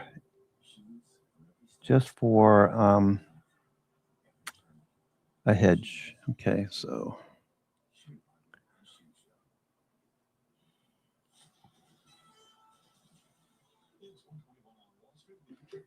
Okay, I took a put. All right, we could bounce. This is just a hedge. Okay, VIX VIX is at lows, so I'm not expecting that this is going to be a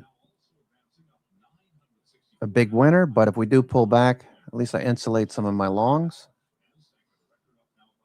Okay, VIX is at lows here. VIX 17 and change. So puts are going to be inexpensive or less expensive, I should say. SPY. What do you got SPY wise? Money Magic. SPY, you got 705, 705. That's right in the middle of what I just took. 710, 700 puts. Put spread. Mm-hmm.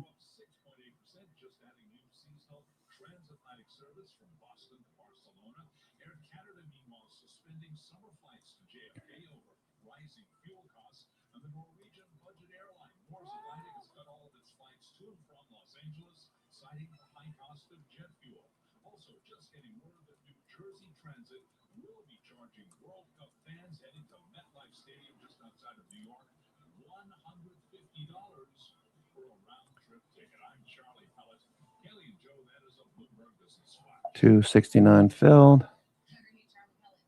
$2.69 filled. Okay, we got a low tick now. Okay. Extreme low tick alert. Okay, here we go. Good entry. Good entry. Mm-hmm.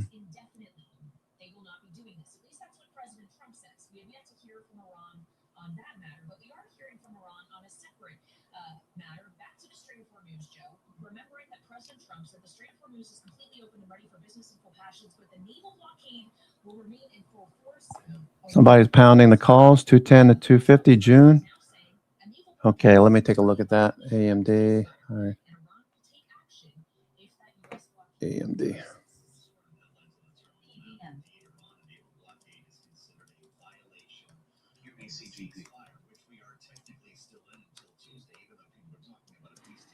Let's see. 210 to 250. 210.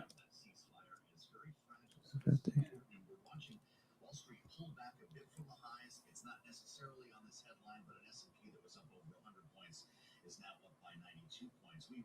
GGP halted to the upside. Because of the most important reporter in the world today, that would be Kate Sullivan, who joins us right now. We got her on the phone. We figured if she's calling the president. The suspend nuclear program won't get funds. The headline. Kate, what mood was the president in when you got him on the phone? Was he Okay, 210 strike. 210 strike for Lotto tier. Okay, so AMD, May 210s. Okay, I'm going to go ahead and buy some of these. Okay, trade. AMD. Okay, I'm not going to do much more today. AMD for May.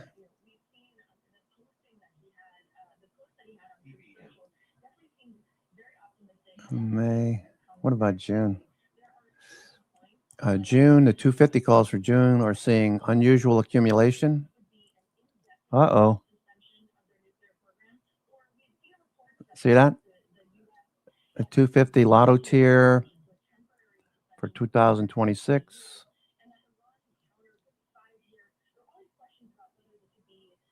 Unusual accumulation. 250. Let's see. 250. 250. June 250. Those are Lottos. 250. 250. Let's see. 350. 280. There's a lot of open interest at 300. The 300 strike. Okay, so what about 290 by vertical?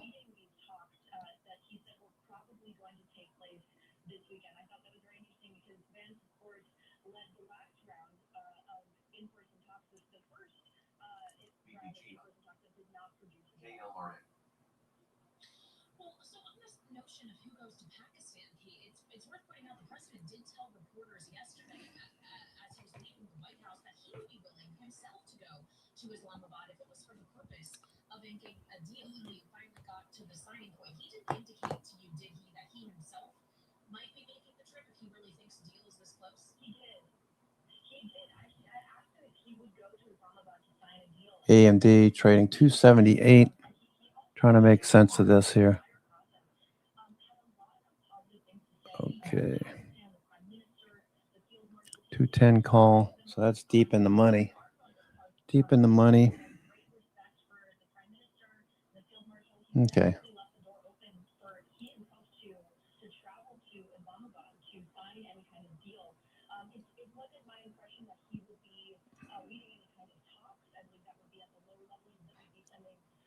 Bitcoin.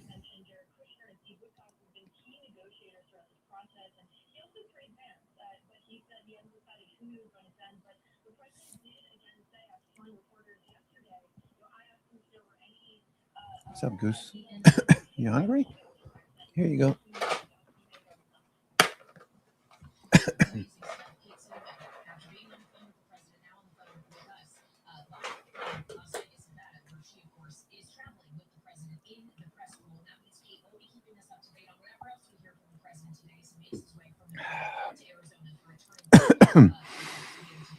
All right, June. Let's see what else. June. Just looking at AMD. AMD. May.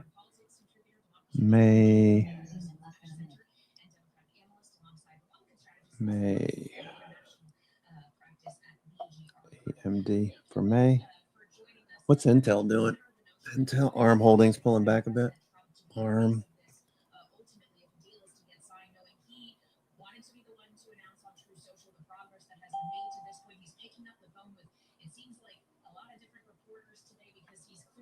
Enthusiastic about these developments. Would you be surprised if we see him going to Pakistan, if not this weekend, sometime soon for this? Well, I think he'd be happy to do it. There'd be questions about security and just the logistics, of course, and that may be a bridge too far. CGP may rest in 10 seconds. Be a big part of President Trump's legacy, for positive or negative.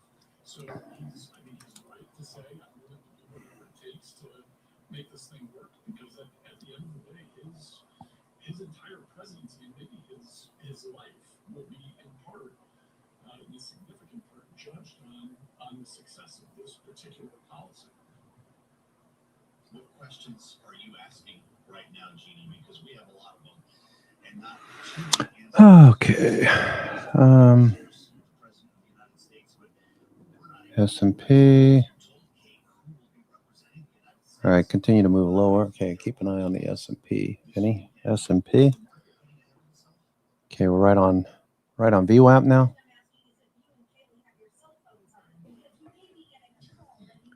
Robinhood, Bitcoin. Okay. Let's just take a step back and say in the last 48 hours, we've had a ceasefire agreement that is very unstable and a lot of saboteurs who could get in the way of that. And we've had the reopening of the strait. That is what is prompting all the, we're going back to the negotiating table talk. And these Oh, please, people. Bloomberg. That's pretty funny, Bloomberg. Okay. So says you. So says you, Bloomberg. Going back to the negotiating table. Whatever. All right, let's see what's going on over at CNBC. Schwab is better usually. Schwab doesn't talk so much about politics. Okay, they're talking about Netflix right now. Netflix is still drifting a bit lower right now. They did little really to assuage any sort of growth momentum, and I think that's where The other part of the problem is that co-founder Reed Hastings announced that he'll be stepping off of the board. And whenever we see any sort of management shakeup, we usually don't see a positive move with those. Reed Hastings, of course, was there. You know, when we went from mail order DVD, we've talked about Netflix before together in FOMO about we used to get those DVDs, and then it became the DVD machine to the streaming giant that it is today. So there are some questions being posed about if we are sort of marking a new era with his departure, what that could potentially mean for the company when one of the co-founders is stepping off. But that is a little bit of a problem. Now, Netflix does have its $2.8 billion breakup free from P-Sky. Not sure how they're going to be deploying that. So some of the questions BX, and perhaps caution. Blackstone inside day. I'm going to take a little Blackstone off. We could consolidate a bit.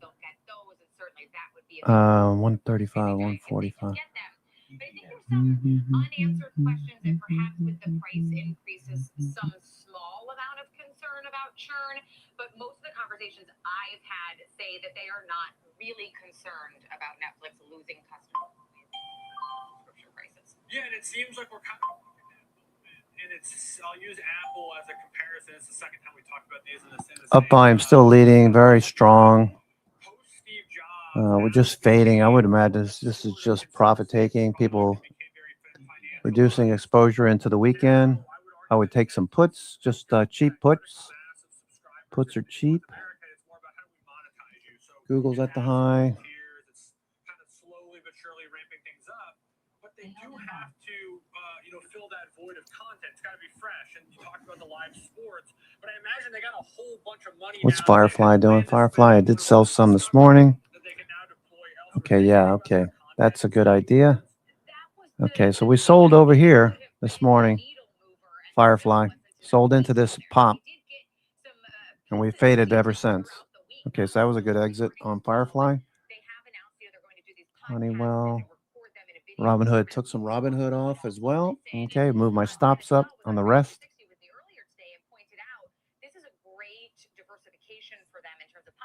Microsoft moving back down to the low. I did take most of my Microsoft position off earlier.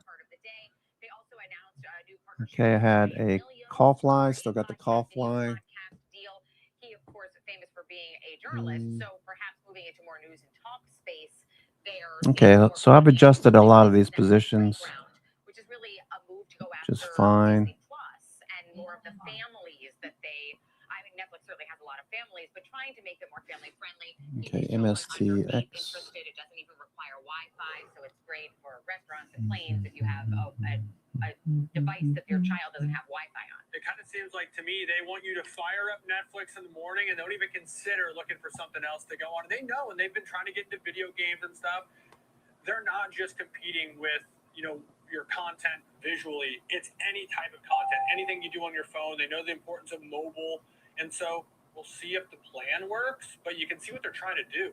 I mean, you definitely can. I think signaling also that they have this premium product, they're able to continue to raise prices, as we've seen. Like, they went 8 years without raising prices, as I was a loyal subscriber to the DVDs in the mail. It was a good time to be in media, but now we're seeing a more consistent pace of price increases, which I think that when you have a catalog as deep as now they've built, that's definitely a real thing that we're seeing play out. However, I think it's interesting with some of their growth metrics, like internationally. I mean, they're still really strong, but I guess that doesn't necessarily matter as much as here still. That was actually flagged by Matt Dolgan earlier, the international as a potential issue with Netflix going forward. However, they've got FIFA World Cup coming up, and that is proving. And they also have that. They have a football simulation, a FIFA football simulation in their gaming app as well. So really making a drive to try to bring in more CRML. That one's looking pretty interesting. CRML. Okay, 60-minute. Big gap up today, CRML. Let's see, what is my position in CRML? CRML. Big gap up this morning. Coming off the low. Okay, so CRML, many of you are still in this one. CRML, I have calls, May. Okay, Those look good. I think that that's a very real expectation, especially when, again, you have a fairly saturated U.S. market. And so I think that the story for Netflix still does remain intact. I know we're seeing a 10% plus move to the downside today, but Alex, when you CRML. trading this What about USAR? USAR. the scope of this earnings move today, and I think that you could say, hey, I mean, there's Okay. definitely some interesting You guys might have mentioned this earlier. CRML, USAR, MP materials. Okay, that's breaking above the 200-day. Okay, maybe next week we get some flow in these names. Oklo, turn the corner. Oklo. Okay, let's look at Oklo on the weekly. Back above the 10 EMA weekly. So this is probably going to do something. Oklo over the next several weeks. Now that we're not talking about warring.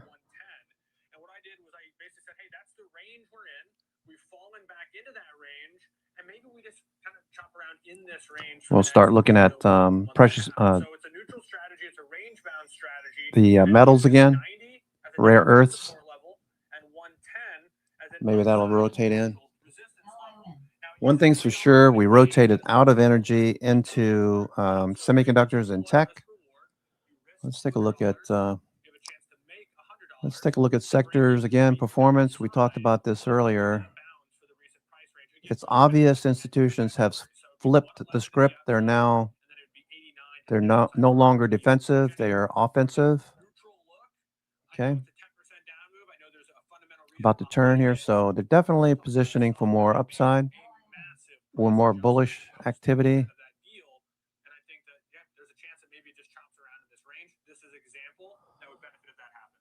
And actually, I mean, I will say it's amazing that even today it was erased a lot of its year-to-date gain. We're still up 3.3%, but today has been definitely a point of pain as we're seeing a bit of an overall downturn, something, of course, below its 200-day moving average here with a 10% pullback. But we'll leave it there for FOMO. Appreciate it to Marley Caden for all of that breakdown into Netflix's numbers, of course, driving some of the sell-off today.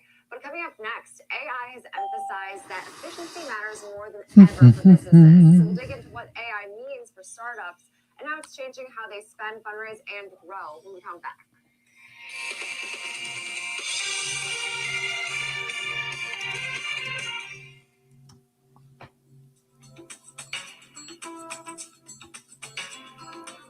CGP.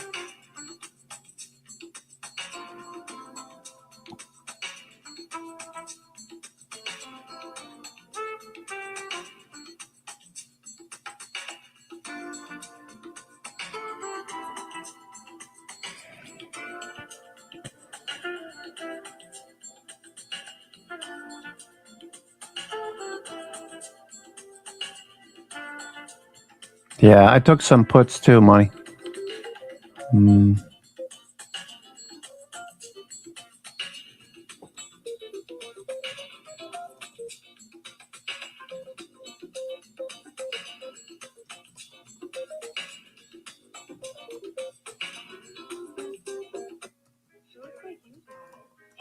She's got your smile.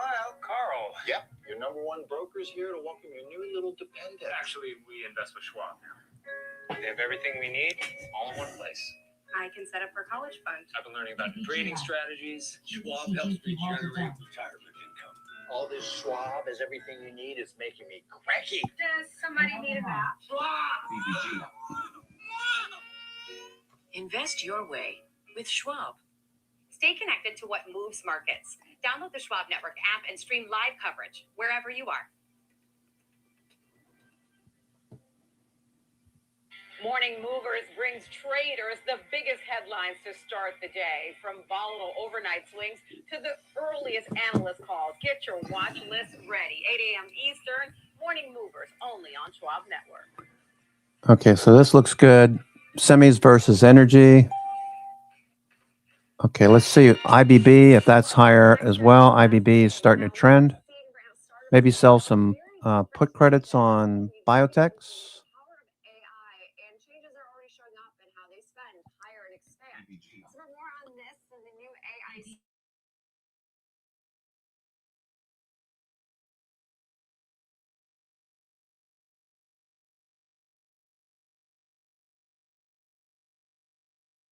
money today versus, say, a few years ago?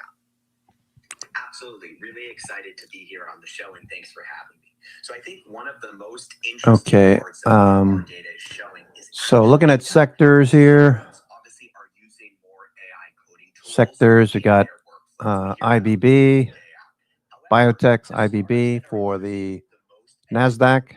That's bullish. We got real estate, very bullish. Real estate, IYR. Look at the volume. That's institutions. They've been picking up shares. It might be a little overdone right now. Transports, airlines. FedEx. What's FedEx doing? FedEx. Okay, FedEx is rising. Okay, that looks good. FedEx. Okay, so we'll look at FedEx and UPS next week. Transports. Semiconductors obviously at the highs. Semis versus energy, favoring semiconductors. Biotechs for the S&P. Oil and gas equipment services holding up the best. Materials, that looks like it could do something. Materials. Okay, materials. Higher highs, higher lows. That looks good for next week. 60-minute trending. Okay, that looks good. Materials. Okay, materials looks good. Communications. Let me write this stuff down for the weekend video so I don't have to like redo this. With this rate growing over 90% year over year.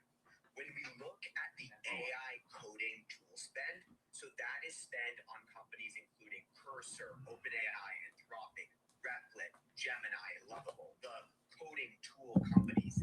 That spend has all right, let's see. For the weekend video, we'll be talking about the strength that we're seeing. Okay, strength.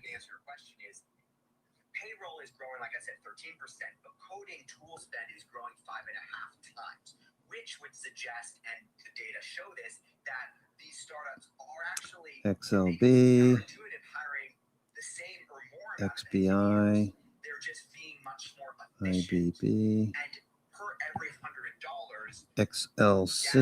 XLC, transports, IYT, and real estate, IYR. Okay, we're trading all-time highs.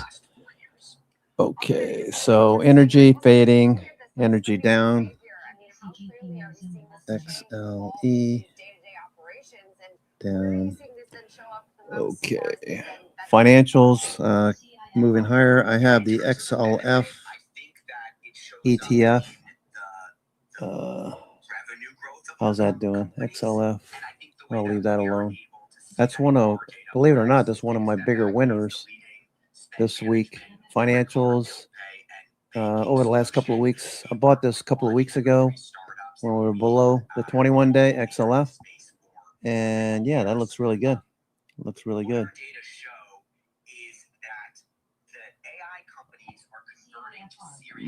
XLF. That's because I have a bigger position in XLF. I had 50 of those calls, so XLF. That's why it's outperforming. Not so much because of the relative strength. I have 50 of the June 53 calls, so we're just out of the money. That's my best position. So I added it out a couple of times over the last couple of weeks. XLF. Looking for banks to continue to outperform. Okay. All right, so that's that. XLF. Industrials look good. Okay, industrials. XLI. So stocks like Caterpillar are bouncing. That might be a good trade there too. Starting to come off the low. You can see oversold right here. We got a higher low, a lower low. Looking for this to bounce. Caterpillar above its 60-minute, 20-MA. There's no hurry to do anything with Caterpillar. XLI. Okay, XLI. Okay, XLK, of course, doing well. XLK. XLP. Even XLP, even though it's underperforming XLY. XLP is catching a bid. Okay, it's at the 50-day. XLU, hammer, a little bounce. Fixed income. You might see some money rotating back into this because people are thinking that the Fed, there's a possibility now, the bond market pricing in a possibility. There goes AMD and Broadcom. Broadcom, AMD, and Google just popped there just now. I don't know what's going on. XLU. Even though fixed income investors seem to be on the sidelines lately, we're just kind of sitting here, or they're not making any new positions known. If the Fed does lower rates, okay, fixed income will see some inflows. That's just a side note. XLV Healthcare, that's actually got a bid. I can't believe it. Okay, XLV, XLU, XLP. So even though the XLY XLP ratio was bullish for equities, okay, not defensive but offensive, these three are still got a bid. You can see XLY is outperforming here. XLY.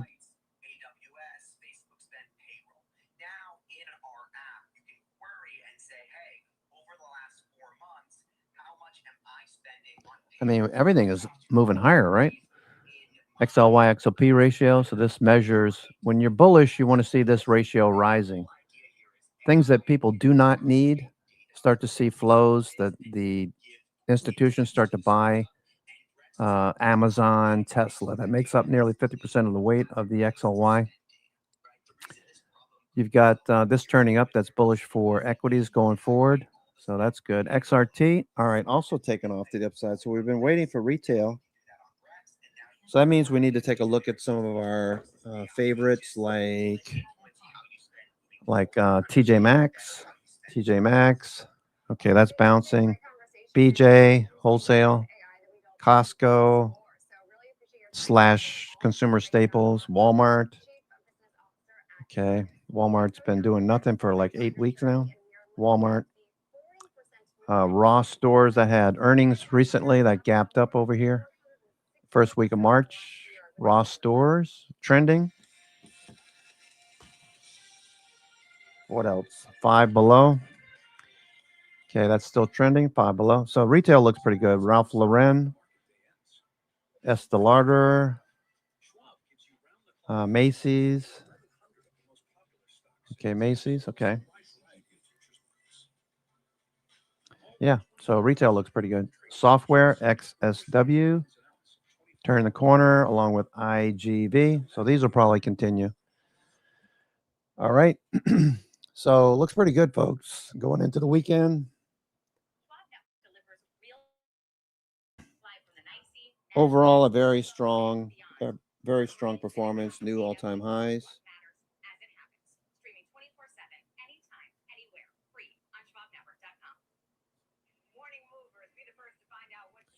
I'm just taking notes. All right, a little fade, a little bounce there. Took 710, 700 put spread. Okay, that's for a hedge, just in case.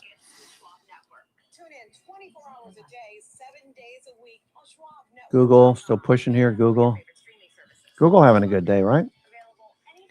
Google looks like it's headed to this pivot high right here. It'll be a double top at 350. Google 1 minute chart continues to trend. Google, we mentioned this one early in the morning. Kept looking for an oversold condition, never showed up really. We dropped below 50, but quickly turned back up. Been trending all day. Google, S&P.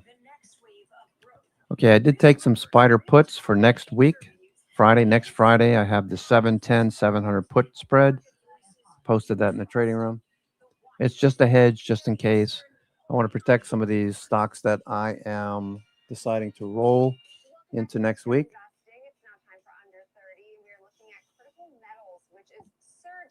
ARM Holdings turning back up. There goes ARM Holdings.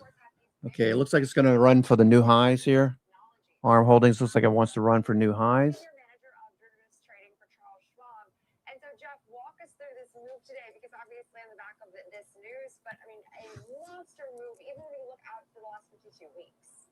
a very big move. And the reason really behind this is a lot of uncertainty taken away around this project. As you pointed out, Greenland's government approved the transfer of the final 50.5% interest in the TM Breeze rare earth deposit.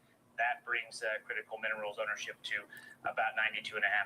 And that's important because this is really one of their flagship assets. It's going to give them better control over projects, more direct exposure to any future value, and also remove some of that regulatory overhang.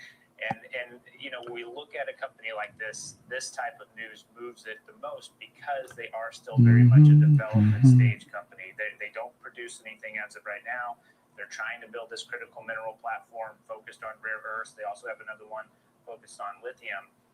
And this is going to give them access to, as you pointed out, defense, electronics, EVs, renewables. Once they, the lithium, will, of course, you know, provide them access to auto and battery markets. So Okay, there goes could be huge revenue streams. And there goes ARM Holdings. Investors. Jeff, it wasn't that long ago that this was like the big story in markets, and we moved so quickly on a macro basis, but we shouldn't have forgotten rare. There goes ARM Holdings going in the day, trying to take off here. Exist, but rare in terms of the process to get them out of the ground. It's difficult. So still a big part of the discussion, especially when we talk about the specific uses as technology expands. You mentioned batteries with lithium and electric vehicles. We haven't solved this problem, so how did it kind of fade into the backdrop?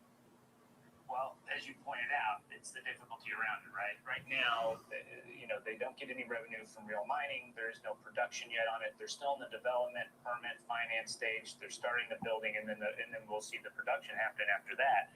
For now, though, the focus has been getting partners that want to offtake the supply, securing financing, validating that these assets are good, and then, of course, locking in that demand. As you said, we've seen, you know, some ebbs and flows in terms of this industry. We've also, if you look at the chart of the stock, you'll see some major spikes, and it has been because they've had interest from the U.S. government. We've seen joint ventures with Saudi Arabia. We're continuing to see better feasibility. All right, ARM Holdings on the move here. ARM Holdings. Okay, nice move here on ARM Holdings the last few minutes. Okay, let's take a look at the 1 minute chart on ARM Holdings. Okay, look at that move. All right, so a good example of using the 1 minute chart to scalp. You can wait all day for a good trade like this, make a couple of $1,000 on 4, 5, 6 calls, you know. Okay, so you get oversold and you get the higher low. Good example. Yeah, I think the jump we saw today, look, the price isn't terribly far off the trend that we've seen, right? So is it possible that we see this stock stay at the elevated price it is now, around the $13 or so, certainly. But you do want to look at the history of this. We've seen, as you pointed out, that $32 spike, as well as one in January. Yeah, it looks like it. High, both of which pulled back, right? And a lot of it had to do with the fact that some of these, you know, some of the deals that they've made are non-binding still. There's still, of course, a lot of risk and uncertainty out there. I think the fact that Okay, ARM Holdings looking good. It looks like it wants to break out, Jeff. ARM looks like it wants to break out. Could possibly, you know, keep the stock at this level, but you certainly want to be mindful of the volatility that we've seen in this name. The recent high. Okay, looks like we're going to take that high out. Okay, ARM Holdings, recent high right here at 166.70, 166.7.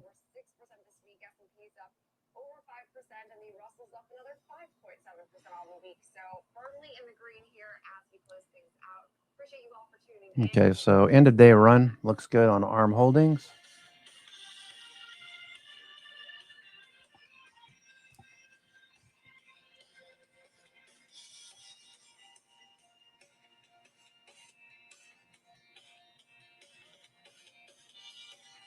Schwab Bank Investor Checking, the checking account built for investors, named highest in client satisfaction by J.D. Power for 7 years in a row. With Investor Checking, you get the award-winning features of our checking account, plus cash management solutions, all designed for investors like you, with unlimited ATM fee rebates for cash withdrawals worldwide, no overdraft fees, and enhanced security features to keep your money safe.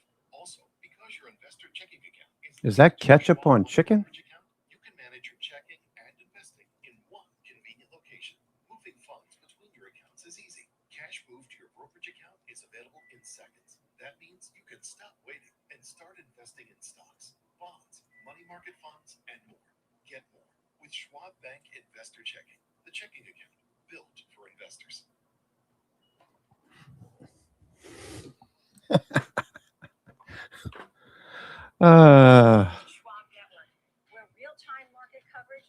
That's barbecue sauce? Okay. All right.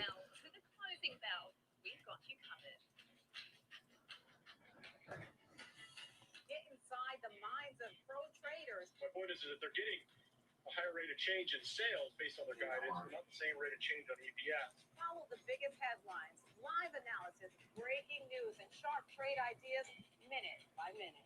With shows built for action, we break it all down in real time with speed, accuracy, and precision. Okay, so this has been a stupendous couple of weeks here, 3 weeks in a row.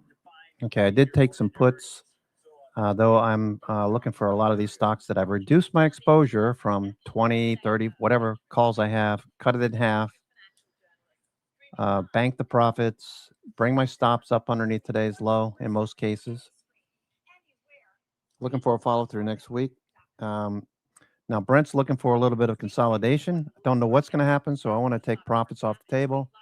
Don't want to be greedy and just make a process, a regular process of taking on moves like this, like we've seen in the last 3 weeks. Just take profits off.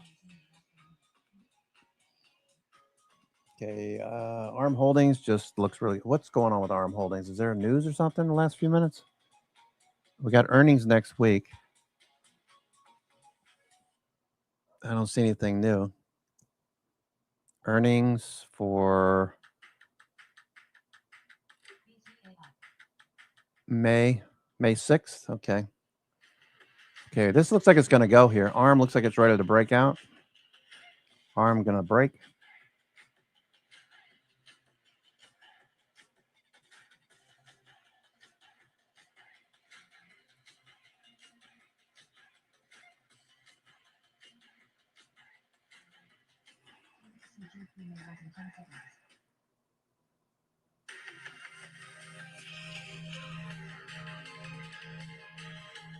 ARM breakout potential here.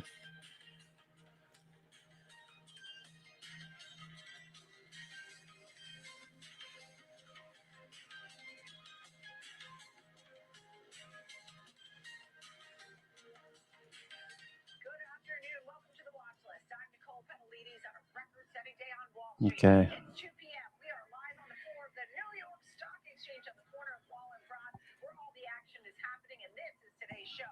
We will highlight what's next for the Mag 7 as we're seeing tech bouncing back. Those mega cap stocks all in focus as these major indices are hitting all-time highs.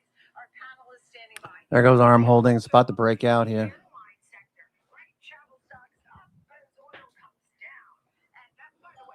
Okay, looks good. ARM Holdings looking good. I didn't realize I just still had this on the screen. My apologies. All right, so I've been back from the school drop off. You know, maybe there's still some caveats and whether or not they like the fact that the naval team is there from the USA. We'll see, but the meeting is this weekend, and we'll see. It certainly seems that we're close to the final deals. In the meantime, Alex Coffey is standing by, and he will have real options trades for Netflix, Amazon, and Dow. In the meantime, here's a look at the markets. 3 weeks of gains after 5 weeks of selling, and records again for the Dow, the Nasdaq, the All right, getting ready to go here. Not the Dow.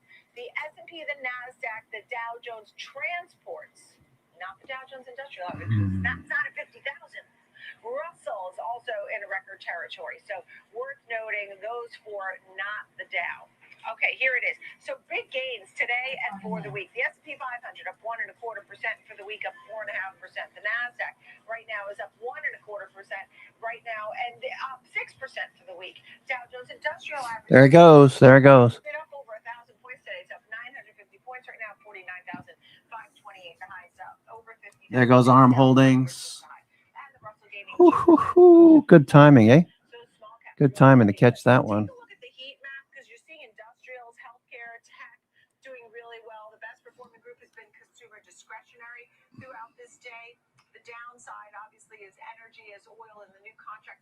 83.40, coupled with the fact that the Strait of Hormuz is opening and the deal seems to be working, so oil comes down somewhat dramatically, right? I mean, you're down $11 here, and you know, you can't say that just on our oil here at home.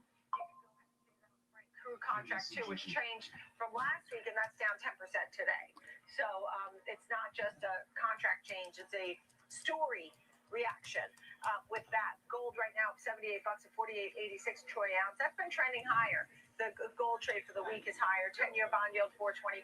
The dollar's been coming down. The Bitcoin trade 77,000 and change. And I got to tell you, this Bitcoin move here, we're at the highest levels that we have seen in a long time. I mean, I'm going to venture to say since early February on a quick chart, but definitely a nice move after a 60,000 low. Most recently, that was the low there. And then what was that? That was early February. So before that, we had been at this level, the 77,000 level. So there you have it. That's the big picture.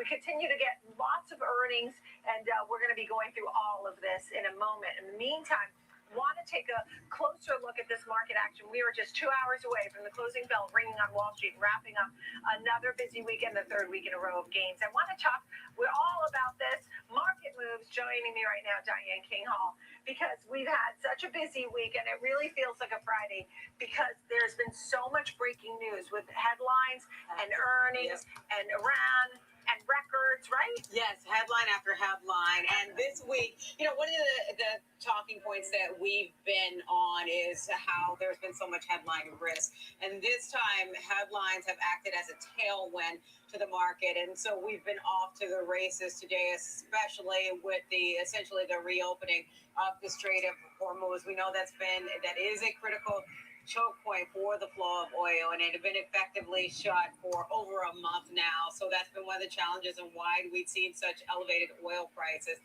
But now we've seen a step back on that front right now, and it feels different down here, Nicole. I know you know the energy down here, and we know when things are tenuous and when things feels like we're off to the races. And look at the nice pop there, arm holding down here, especially when you think about IPO activity picking back up again today. We had one here down at the big board.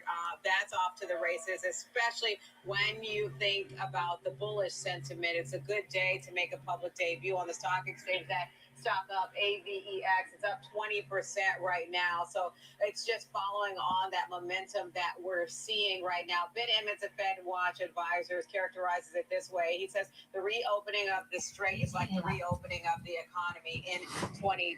The macro shock dissipates, triggering risk-taking sentiment. So we are certainly seeing that risk on, especially with these records and lifting liquidity, right? He calls it a shot in the arm. Fully reopening the strait is like a vaccine against global energy shortages and disruptions. Now, the mechanics of that have yet to be worked out because there are some questions about that, as you know, Nicole. How will the ships traverse the strait now? Good job. We will see this weekend what happens next in terms of the physical products with jet fuel, fertilizer, etc. Yeah, and you know, I was just grabbing my phone because I was going to try and get the quote, but we had on Nicholas Tsakos, the ship owner, not that long ago, who talked about the fact that he had ships waiting. Arm holdings, nice little pop there.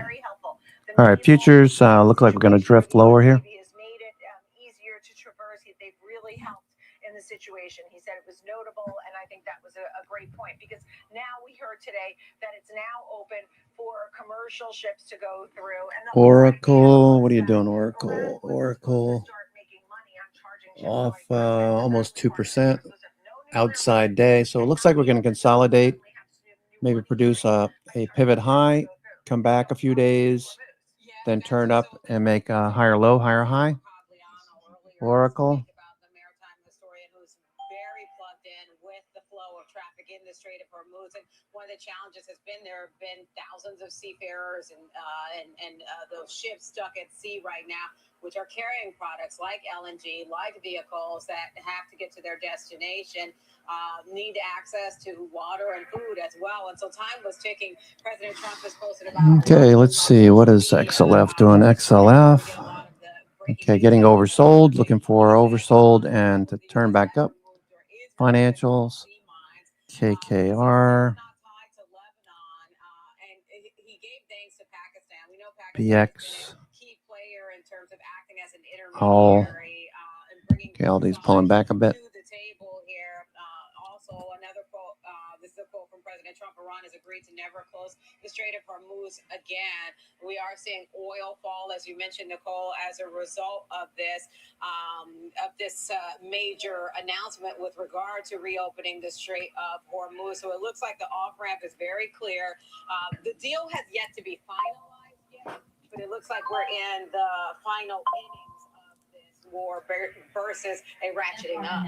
Yeah, and look, there's a really great feeling here on Wall Street, and we know after 5 weeks of selling, people thought the market may have been oversold, and now we've had 3 weeks of buying. Is the question then becomes for next week, is the market overbought?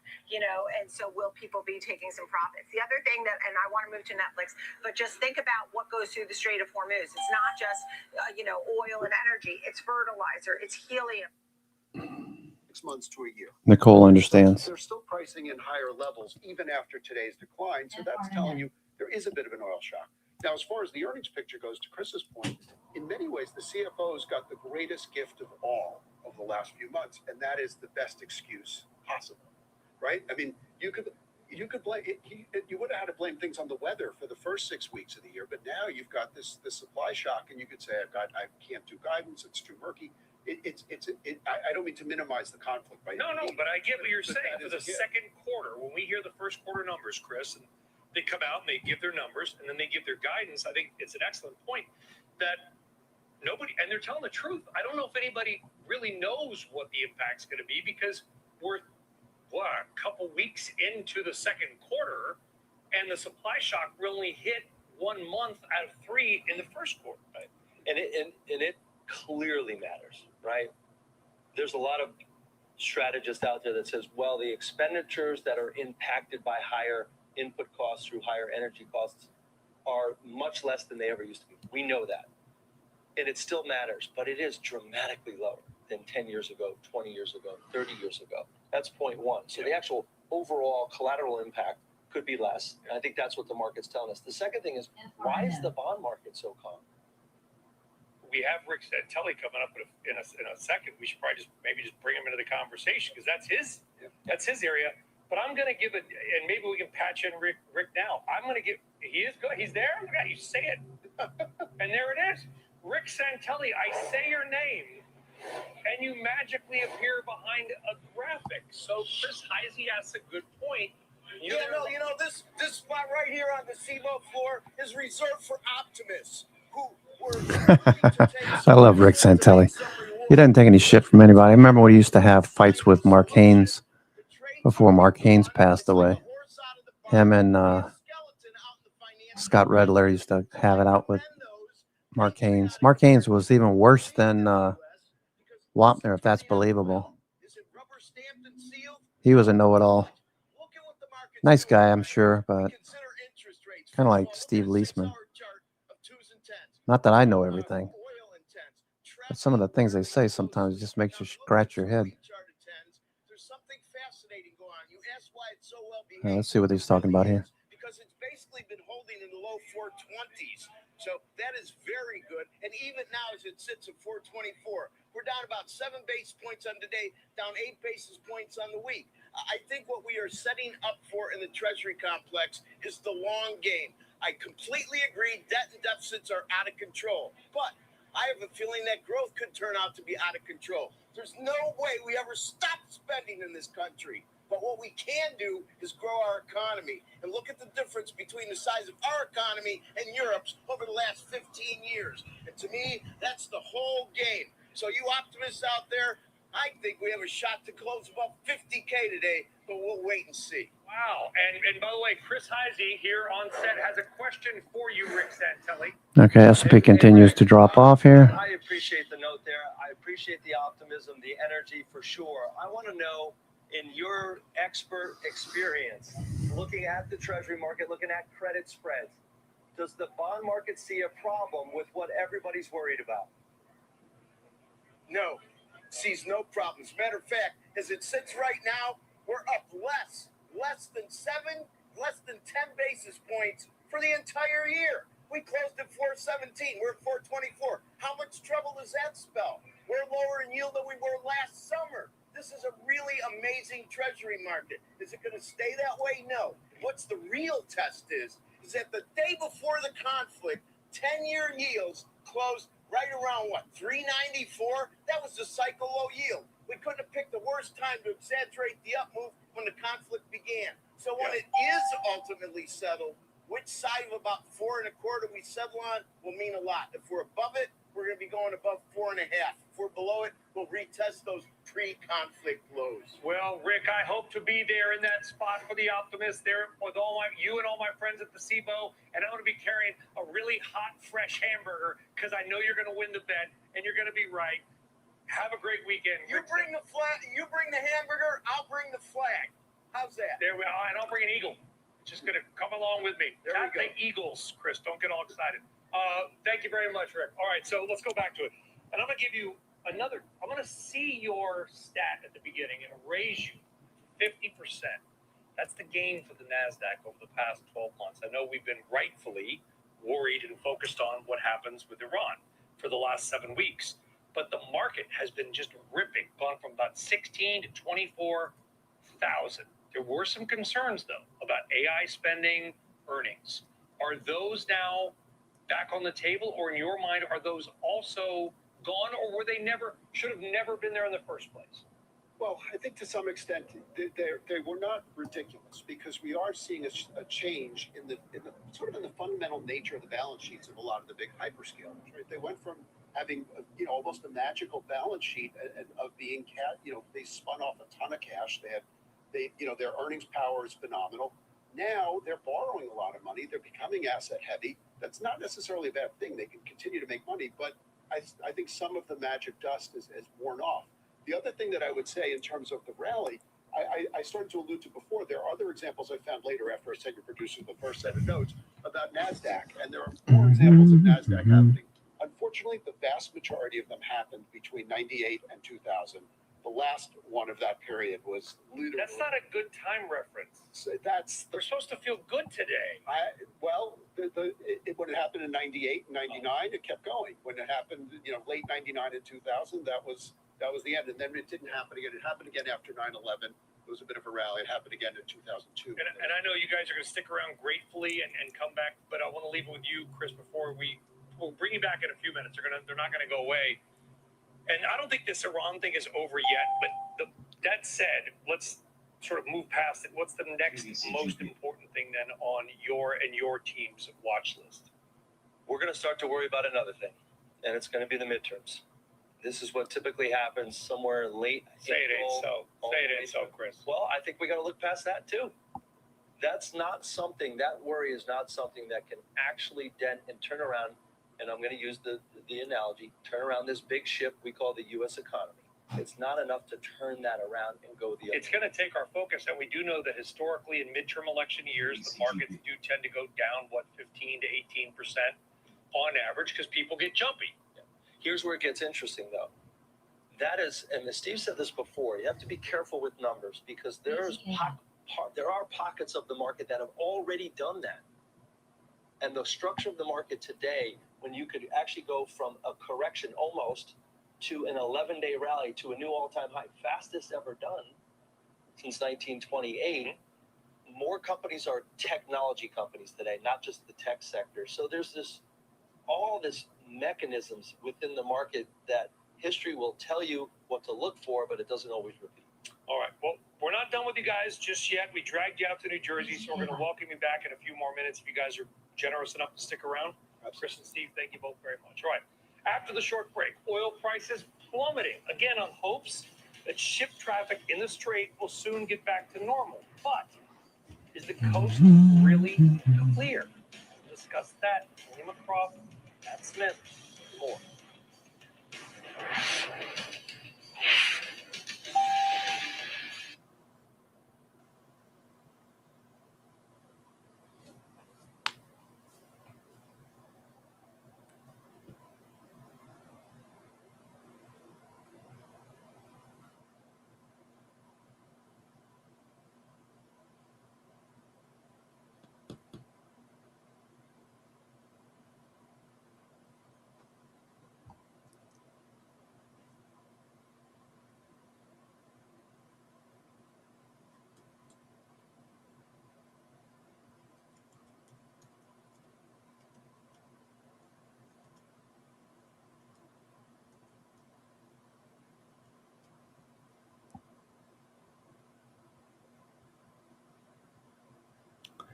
All right. Let's see what they're doing here. CIFR. Tech is one of the All right, NVIDIA just turned back up. NVIDIA, Netflix trying to turn, AMD, Google making new highs here. that could impact tech, because of course helium is important in semiconductor manufacturing, and so if that were to slow, or we were to see supply chain problems there of any kind of long duration, that could impact the growth cycle in tech. But outside of that, I mean, we know that the U.S. economy is far less energy intensive today than it was in the 1970s, when this kind of issue was a much bigger problem. But I think tech is even less energy intensive through the lens of their ability to continue to sustain their earnings. Sure, there's a big AI infrastructure build out. Sure, that requires energy at the margin. But as we look at the positioning, especially juxtaposed to those valuations we talked about, I think if oil is 90 or 100 or 110 for the next 3 to 6 months, it doesn't impact these businesses much. It'll impact the stocks because the market won't like that, but the company should be fine. Why do you say that Microsoft, Meta, NVIDIA, and Amazon are all got stupid cheap? Maybe not Tesla, I don't know, but those ones, right? Because they're really selling off. This is the buying day. Well, yeah, I don't know about buying day now. They've all bounced a lot. I mean, we have Amazon's up 32% off the lows, and Microsoft is up 26%. So we've seen some really strong moves off of the lows just a couple of weeks ago, but they're still attractive relative to their growth. So when we look at things like growth at a reasonable price, I think they all fit that profile. But they got stupid cheap because they hit trough multiples. I mean, being able to look at Microsoft when it was trading at 16, 17 times forward earnings and say, I could buy one of the best tech companies in the world with one of the largest moats out there that is benefiting from, enterprise software growth and cloud and all of these different tailwinds that are happening at Microsoft, and I can get it for a multiple far lower than the S&P 500, even though its earnings are growing twice as fast as the S&P 500. That's why we call it stupid cheap, because it just made no sense. Amazon didn't get quite as cheap as, say, Microsoft. By the way, Meta was at 14 times earnings at one point. Amazon got down to like a 26 PE. It's back to about 30 times. Also very inexpensive for the growth at Amazon.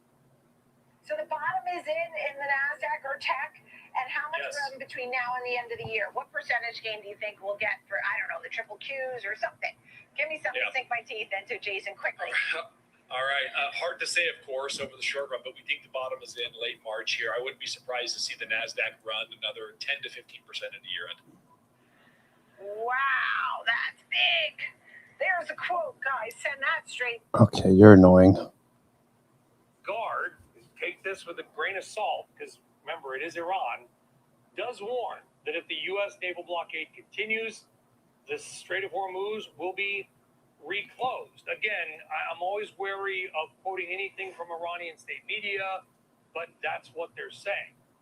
There does seem to be a few conflicting messages, but obviously look at the stock market, look at the oil market, look at the bond market. They're reacting as if the coast is clear. So let's try to kind of clear this up. Let's bring in Halima Croft, Global Head of Commodity Strategy at RBC Capital Markets, CNBC contributor, joining us on the CNBC Newsline, because I know you're traveling, Halima.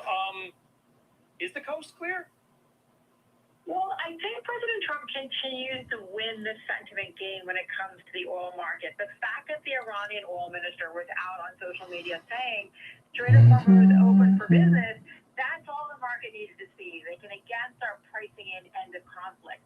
But these caveats that you mentioned are critical. And the IRGC also said that you have to coordinate with them, their naval command, and go through their navigational shipping lane in order to proceed through the waterway. So that's a pretty important caveat. And a number of shippers have already come out and expressed trepidation. CEO of the Norwegian Shipping Association out saying he's concerned about mines, he's concerned about how does he coordinate with Iran. So I don't think the coast is clear, but I think it's continuing the trend that market participants saying they're going to call time. Yeah, and I want to be clear on, and we want to be optimistic today. We're not being sour grapes. The signs are pointing to good news.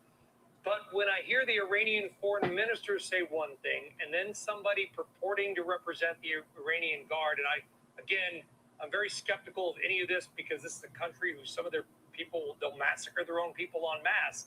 So I'm not akin to trusting those types of folks. But we are hearing, Halima, some conflicting messages? Do we even know who to trust right now?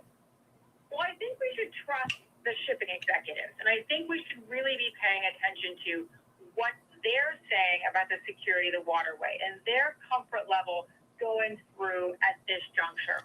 And we have to pay attention to the status of the talks. There has been some discussion about talks resuming as early as Sunday in Islamabad. Will J.D. Vance be leading those talks again? Really unclear right now the composition of the U.S. delegation. And also, we still don't know the deal details when it comes to issues like uranium enrichment. President Trump will say one thing that they're giving it all up, and then the Iranians continue to insist on their fundamental rights to enrich uranium. So we don't know how close we are to bridging what has been pretty significant gaps. Yeah, well said, and I think that's perfect advice. Watch the ships, watch the shipping execs. They're talking to insurance executives. They're the ones that know exactly what's going on. Halima Croft, appreciate that. Let you get back to your Friday. Thank you. I'm sure very, very busy. So on that note, you are starting to see more ships cross the Strait of Hormuz with their transponders on. Now, those include that boat right there. It's a very special ship. It's called the Celestial Discovery, and it's a cruise ship. And that's special because that is the first passenger vessel to cross the strait since the war began. The ship departed Dubai today after spending about 47 days docked. That is a notable and potentially positive sign that conditions are beginning to normalize. Let's dig in a little bit more on what's going on with Matt Smith.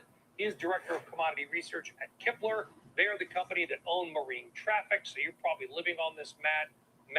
Matt, he said, easy for me to say, been a long week. Matt Smith, are we starting to see ship traffic somewhat normalize at all? No, Brian. No. So, I'm sorry, but it's not, right? So you have seen that cruise ship now. Now, by all means, that's the first one to pass through, as you mentioned, since the start of the conflict. So that is a positive thing. But the result today has essentially been winners on both sides, right? President Trump has got oil prices plummeting. He's like feeling fantastic about things. The flip side is that Iran still has all the leverage here. The Strait of Hormuz remains closed. You've essentially got the Strait of Iran, right? So it's basically this safe passage where they're not collecting tolls there anymore per se, or they're saying they won't, but they're acting like a bouncer. So they're the ones that are going to be able to say, okay, you can come in. No, you do one, right? So this is the thing. You're going to have these vessels. There was about 10 to 15 that was passing through over the last few weeks, right? So Okay. It looks like ARM wants to break out. Okay, we've got an hour and basically an hour and 30 minutes to go. I'm going to take a few minutes for a break, and I'll be right back.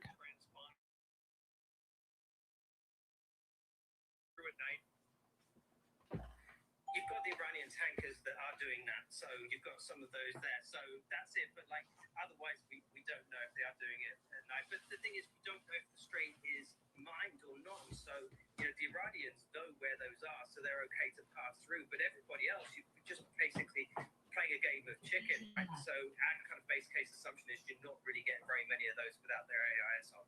Yeah, it is. And and let's not forget that there are 2 and maybe more U.S. naval vessels enforcing that blockade, which means if any ship tries to go to where you were mentioning, they may get, fired upon. That risk does exist. When will Matt Smith and your team be convinced that things are truly better? What do you need to see? Yeah, sure. So we're watching what we call the first movers. So essentially, you're going to have those like larger operators that are going to start to look to move through if there is the conditions there to do so. So once we see some of those go through, that will give confidence for others to pass through as well. And so it's really once we start to see some of these bigger players taking on that move, and then that will encourage others to do it, and then others see safe passageway, and then that's when we start to see things getting back to normal. But really, we're still a long way from that, Brian, right? We've only had 8 crossings just today, 4, and all of those have been empty as well. 4 dry bulk, a couple of LPG tankers, that's propane, and then 1 tanker, actually just a short sea tanker, has just gone through and then gone back again. And so really the situation... That's just weird, crazy tanker wants to press its lock like, oops. Yeah, they're just a risk taker. No, I think what it is, Brian, is you've got a situation where that blockade isn't at the Strait of Hormuz, right? It's well outside of there. So even if we do see these tankers going through the Strait of Hormuz, then they approach the blockade and then they are told or instructed or have the good knowledge to turn around and go back. Yeah, and when we start to see a lot of those red dots, red lines, red arrows move on your maps, then we'll know. For now, the news is good. The actual ship traffic, not as good, but it's early. Matt Smith, Kipler, always appreciate your views. Thank you very much. Thank you. Good time to say, remind you to sign up for our energy-related newsletter called Power Insider Weekly Piece, key news, meeting power players, and more. How can you sign up? Go to that QR code. Go to that webpage right there, cbc.com/power newsletter. A lot more to do. And a huge thanks, by the way, to all the people that have already signed up. The reaction has been really wonderful. All right, still ahead. The software shock turning into a software surge in just over about a week. Is it about to take off even more? Dan Ives here on set.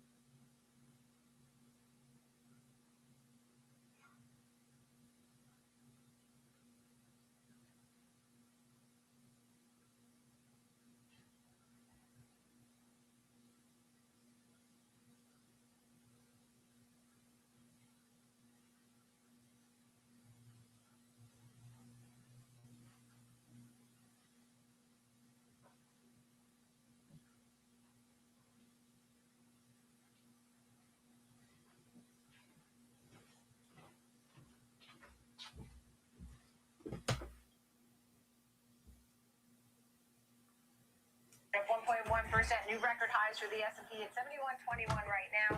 The Nasdaq 100 has also been hitting records. It is up 12 days in a row. You haven't seen that since 2009, and at a record high, gained 15% in 3 weeks. It's up 1.1% at 26,625. The Dow is up almost, about 900. Google still running. 49,488. The Russell small caps also hit records, up 2% today. The small caps, as the 10-year bond yield is at 420. We're going to be taking a look at some of the different sectors here. We've talked a lot about tech and how that has run up. Communication services, consumer discretionary, staples also are winners here on Wall Street. Names like Jabil, Marriott, Ford Motor, Home Depot, BlackRock, Tapestry are winners. Utilities to the downside. Real estate industrials also doing really well here today. So what's going on with the airlines there? We also see financials and healthcare hiring. The airlines are on my mind, and I think about this because the obvious trade that Ted Weisberg called a layup, but this was before it all happened. He said the pair trade was short oil and buy airlines, and oil at one point was down 18%, and the airlines were up 12%. You would have killed it if you had that trade that day. In the meantime, let's talk to Meghna Maharishi, airline reporter, Skip, and Brent Snyder, president, Cranky Flyer LLC. Thank you both for being here.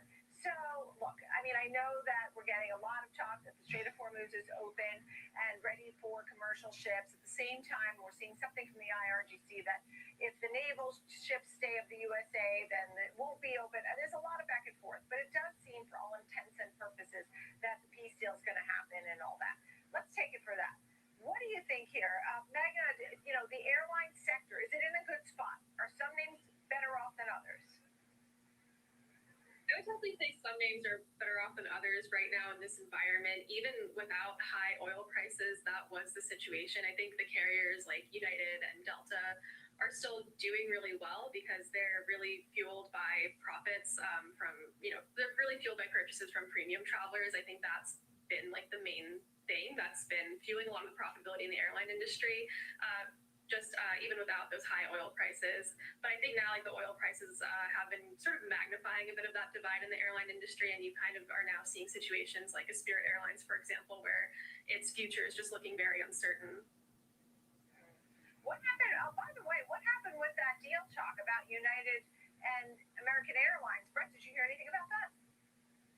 Well, I don't think it was a real, serious deal talk. It was more United CEO Scott Kirby trying to float some possibilities to the government, maybe testing the waters to see what might be possible in the current regulatory environment. But it's not something that I would have expected we would have seen resolution on right away.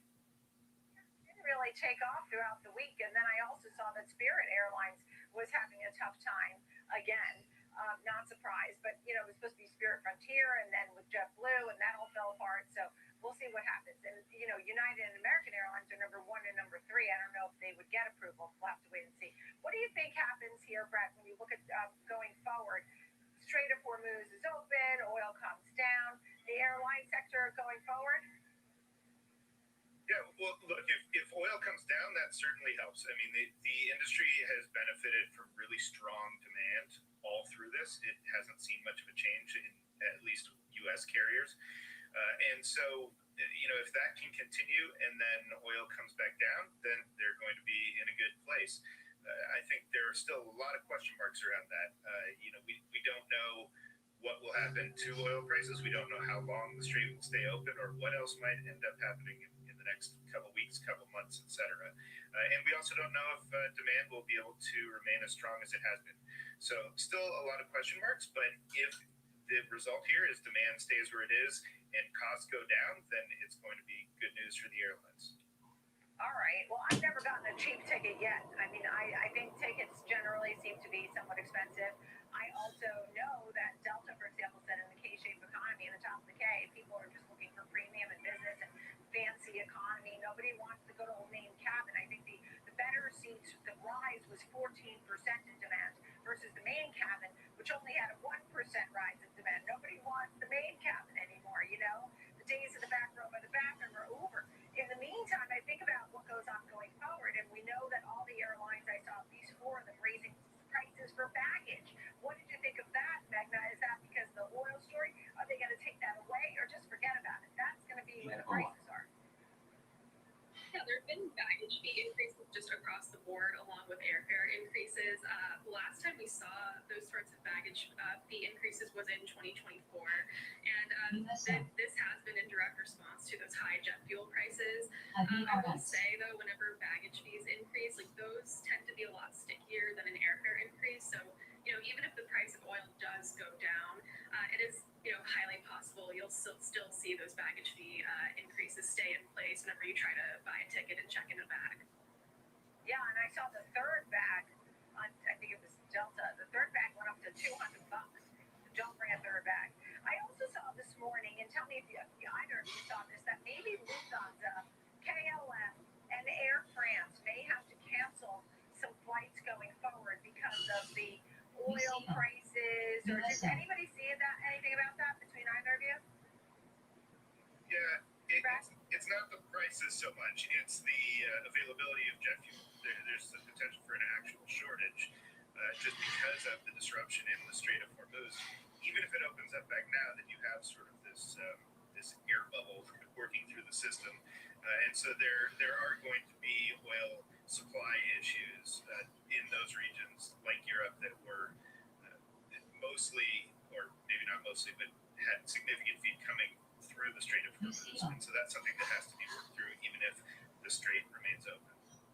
Yeah, thanks for the clarification. I saw it so early. I only had one eye open.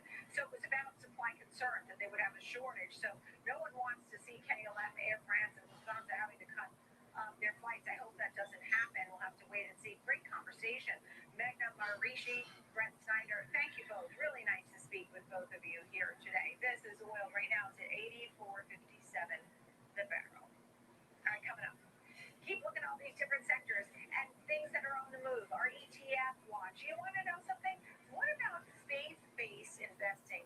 You would be surprised that names like Taiwan Semi, Google, Nvidia, Casey Stores are in the faith-based investing group.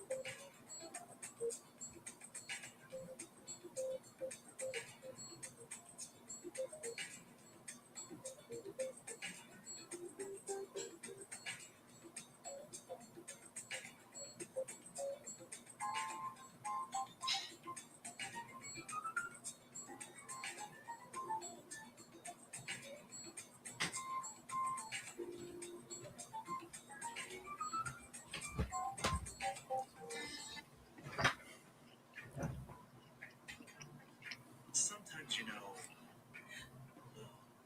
you could have done better. Same goes for where you invest. Level up and Google at the highs. Real-time market moves, earnings breakdowns, and trade-ready insights. ARM at the highs. Tesla.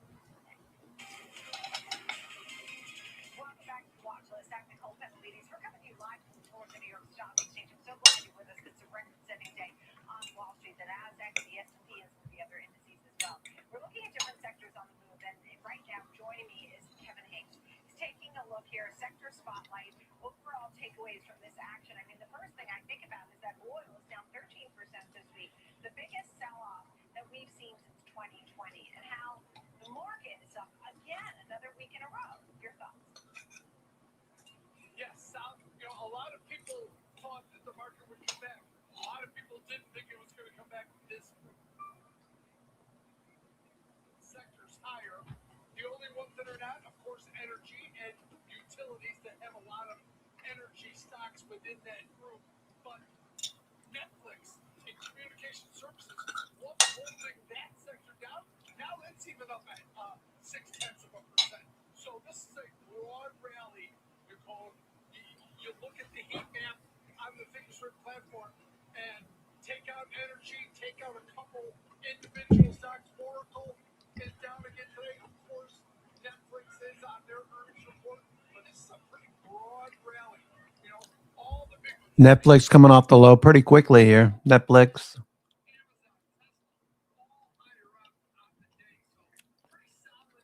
Oversold conditions on RSI. Looking for a follow through now. Higher low on RSI, lower low on price action, reversing now, moving back up.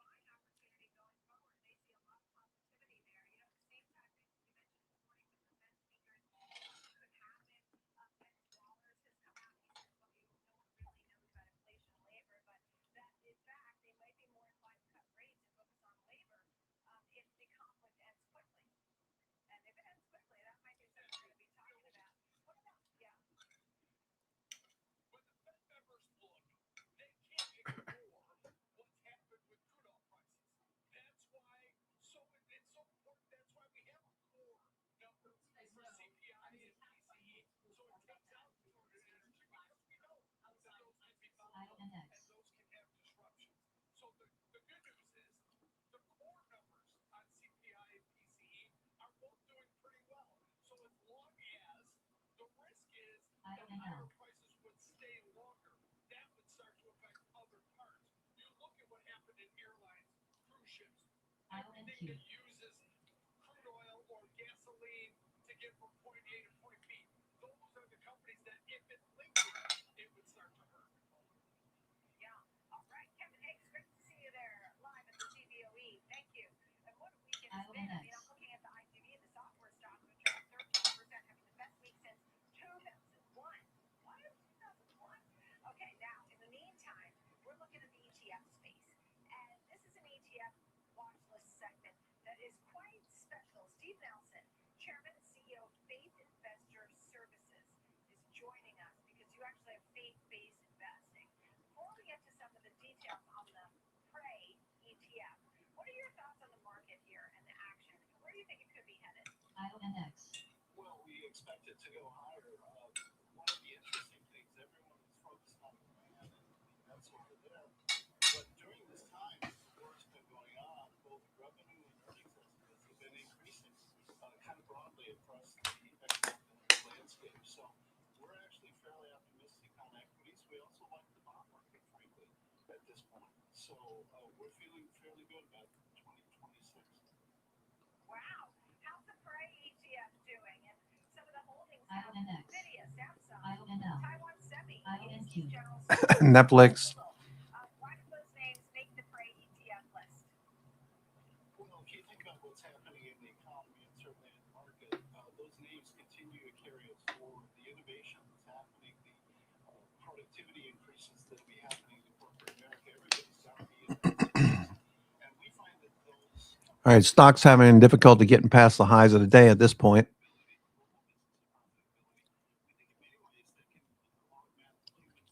Hedge flows, you can see there's some activity overhead possibly, but that's resistance now overhead.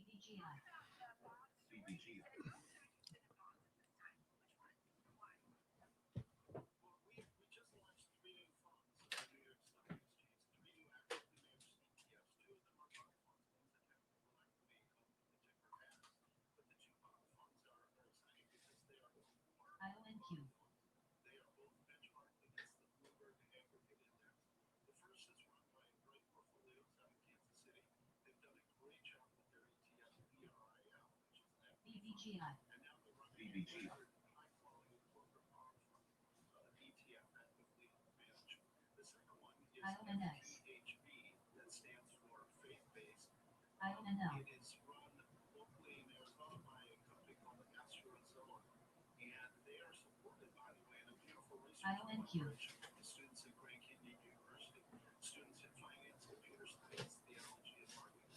So it's a really fun story, but that too is a core fund benchmarking. It's the Bloomberg area, and it will own one, which is high yield corporate, high quality corporate. They can be a little more creative. So IONQ, is that getting some activity here? IONQ. IONQ. Nice follow through today. IONQ on the move. Wow. IONQ ripping here.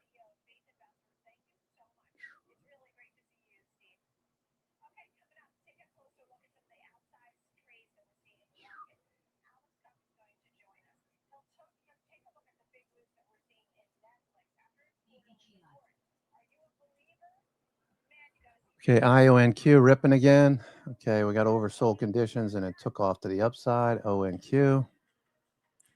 Okay, volume.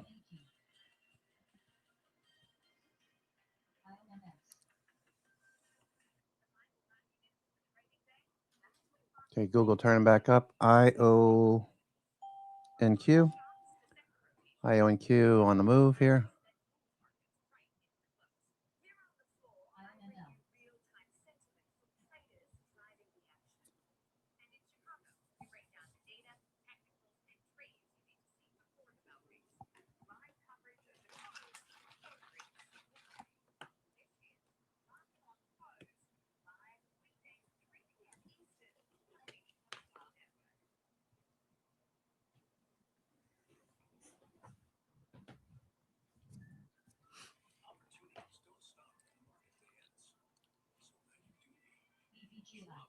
IONQ coming back in now.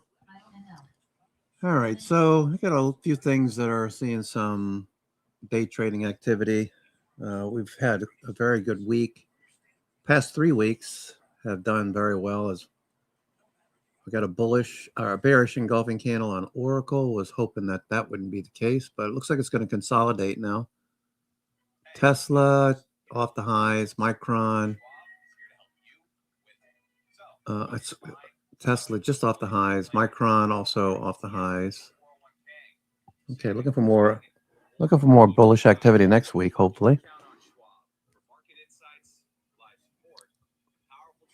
VIAB, okay. Yeah, it looks good. Trending, it's been trending forever, right? VIAV.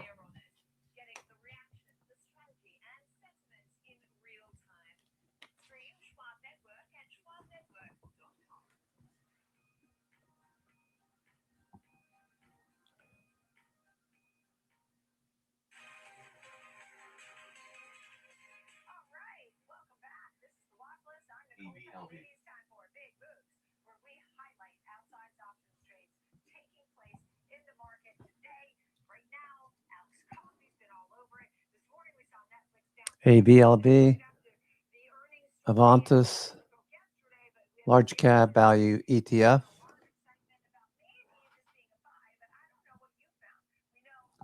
ABLV.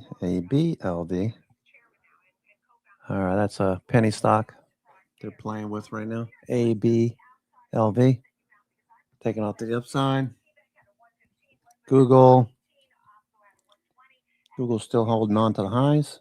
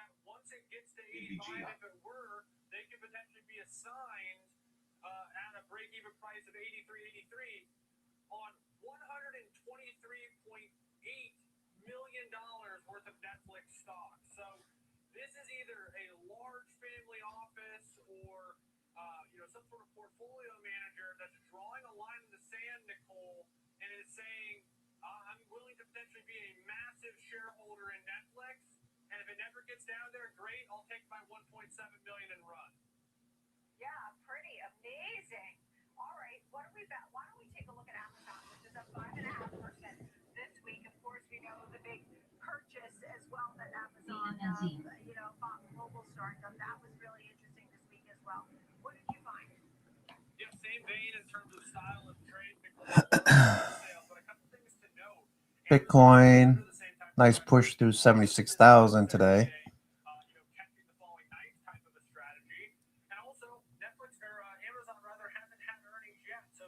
Amazon pulling back. Looked really good earlier.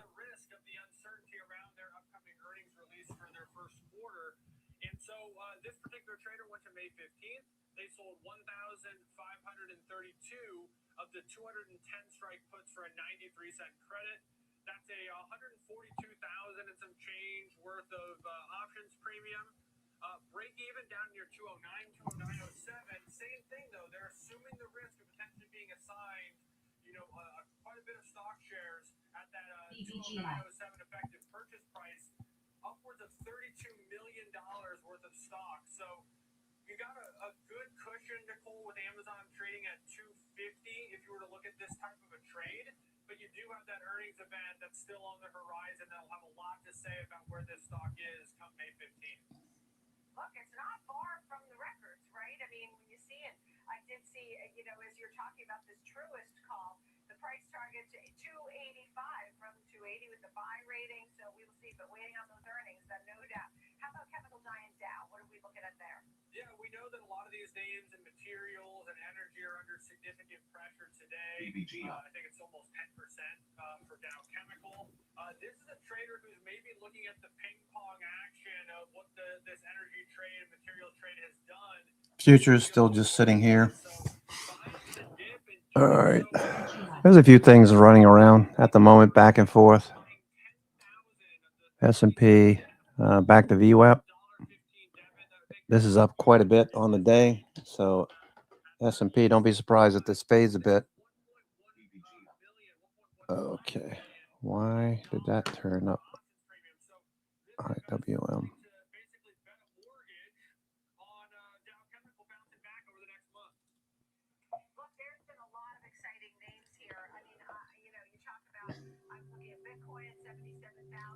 Futures. We're still up 80 handles. Wouldn't be surprised to see some of that given back.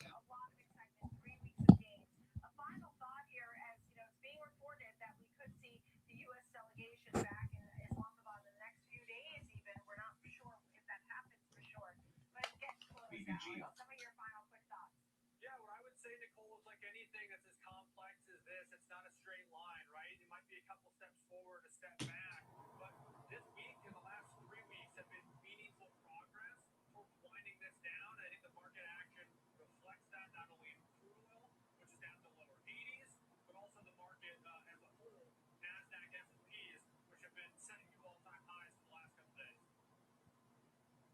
All right, Alex Coffey, thank you so much. This is the Watch List. So glad you're with me. I'm Nicole Petrolides every day at 9 a.m. and 2 p.m.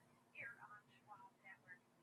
FRMM. Down to 876 points in the course of the day on Wall Street. Not for the Dow, but for the S&P and the NASDAQ. Market up close next.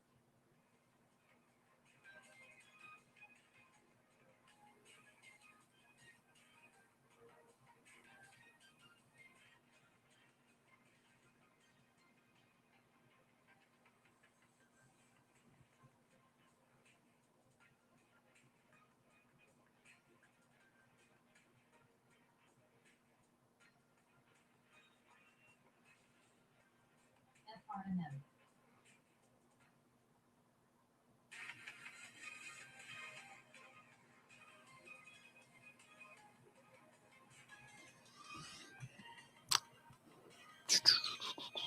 Okay, Netflix, just hanging out down here. No follow through. Nvidia, AMD fading. ARM at the highs. Amazon fading off the highs. Google hanging in there though. Google got earnings. Google has earnings on Wednesday.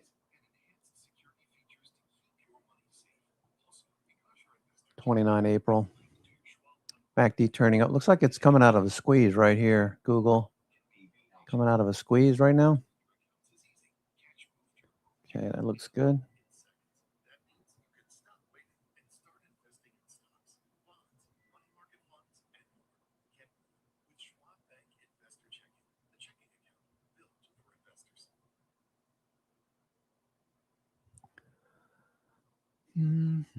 What is the call wall on Google? Google call wall. Money Magic. Google 340. Okay, so if we can get above 340, we should see this run a bit.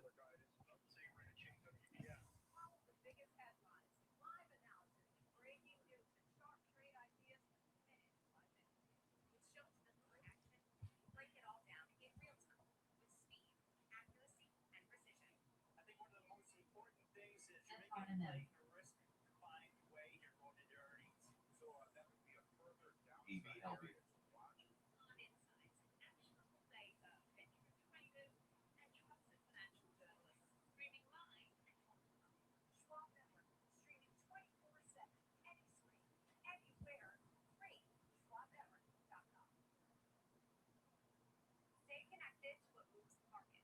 Download the Schwab Network app and stream anytime wherever you are. FRMM.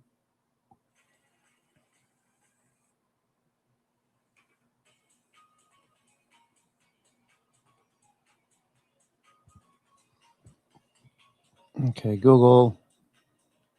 Dealers have an incentive to keep prices below this level, so I'm not surprised that we're running into some resistance. The call wall at 340.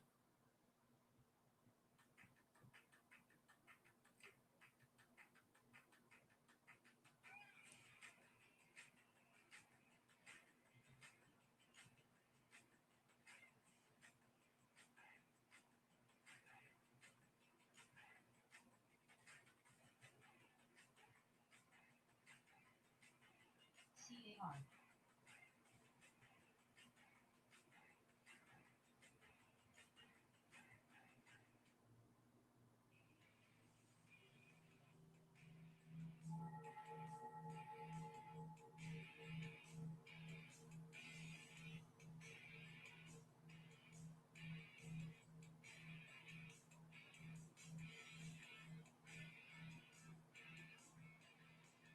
Happy Friday. It's 3 p.m. on Wall Street, and this is Market on Close.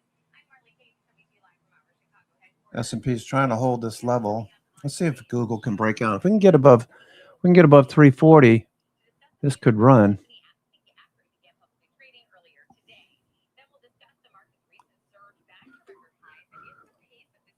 340 call wall.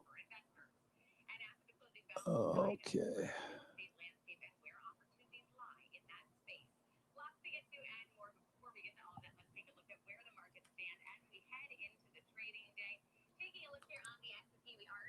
Mm-hmm.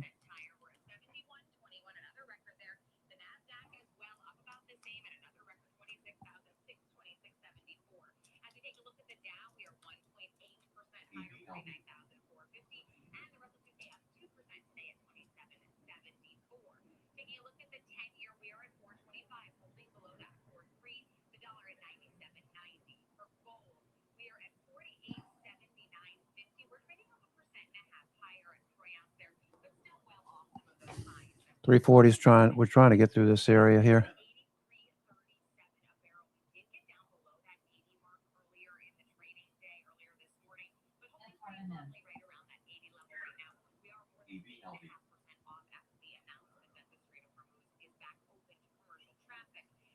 Okay. All right, we got the call wall to deal with here. Google. Okay, we're trying to get through this area now. Right here, 340.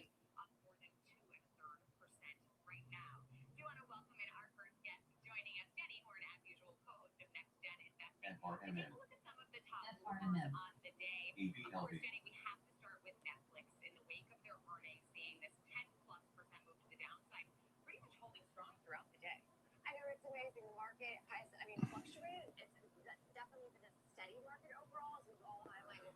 Okay, this is where we got to get. We got to get up here.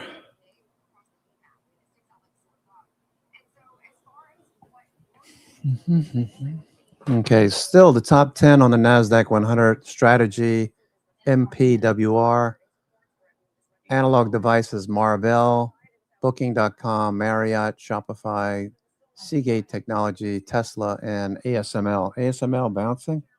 Okay, I wanted to get back into ASML after earnings. Let's see, ASML. Okay, that bounced. All right, I'll wait a couple of days. It doesn't, no hurry here. Looks like it's going to consolidate. Bollinger Bands are starting to turn inward. Google.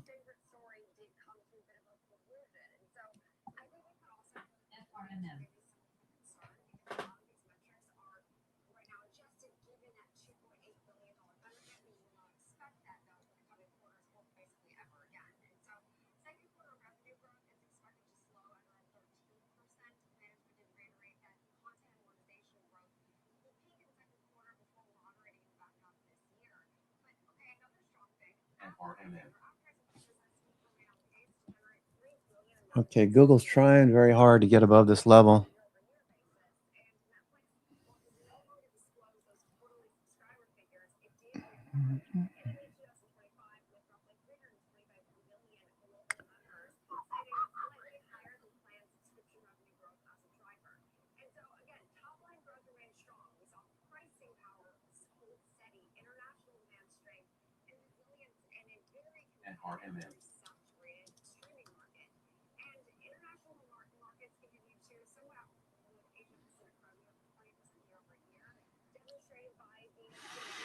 Mm-hmm.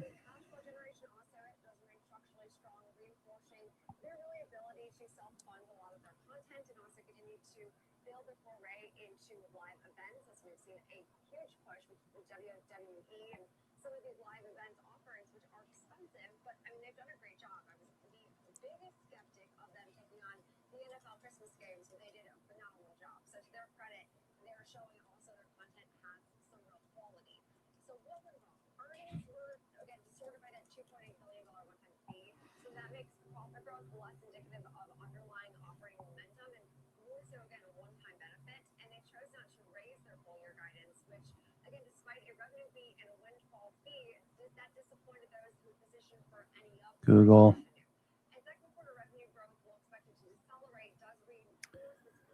It's 3:05. Let's see what they're talking about on CNBC. Oh, good. Frank is on. I like Frank. Frank's good. Speaking of Frank, anybody heard from Dr. Frank? Is he doing okay? Anybody?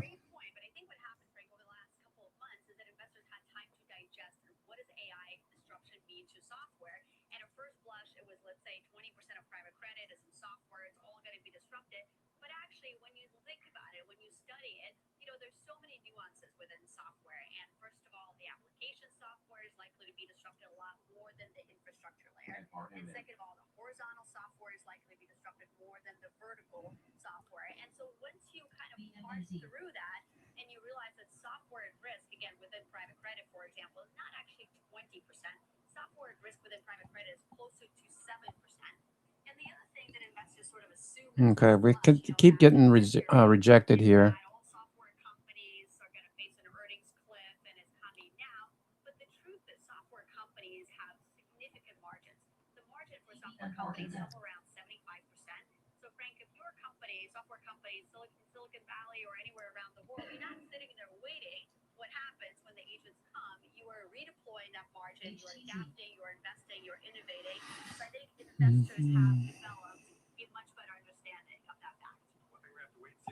Next week, if they actually have. Anastasia, please stick around. We got a lot more to talk about. Investors are closely watching several key Fed speeches this afternoon. CNBC senior economics reporter Steve Leisman is here with all the headlines. We got a lot of conflicting headlines today about the Strait of Hormuz. We're getting some conflicting headlines from Waller and Daly as well. Yeah, and I'm sorry not to be able to add to the joy on Wall Street, but Fed Governor Chris Waller suggesting the U.S. economy may not quite be out of the woods yet from the Middle East conflict. In a speech today that, by the way, came after all of this news of Iran talking about the Strait of Hormuz being open, Waller expressed some optimism the economy could heal quickly, but worried more about a lingering conflict. He said, quote, oil futures prices and securities markets in general seem to be undervaluing the risk that the conflict continues. The strait remains closed, and disruptions to production and shipping keep energy prices high. He said those were real possibilities. He also expressed concern about whether the public's expectations for inflation could rise because the oil price shock is coming on the heels of higher prices for tariffs as well. He says, while intellectually it makes sense to look through each shock, for the sequence of shocks, policymakers need to be more vigilant. Waller said the Fed could get back on track to cutting rates and worrying about the job market more if the conflict affects dissipate quickly. Okay, we're still fading. So is Amazon. All right, so New York Fangs are mixed at the moment. Nice breakout week, but we are fading New York Fang. New York Fang is fading.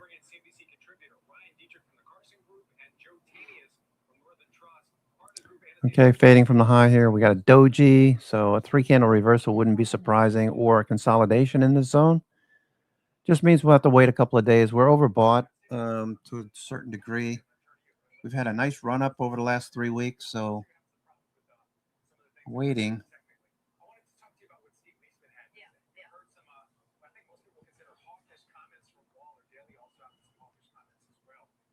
make of that? We're about 2 weeks away from the next Fed meeting.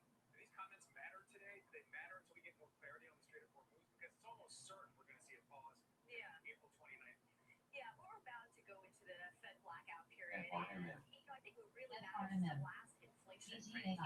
Presumably that incorporates some of the oil impact, but that oil impact was pretty. New York things. Okay, Google. Yeah, Google. CPI inflation is really, really contained. And so now you fast forward to today, you've got oil prices that retraced significantly. So I do think that despite some of the hawkish comments, the Fed is much more likely to look through this temporary inflation spike and look at other parts of core inflation that are easing. For example, core goods inflation is actually easing because the impact of tariffs is starting to roll over. Housing inflation is easing. Wage inflation is running about 3.5, 3.7%. And, consumption overall is not that, is not that rampant. So I think with all of that, I actually see more reasons for inflation to skew down than up over the course of the year. Joe, I believe that we have you right now. I want to come over to you right now. I want to get your take on You're laughing, I know. Even we have technical difficulties, Joe. Your take on the round that we're seeing today. I talked to Anastasia earlier about a note for Jonathan Krinsky saying don't chase it. How do you view the moves in the market today? I think going back just a few weeks ago, we didn't necessarily sell out of risk assets as a result of the conflict. We effectively looked through it. And so today we feel like we're actually quite well positioned. What you're looking at today is a very fragile ceasefire. We'll certainly take it. It bodes well for risk assets. But at the end of the day, the operative word there being it is still fragile. Of course, we have to think about the impact long-term on oil. We also have to think about LNG and its byproducts and how that's going to disproportionately affect major economies around the world. So from our perspective, it isn't so much getting all in or getting all out. Okay, Netflix back down to the low of the day. Just hanging out down here. We'll look for the next couple of weeks. All right, watching S&P right now, starting to drift a bit lower. Okay, we're near the low here. We got a right here. Okay, looks like we're trying to bounce in this area, triple bottom intraday.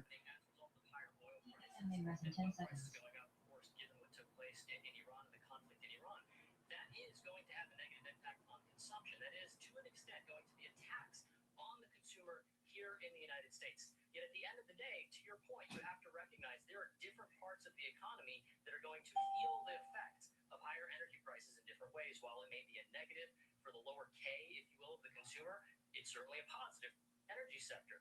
I mean, case in point, think about what's happening right now with earnings season and with estimates for earnings across energy, across materials. And again, I'll piggyback on something that you just said, which is take a look at what's happening in the equity markets. The economic data and the equity markets are not necessarily one and the same. They're clearly related. But at the same time, it's important to recognize the U.S. economy has been resilient, and there are clearly some bright spots, particularly when you take a look at what's happening with corporate America. Ryan Dietrich from the Carson Group joins us as well. Ryan, it is always good to see you. Well, thank you, Frank. The Gremlins got me here, but I'm back. So I'm not exactly sure we just talked about, but I'll just... All right, we're making new lows here. I bought some SPY puts, the 710, 700 put spread. You go back in history, it only happened two other times. The lows in 82 and then the lows off of COVID and now. I get it, small sample size, but this blast of strength, this blast of buying we've seen is not consistent with a bear market rally or just, a short covered rally. I mean, it is, in our opinion, it's an extension of the bull market we've been in for a while. We're still quite optimistic here. You put that on social media as well, Ryan. According to your research, after the two shocks in 82 and COVID, the markets went up over 30%. So I think a lot of people would like to see that happen. Everybody, just stick around for a second. We want to toss things over to our Seema Modi for a look at how software is faring ahead of some key earnings that are coming up next week. Seema. Well, Brent, there's already been a couple of drivers of software this week. Anthropic's decision to release a scaled-down version of Mythos, which was a sigh of relief for the market, raising hopes that future AI models will be handled. S&P making new lows here. Oracle announcing an investment in Blue Energy's fuel cell technology, a sign that it too is taking steps to, similar to Google and Microsoft, to become more energy efficient. The market liked it. Stock now up 30% so far this week. Oracle's rebound founder Larry Ellison now has gained MACD, RSI turning down. on paper, so it's to watch so far this week. The conversation around software will certainly pivot to earnings, with IBM and ServiceNow set to report on Wednesday of next Citi last week initiating IBM at a buy rating, while Oppenheimer reiterated its outperform rating on ServiceNow. Analysts there estimate that the company will generate more than 10% of revenue from AI by the fourth quarter. And Frank, that's going to be key this quarter, right? Software giants proving that their AI capabilities and products are starting to win customers and generate a return. Without that proof point, Wall Street's concerns around AI displacement will likely get louder. Back to you. Our CMO Modi with the very latest on software ahead of some key earnings coming up next week. Futures continue to move a bit lower. Okay, ARM Holdings off the high of the day.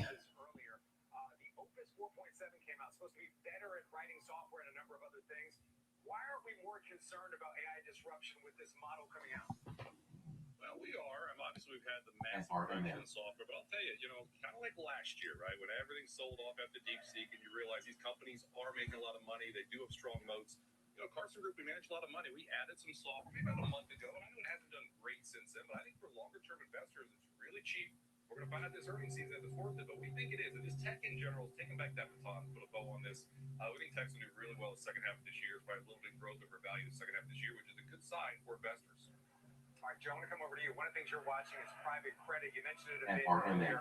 Our Sarah Eisen, she sat down with Mark Rowan from Apollo, and he basically said, if you can't do the redemptions, he called people an idiot, but he also said maybe investors just don't know what they own, and maybe more what they own, and that's what's leading to some of this quote-unquote skittishness in the market. Do you think that settles down once we have less geopolitical tension? If this ceasefire, when it comes to the Strait of Hormuz and this opening actually plays out, it seems like a lot of people hope it will today. I mean, I think it's certainly a hope. I don't know that I would necessarily hang my hat on that. I think ultimately what you're seeing play out in private credit is just the aftermath of what took place in public markets with respect to software stocks in particular, right? You have AI. It is clearly a disruption. All right, starting to bounce. Okay, can we get a little rally up here? Okay, NVIDIA's starting to move here. Watch NVIDIA. This might be a trade. We've got 44 minutes left. I don't know that you want to do anything right now. But NVIDIA is starting to turn back up. Shorts covering. It's at the highs right now. There goes NVIDIA. Okay, it got oversold at 120 or so. NVIDIA turning up. Okay, NVIDIA.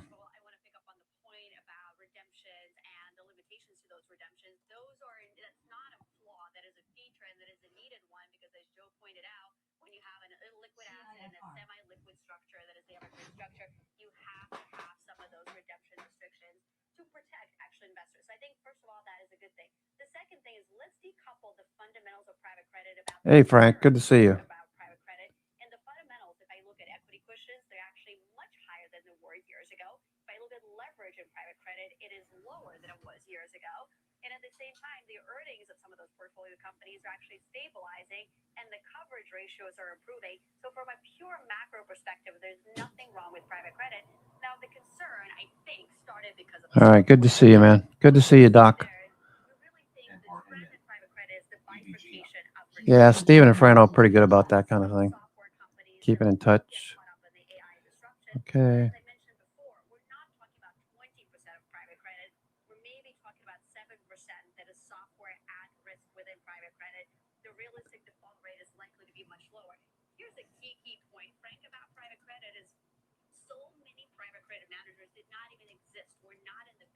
Years ago.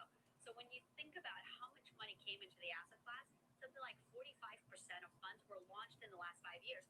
Have they seen the full credit cycle? Have they seen technological disruption? Absolutely not. So I think it is about bifurcation, about selection, and sticking with the managers who've been doing this for a long time. Anastasia, those are all fair points. And the fundamentals tell one story. People's sentiment seems to tell a different story. I want to go to the sentiment part. Yeah. Should people be concerned, at least sentiment-wise, the fact so many of the big banks are lending to these private credit shops and other All right, charm. institutions, and the fact that so much of It's pretty ugly. That's pretty ugly there. Let's see if we can decipher this.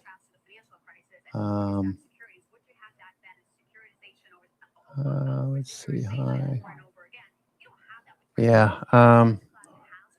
We've got support right at 71.15.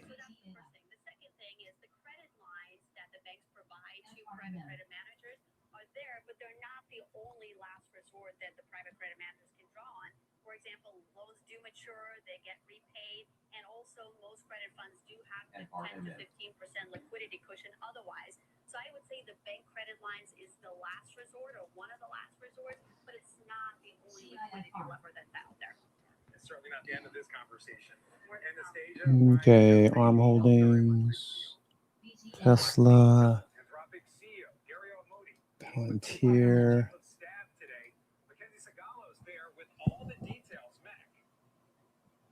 So Frank, that could be happening at any minute now. At the Southwest Gate here at the White House, this is where visitors are coming through, and this is a notable departure for the government. It was just a couple of weeks ago that they designated Anthropic a supply chain risk, banned their agencies and contractors from working with Anthropic, and amid those changes being that's their cyber AI model that has the perception of being the most powerful LLM on the market today. So much so that Anthropic is limiting access, but reportedly the government Yeah, Trace continues to fade here. This is Charm, Gamma, Delta.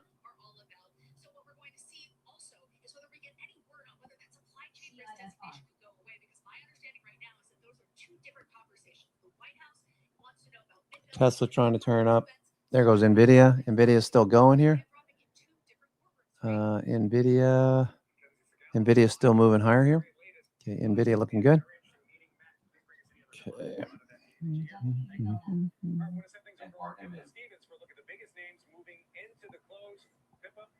Hey, Frank, well, a lot of stocks are moving around the latest Iran war headlines. So let's start here with the cruise lines. Royal Caribbean is leading the S&P today, followed up by Carnival. Norwegian is also among the best performers. Higher fuel prices have been a headwind for the industry. You see there, Royal Caribbean up nearly 8%. NVIDIA looking good. Companies like LyondellBasell, LaSalle, and Dow are the two laggards on the S&P. Strait of Hormuz sees many petrochemicals flow through it as a byproduct of oil and gas production in the Gulf. NVIDIA on the move here in the day with 40 minutes to go. About 38 minutes to go. NVIDIA. CGP may resume in less than a minute. CIFR. 46%. Thank you. Right? All right, good to see you. That's good, but thank you very much. We'll see you again in just a bit. We are just getting started right here. Next, airline analysts adjusting their long-term estimates ahead of a very, very busy week of earnings. Why and what it might mean for those stocks. We'll have that coming up. We are live from the New York Stock Exchange, and you're watching Closing Bell on CNBC.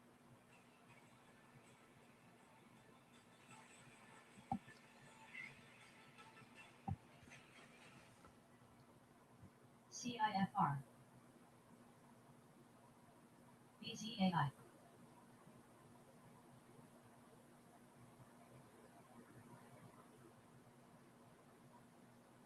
QBCGP may rise in 10 seconds. Okay, NVIDIA is still pushing. S&P is right at the low of the day. Okay, NVIDIA is still pushing here. NVIDIA. Okay, NVIDIA, let's do this, NVIDIA. Let's run it up. Go ahead. Break it out. Okay, we got the high of the day over here, pre-market. And after the open, right about the same area. Okay, ABCD pattern should be obvious to you.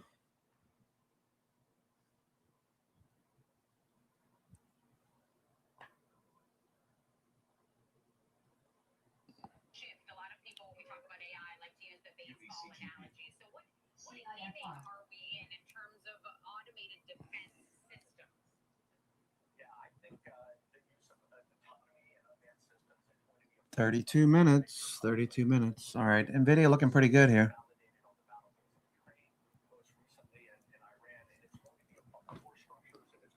NVIDIA trying. the way that we fight conflicts into the future. I think we're early on in the stages of development and operational utility, but our systems have been proven. Autonomy has been shown to work on the modern battlefield, and I think it's And we're trying to get the high of the day here with NVIDIA. Specifically about AVAX, as it's your first day being publicly traded. Some of our viewers may be less familiar with your company here. How would you describe AVAX in simple terms? Are you a drone company? Are you a software company? Are you something broader? We are a drone company, but we've developed a very diversified and differentiated technology stack that allows our systems to operate effectively on the modern battlefield. And it means being able to operate with high degrees of accuracy and precision. When GPS is denied, communications are jammed, electronic warfare is being pervasively deployed by technically sophisticated adversaries.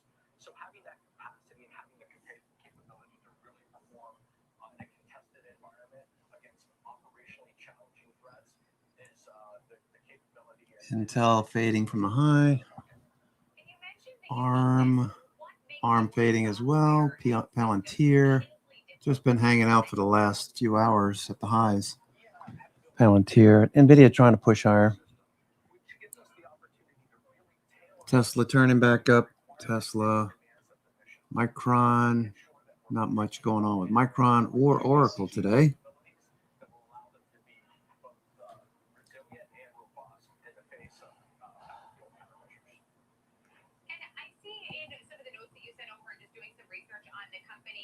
This is not just an air system. I think when we say drones, everybody just thinks of it over land, but you also have maritime systems as well. How important is that combination to your long-term strategy? The ability to provide multi-domain automation systems is going to be absolutely critical on the battlefield tomorrow. As you point out, we have both unmanned and autonomous airborne systems. We have unmanned and autonomous surface vessels, and the two of them working in close cooperation and collaboration gives our soldiers and sailors and airmen a unique capability to prosecute the most complex threats on a modern battlefield. And Roger, your systems are already deployed in real-world environments and conflicts. How important is that, one, to your winning future contracts, but also, two, can you just tell our viewers some of the real-world applications we're already seeing for AVAX? Yeah, so by the time we finish fiscal year 26, we're going to deliver over 9,000 systems that have been put into combat operations on the battlefields of Ukraine. That's a really unique position that has given us the opportunity to continue to evolve and develop technology that's required for future conflicts. We believe that our technology and the differentiated set of capabilities we bring are perfectly aligned with where the Department of War is going. And the record ask on the fiscal year 27 budget, over $50 billion, I think reinforces the fact that technology, operational need, and funding is all coming together to create a really unique time in the industry. Unique time, with you already having a deployed product, what have you learned from those deployments that are already out in the field that have in any way changed how you build or scale your systems? We believe that every conflict is going to be in a contested environment. Okay, Nvidia on the move here, looking good. Nvidia breaking higher. All right, so let's see what kind of rally we're going to get here out of Nvidia. The complex nature of the targets will continue to evolve. So being able to have that highly precise, very accurate over long distance capability in a contested Microsoft starting to turn off the low. A little short covering, Microsoft. Number there, obviously very important in your space. As far as you trying to scale now to deliver more of your product and more of your drones, what is the potential biggest bottleneck that you might encounter, Roger, as you try to produce at a larger scale? Is it just supply chain, manufacturing? How is talent in your space? Yeah, so we've had many years to develop and refine our manufacturing of this system and our capacity. We can deliver over 1,000 multi-function systems a month. So we feel really good about our capacity and the ability to continue to scale. We're constantly watching the supply chain to ensure that we're getting ahead of the risk, deploying capital where it makes sense, and developing strong relationships with the vendors to ensure that we've got the sources of supply ready to integrate into our systems to meet operational delivery schedules. Talent is always something that we look at, and I think that's one of the great things about going IPO at this point in time, is it really does give us the opportunity to attract top talent. QVCGP vaulted to the upside. And excited by the investments that we're going to make in next generation technology. And Roger, you're projecting a $26 billion global market by the year 2030. What gives you confidence in that growth trajectory? High confidence, as I said, autonomous systems and unmanned systems are going to be a part of every modern conflict. We're perfectly aligned with where the U.S. government is going. We're aligned with what we're seeing globally. So we really see the opportunity to continue to drive innovative technology to meet real operational need. And with that alignment, what share of the market do you think that AVEX can capture? Yeah, look, I think we're going to continue to focus in on meeting our customers' needs, their demands in terms of quantity and delivery schedules. Our focus is really going to be making sure that we're giving our customers the operational capabilities they need when they need them. Well, as I look at your chart, a blockbuster first day on the markets, up 22.8% right now, trading at 24.62. Congratulations, Rogers, and thank you for taking the time to join us. I hope you have a wonderful weekend celebrating. Roger Wells, the CEO at AVEX. Coming up next, we are going to discuss the market's recent surge back to record highs and whether investors should take a step back amid the pace of this rally. Market on Close. We'll be right back.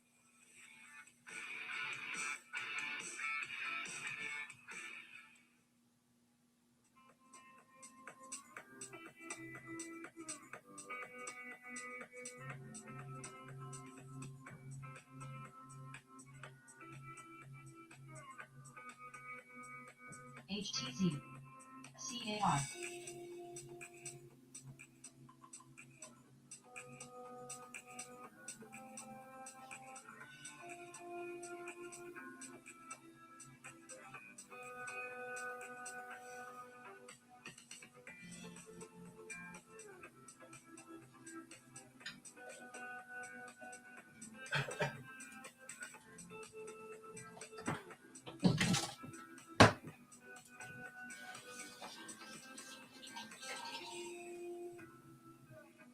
BBGI.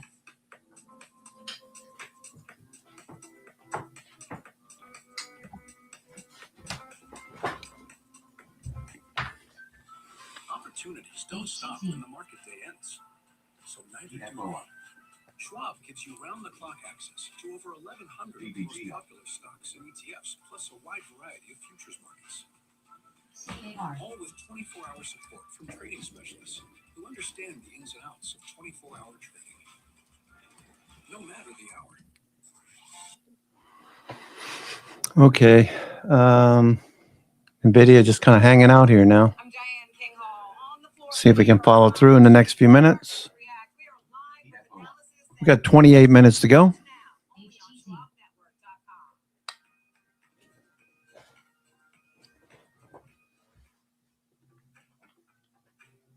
Sometimes, you could have done better. The same goes for where you invest. Level up and invest smarter with Schwab. Welcome back to Market on Close. I'm Marley Caden in our Chicago headquarters. Rocket Lab is higher today after Roth Capital raised its price target up to $100 from $90 after a meeting with the company's CFO. The firm maintained its buy rating on the launch services company, saying it believes it's positioned well to benefit from the secular trends of accelerating space and defense spending.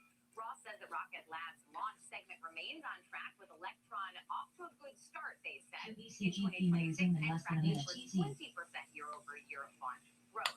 It's a bit of a mixed picture, though, in this space stock sector today. Rocket Lab moving up about 2.8%, but we are seeing a little bit of pressure across some of the other big names.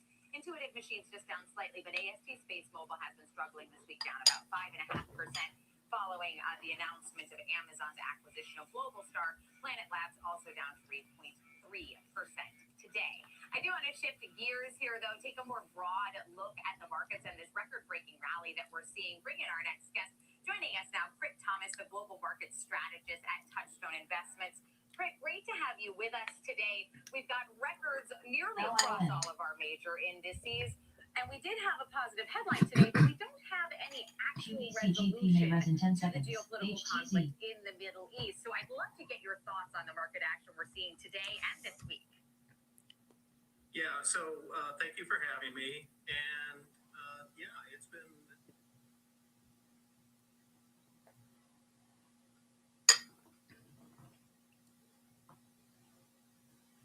and I think the market is responding to that just with respect to what we're hearing coming out of the discussions between Iran and the US, between Lebanon and Israel. So, it's not uncommon for the market to try and get out in front of good news, and I think that's what we're seeing. The rally that we've had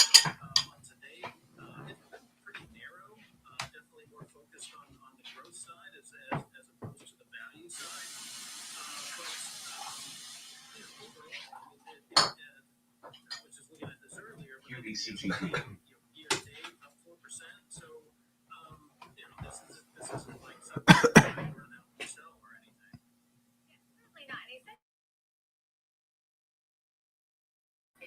not. Okay, AMD is starting to turn up too. AMD. S&P is turning back up a little bit, a little short covering. Guess they couldn't push it. They couldn't push it lower. If you look at Trace, you can see this very large area right here where price is currently. All right, so it's able to hold this area, got support. That is a 99 percentile level.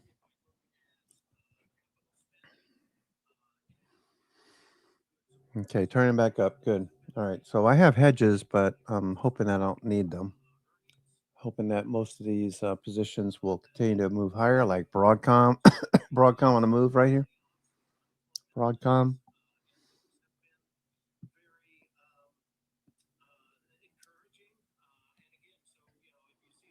NVIDIA. NVIDIA looks like it wants to go. NVIDIA looks ready. Broadcom is pushing up. Broadcom up. Broadcom pushing up. Looks similar to NVIDIA. Okay.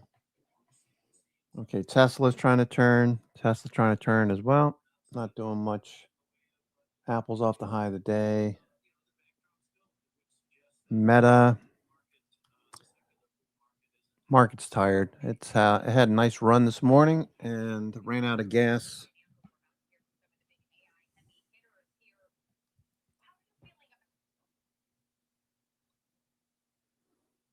It's a long break for CNBC.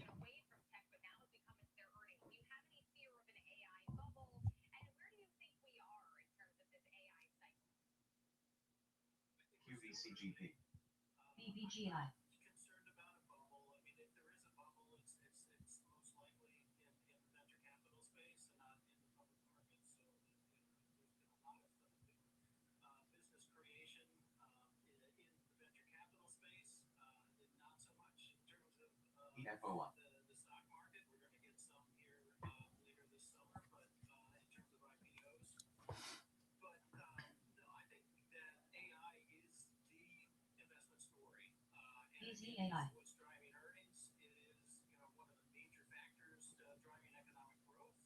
And this is a train that we're on, and it's moving forward, and it's accelerating a bit. So this is going to be with us for a while.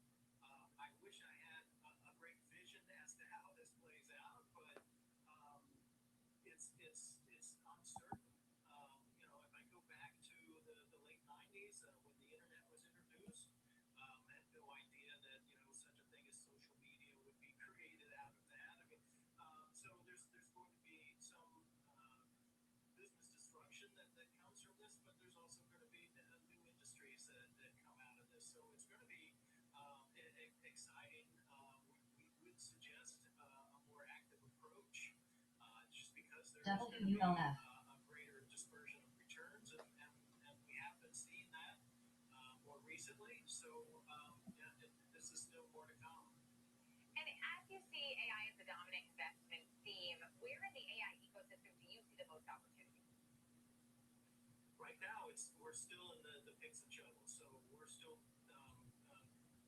rapidly trying to build out capacity through data centers. And so if you look at All right, NVIDIA. Got 21 minutes to go. 21 minutes to go. S&P is turning back up. S&P is turning back up now. Coming out of a squeeze. Potentially. Okay, NVIDIA. S&P. S&P trying to turn back up.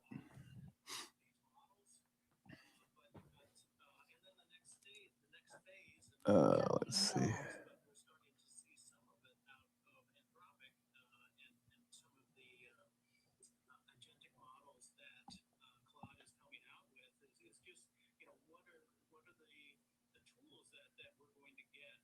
HTZ. ABEX. So we're still pretty early in appreciate you taking the time to join us on your Friday afternoon. It was a pleasure. Chris Thomas, global market strategist at SHMD. Investments. Coming up next, we've got Options Corner, but you can look at the studio to take a look at options activity and the technicals for ExxonMobil. That's next on Market on Close.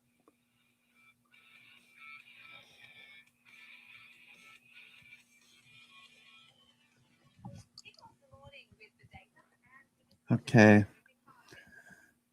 New York Fangs are mixed. We're seeing Google turning back up to the highs. Google trying to go back to the highs. Google, Broadcom, Meta. These are all looking pretty good. Strategy, MSTR. Okay, bouncing again. Bitcoin is off the highs, off of the highs of the session. Analog devices. These are the top 10. Top 10 on the NASDAQ 100. Marvell had a great couple of weeks on Marvell. IDEX, Tesla, Shopify, ASML. ASML I want to get back into. I'll do that next week maybe. Okay, the cruise lines, the travel and leisure is doing well. Royal Caribbean, CCL. Looking at the chart on the right. CCL, UAL. Okay, Carvana, CVNA. Carvana, big move today. I think you were in this one, right, Frano? Carvana, I have no position. Palantir, Builders First Source, BLDR. Turning off the low. NVIDIA still looking for a push here. Nothing happening. Oh, boy. Ralph Lauren. Pulte Homes starting to see some activity. The real estate sector looked pretty good. Pulte Homes off the highs of the session. Okay, there goes Meta. Meta just popped. Meta popping. Meta popping.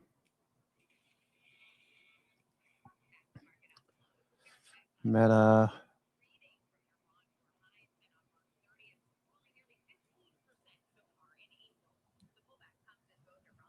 Okay, there goes Meta.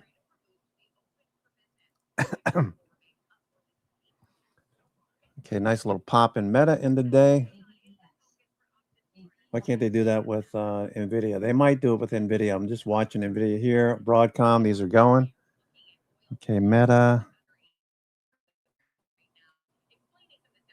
Meta.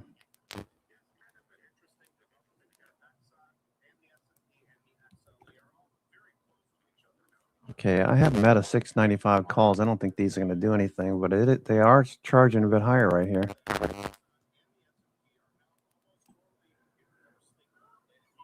Mm-hmm.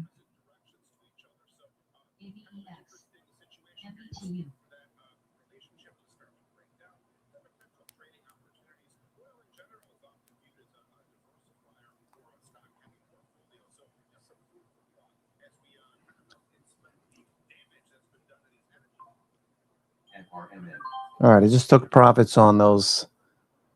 Got a little bit of pop there on Meta. Okay, good. All right, cool. Meta.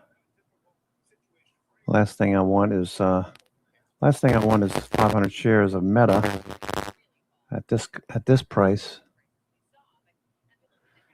$690. Okay, Merck.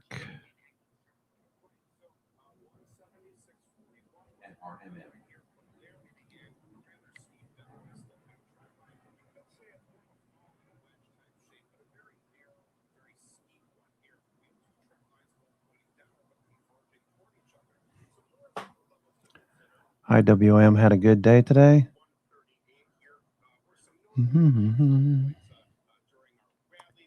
MSTX. Strategy.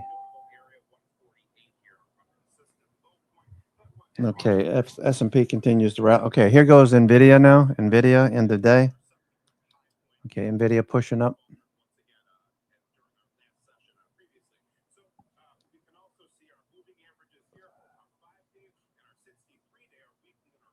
Okay, 5-minute NVIDIA.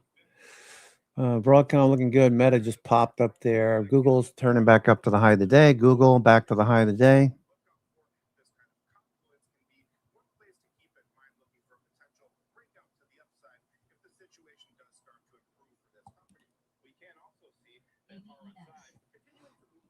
Okay, what's Google going to do here? Is Google trying to push? Google trying to get back above the high of the day. Google.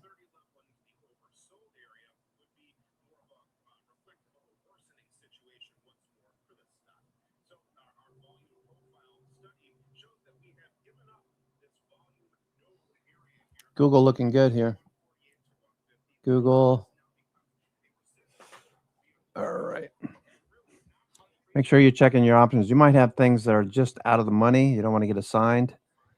You might get a little pop here and give you an opportunity to exit. I just did that with Meta. Had some options that expired today. Salvaged a little bit of profit there. IWM, Hood. Okay. Google.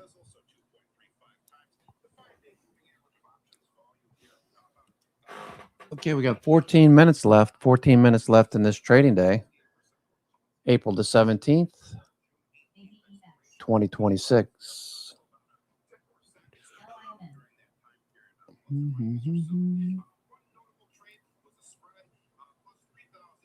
Oracle, a bearish, almost a bearish engulfing candle. Broadcom turning back up.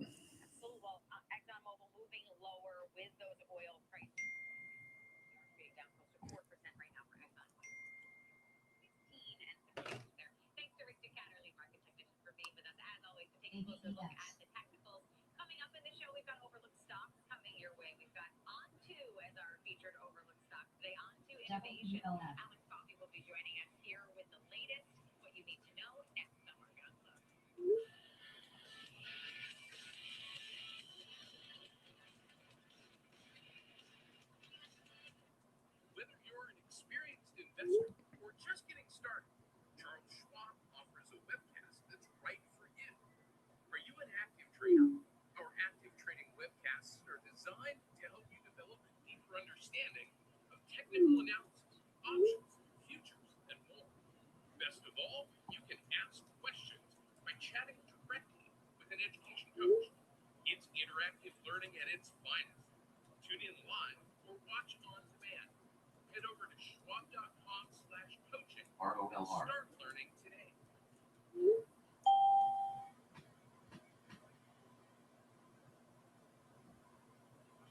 ABEX. I'm Jenny Cord. We go beyond the headlines, tracking the trends, sector moves, and fundamentals shaping the market. Okay, so we're starting to get rejected here at Google.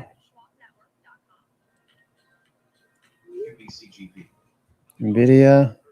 There goes Broadcom. Broadcom's nice little push on Broadcom. Okay, look at Broadcom. ABGO's on the move.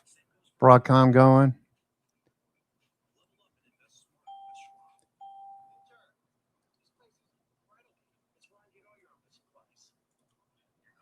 Broadcom's going. What a run up in Broadcom. Yikes. It's like Avis. Avis went from $100 to $400 in a few weeks. Crazy. Broadcom looks good.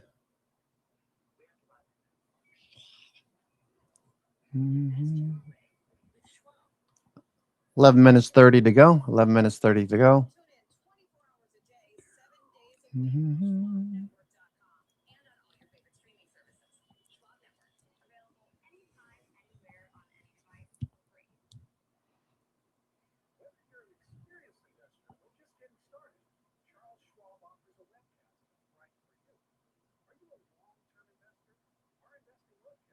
Google. No follow through Google.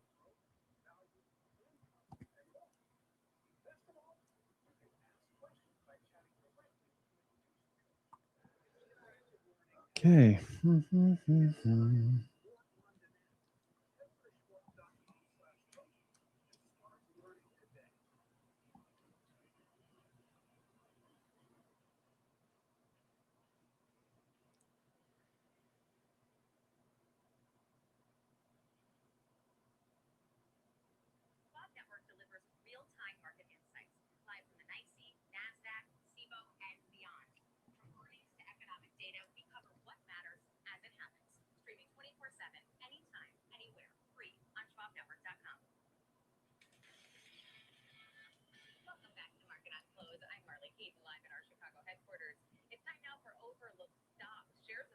Okay, NVIDIA is trying to go here. NVIDIA.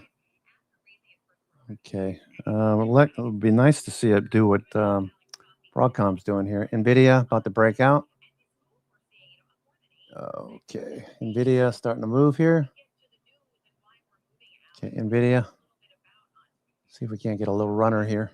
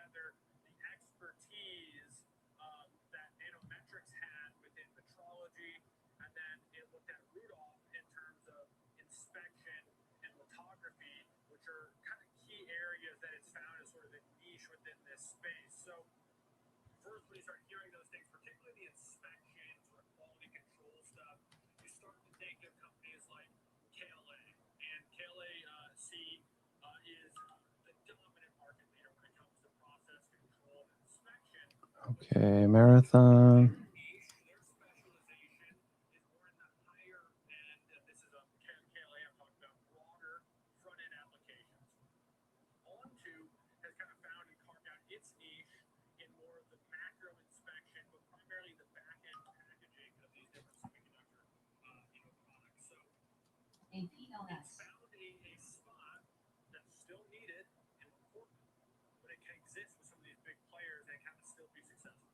So let's talk about its success today.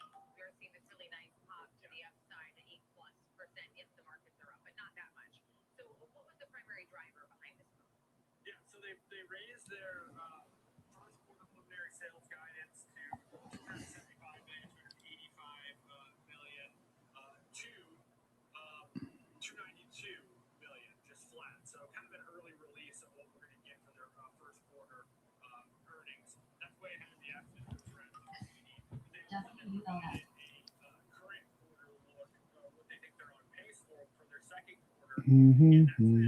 Amazon's still fading here. Amazon coming into the closing bell.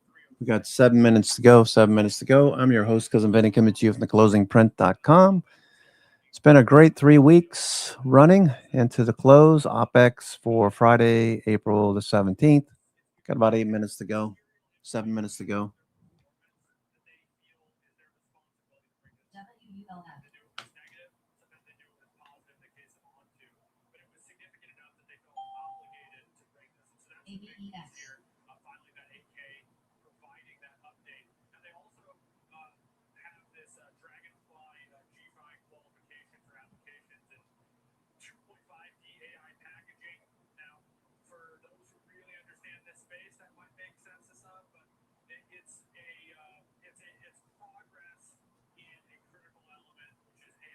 And it also, we saw some response from the sell side immediately to this pre-announcement. One of them, I think I saw the headline read a massive price target adjustment. Yeah, and so the primary reactors to this, there were 4 of them. B. Riley, Stiefel, Evercore, and Oppenheimer. So we kind of go one by one and sort of highlight what they talked about. Starting with B. Riley. B. Riley raised the price target to 330 from 310, which is a significant adjustment, of course, in price target. They were already in the buy camp for on to. They just basically said, hey, in response to the positive quarter one and pre-announcement, essentially they steer you to where it is at 292, and then its flagship Dragonfly G5 platform. Okay, Broadcom still pushing. Looking for NVIDIA to go here. Watch NVIDIA. NVIDIA trying to break out in today. Looks good.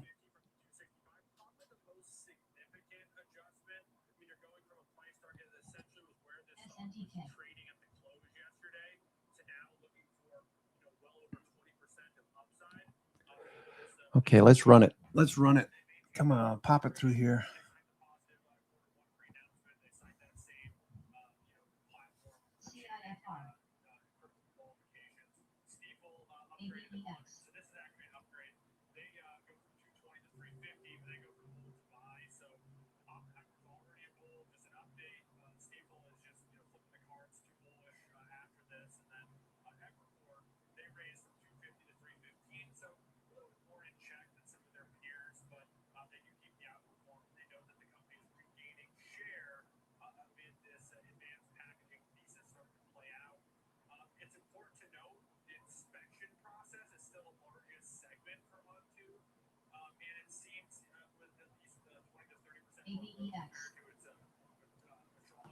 segment, which is more driven by that high bandwidth memory. But back-end packaging, this is the key. Broadcom still pushing higher. Wow, Broadcom doing well. I want to keep an eye on NVIDIA, see if that can rally here into the close. We got 4 minutes to go. 4 minutes to go. All right, maybe double check, make sure I don't have anything that's closing in the money. Nothing unusual here. Peloton, PTON, Peloton.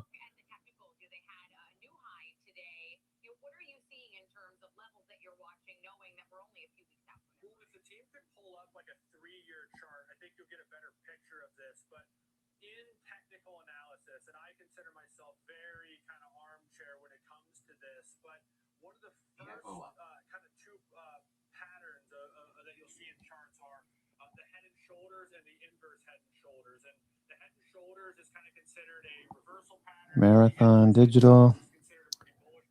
No, Doji. Oracle, Rigetti. All right, S&P 500 coming into the last 3 minutes of the trading day. S&P 500, Carvana taking out the top spot, followed by Royal Caribbean, Carnival Cruise Lines, United Airlines, and Dollar Tree. Builders First Source, Revity, Analog Devices, International Fragrances, Southwest Airlines, and Pulte Homes rounding out the top 10 on the S&P. Okay, let's see S&P. Let's go take a look real quick. S&P right before the close. Let's see what the breadth looks like into the close. Breadth still very strong. Okay, it's still well off of the 30%, so we're not too overbought. We could follow through next week. I think it has more to do with the structural integrity, the number of puts and calls we have, what kind of puts we have next week still left below us to keep us at these highs. We're not overbought. Okay, there goes S&P. Okay, there goes NVIDIA. Last few minutes, NVIDIA. 1 minute 50 to go. NVIDIA is trying to go. Let's see, NVIDIA.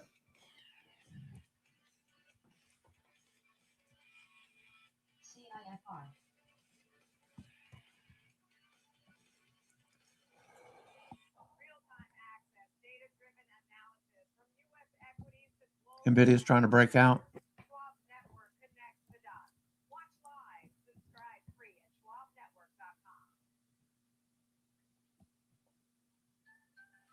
Opportunities don't stop when the market day ends. So neither do we. Schwab gives you round-the-clock access to over 1,100 of the most popular stocks and ETFs, plus a wide variety of futures markets.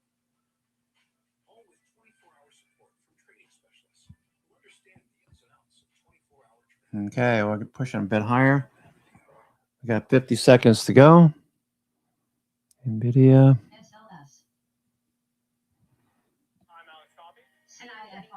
This is Next Gen Investing, where we track the trends shaping tomorrow's market. From tech to energy, crypto to consumer, we focus on what's driving investor sentiment right now. Clear analysis and forward-looking market coverage every trading day. This is a make or break level for this stock. That could certainly be a short to near-term catalyst. Next Gen Investing, 1 p.m. Eastern. Only on Schwab Network. SLS. RMSG. Sometimes, you know, you could have done better. Okay. 10 seconds. Level up and invest smarter with Schwab. All right, folks. Your host, Cousin Vinny, coming to you from theclosingprint.com at the closing bell. Hope everyone had a great week. I certainly did as well. I'm going to take a break here, sit back, put my feet up, have a beer perhaps, and just chill for a few minutes. Let my mind absorb everything that happened today so I can write it down and take some notes for the weekend video. That'll be out 2 p.m. usually on Sunday. So make sure you check that out. Have a good one. Take care. We'll see you tomorrow or Sunday. This is Cousin Vinny coming to you from theclosingprint.com at the closing bell. Take care.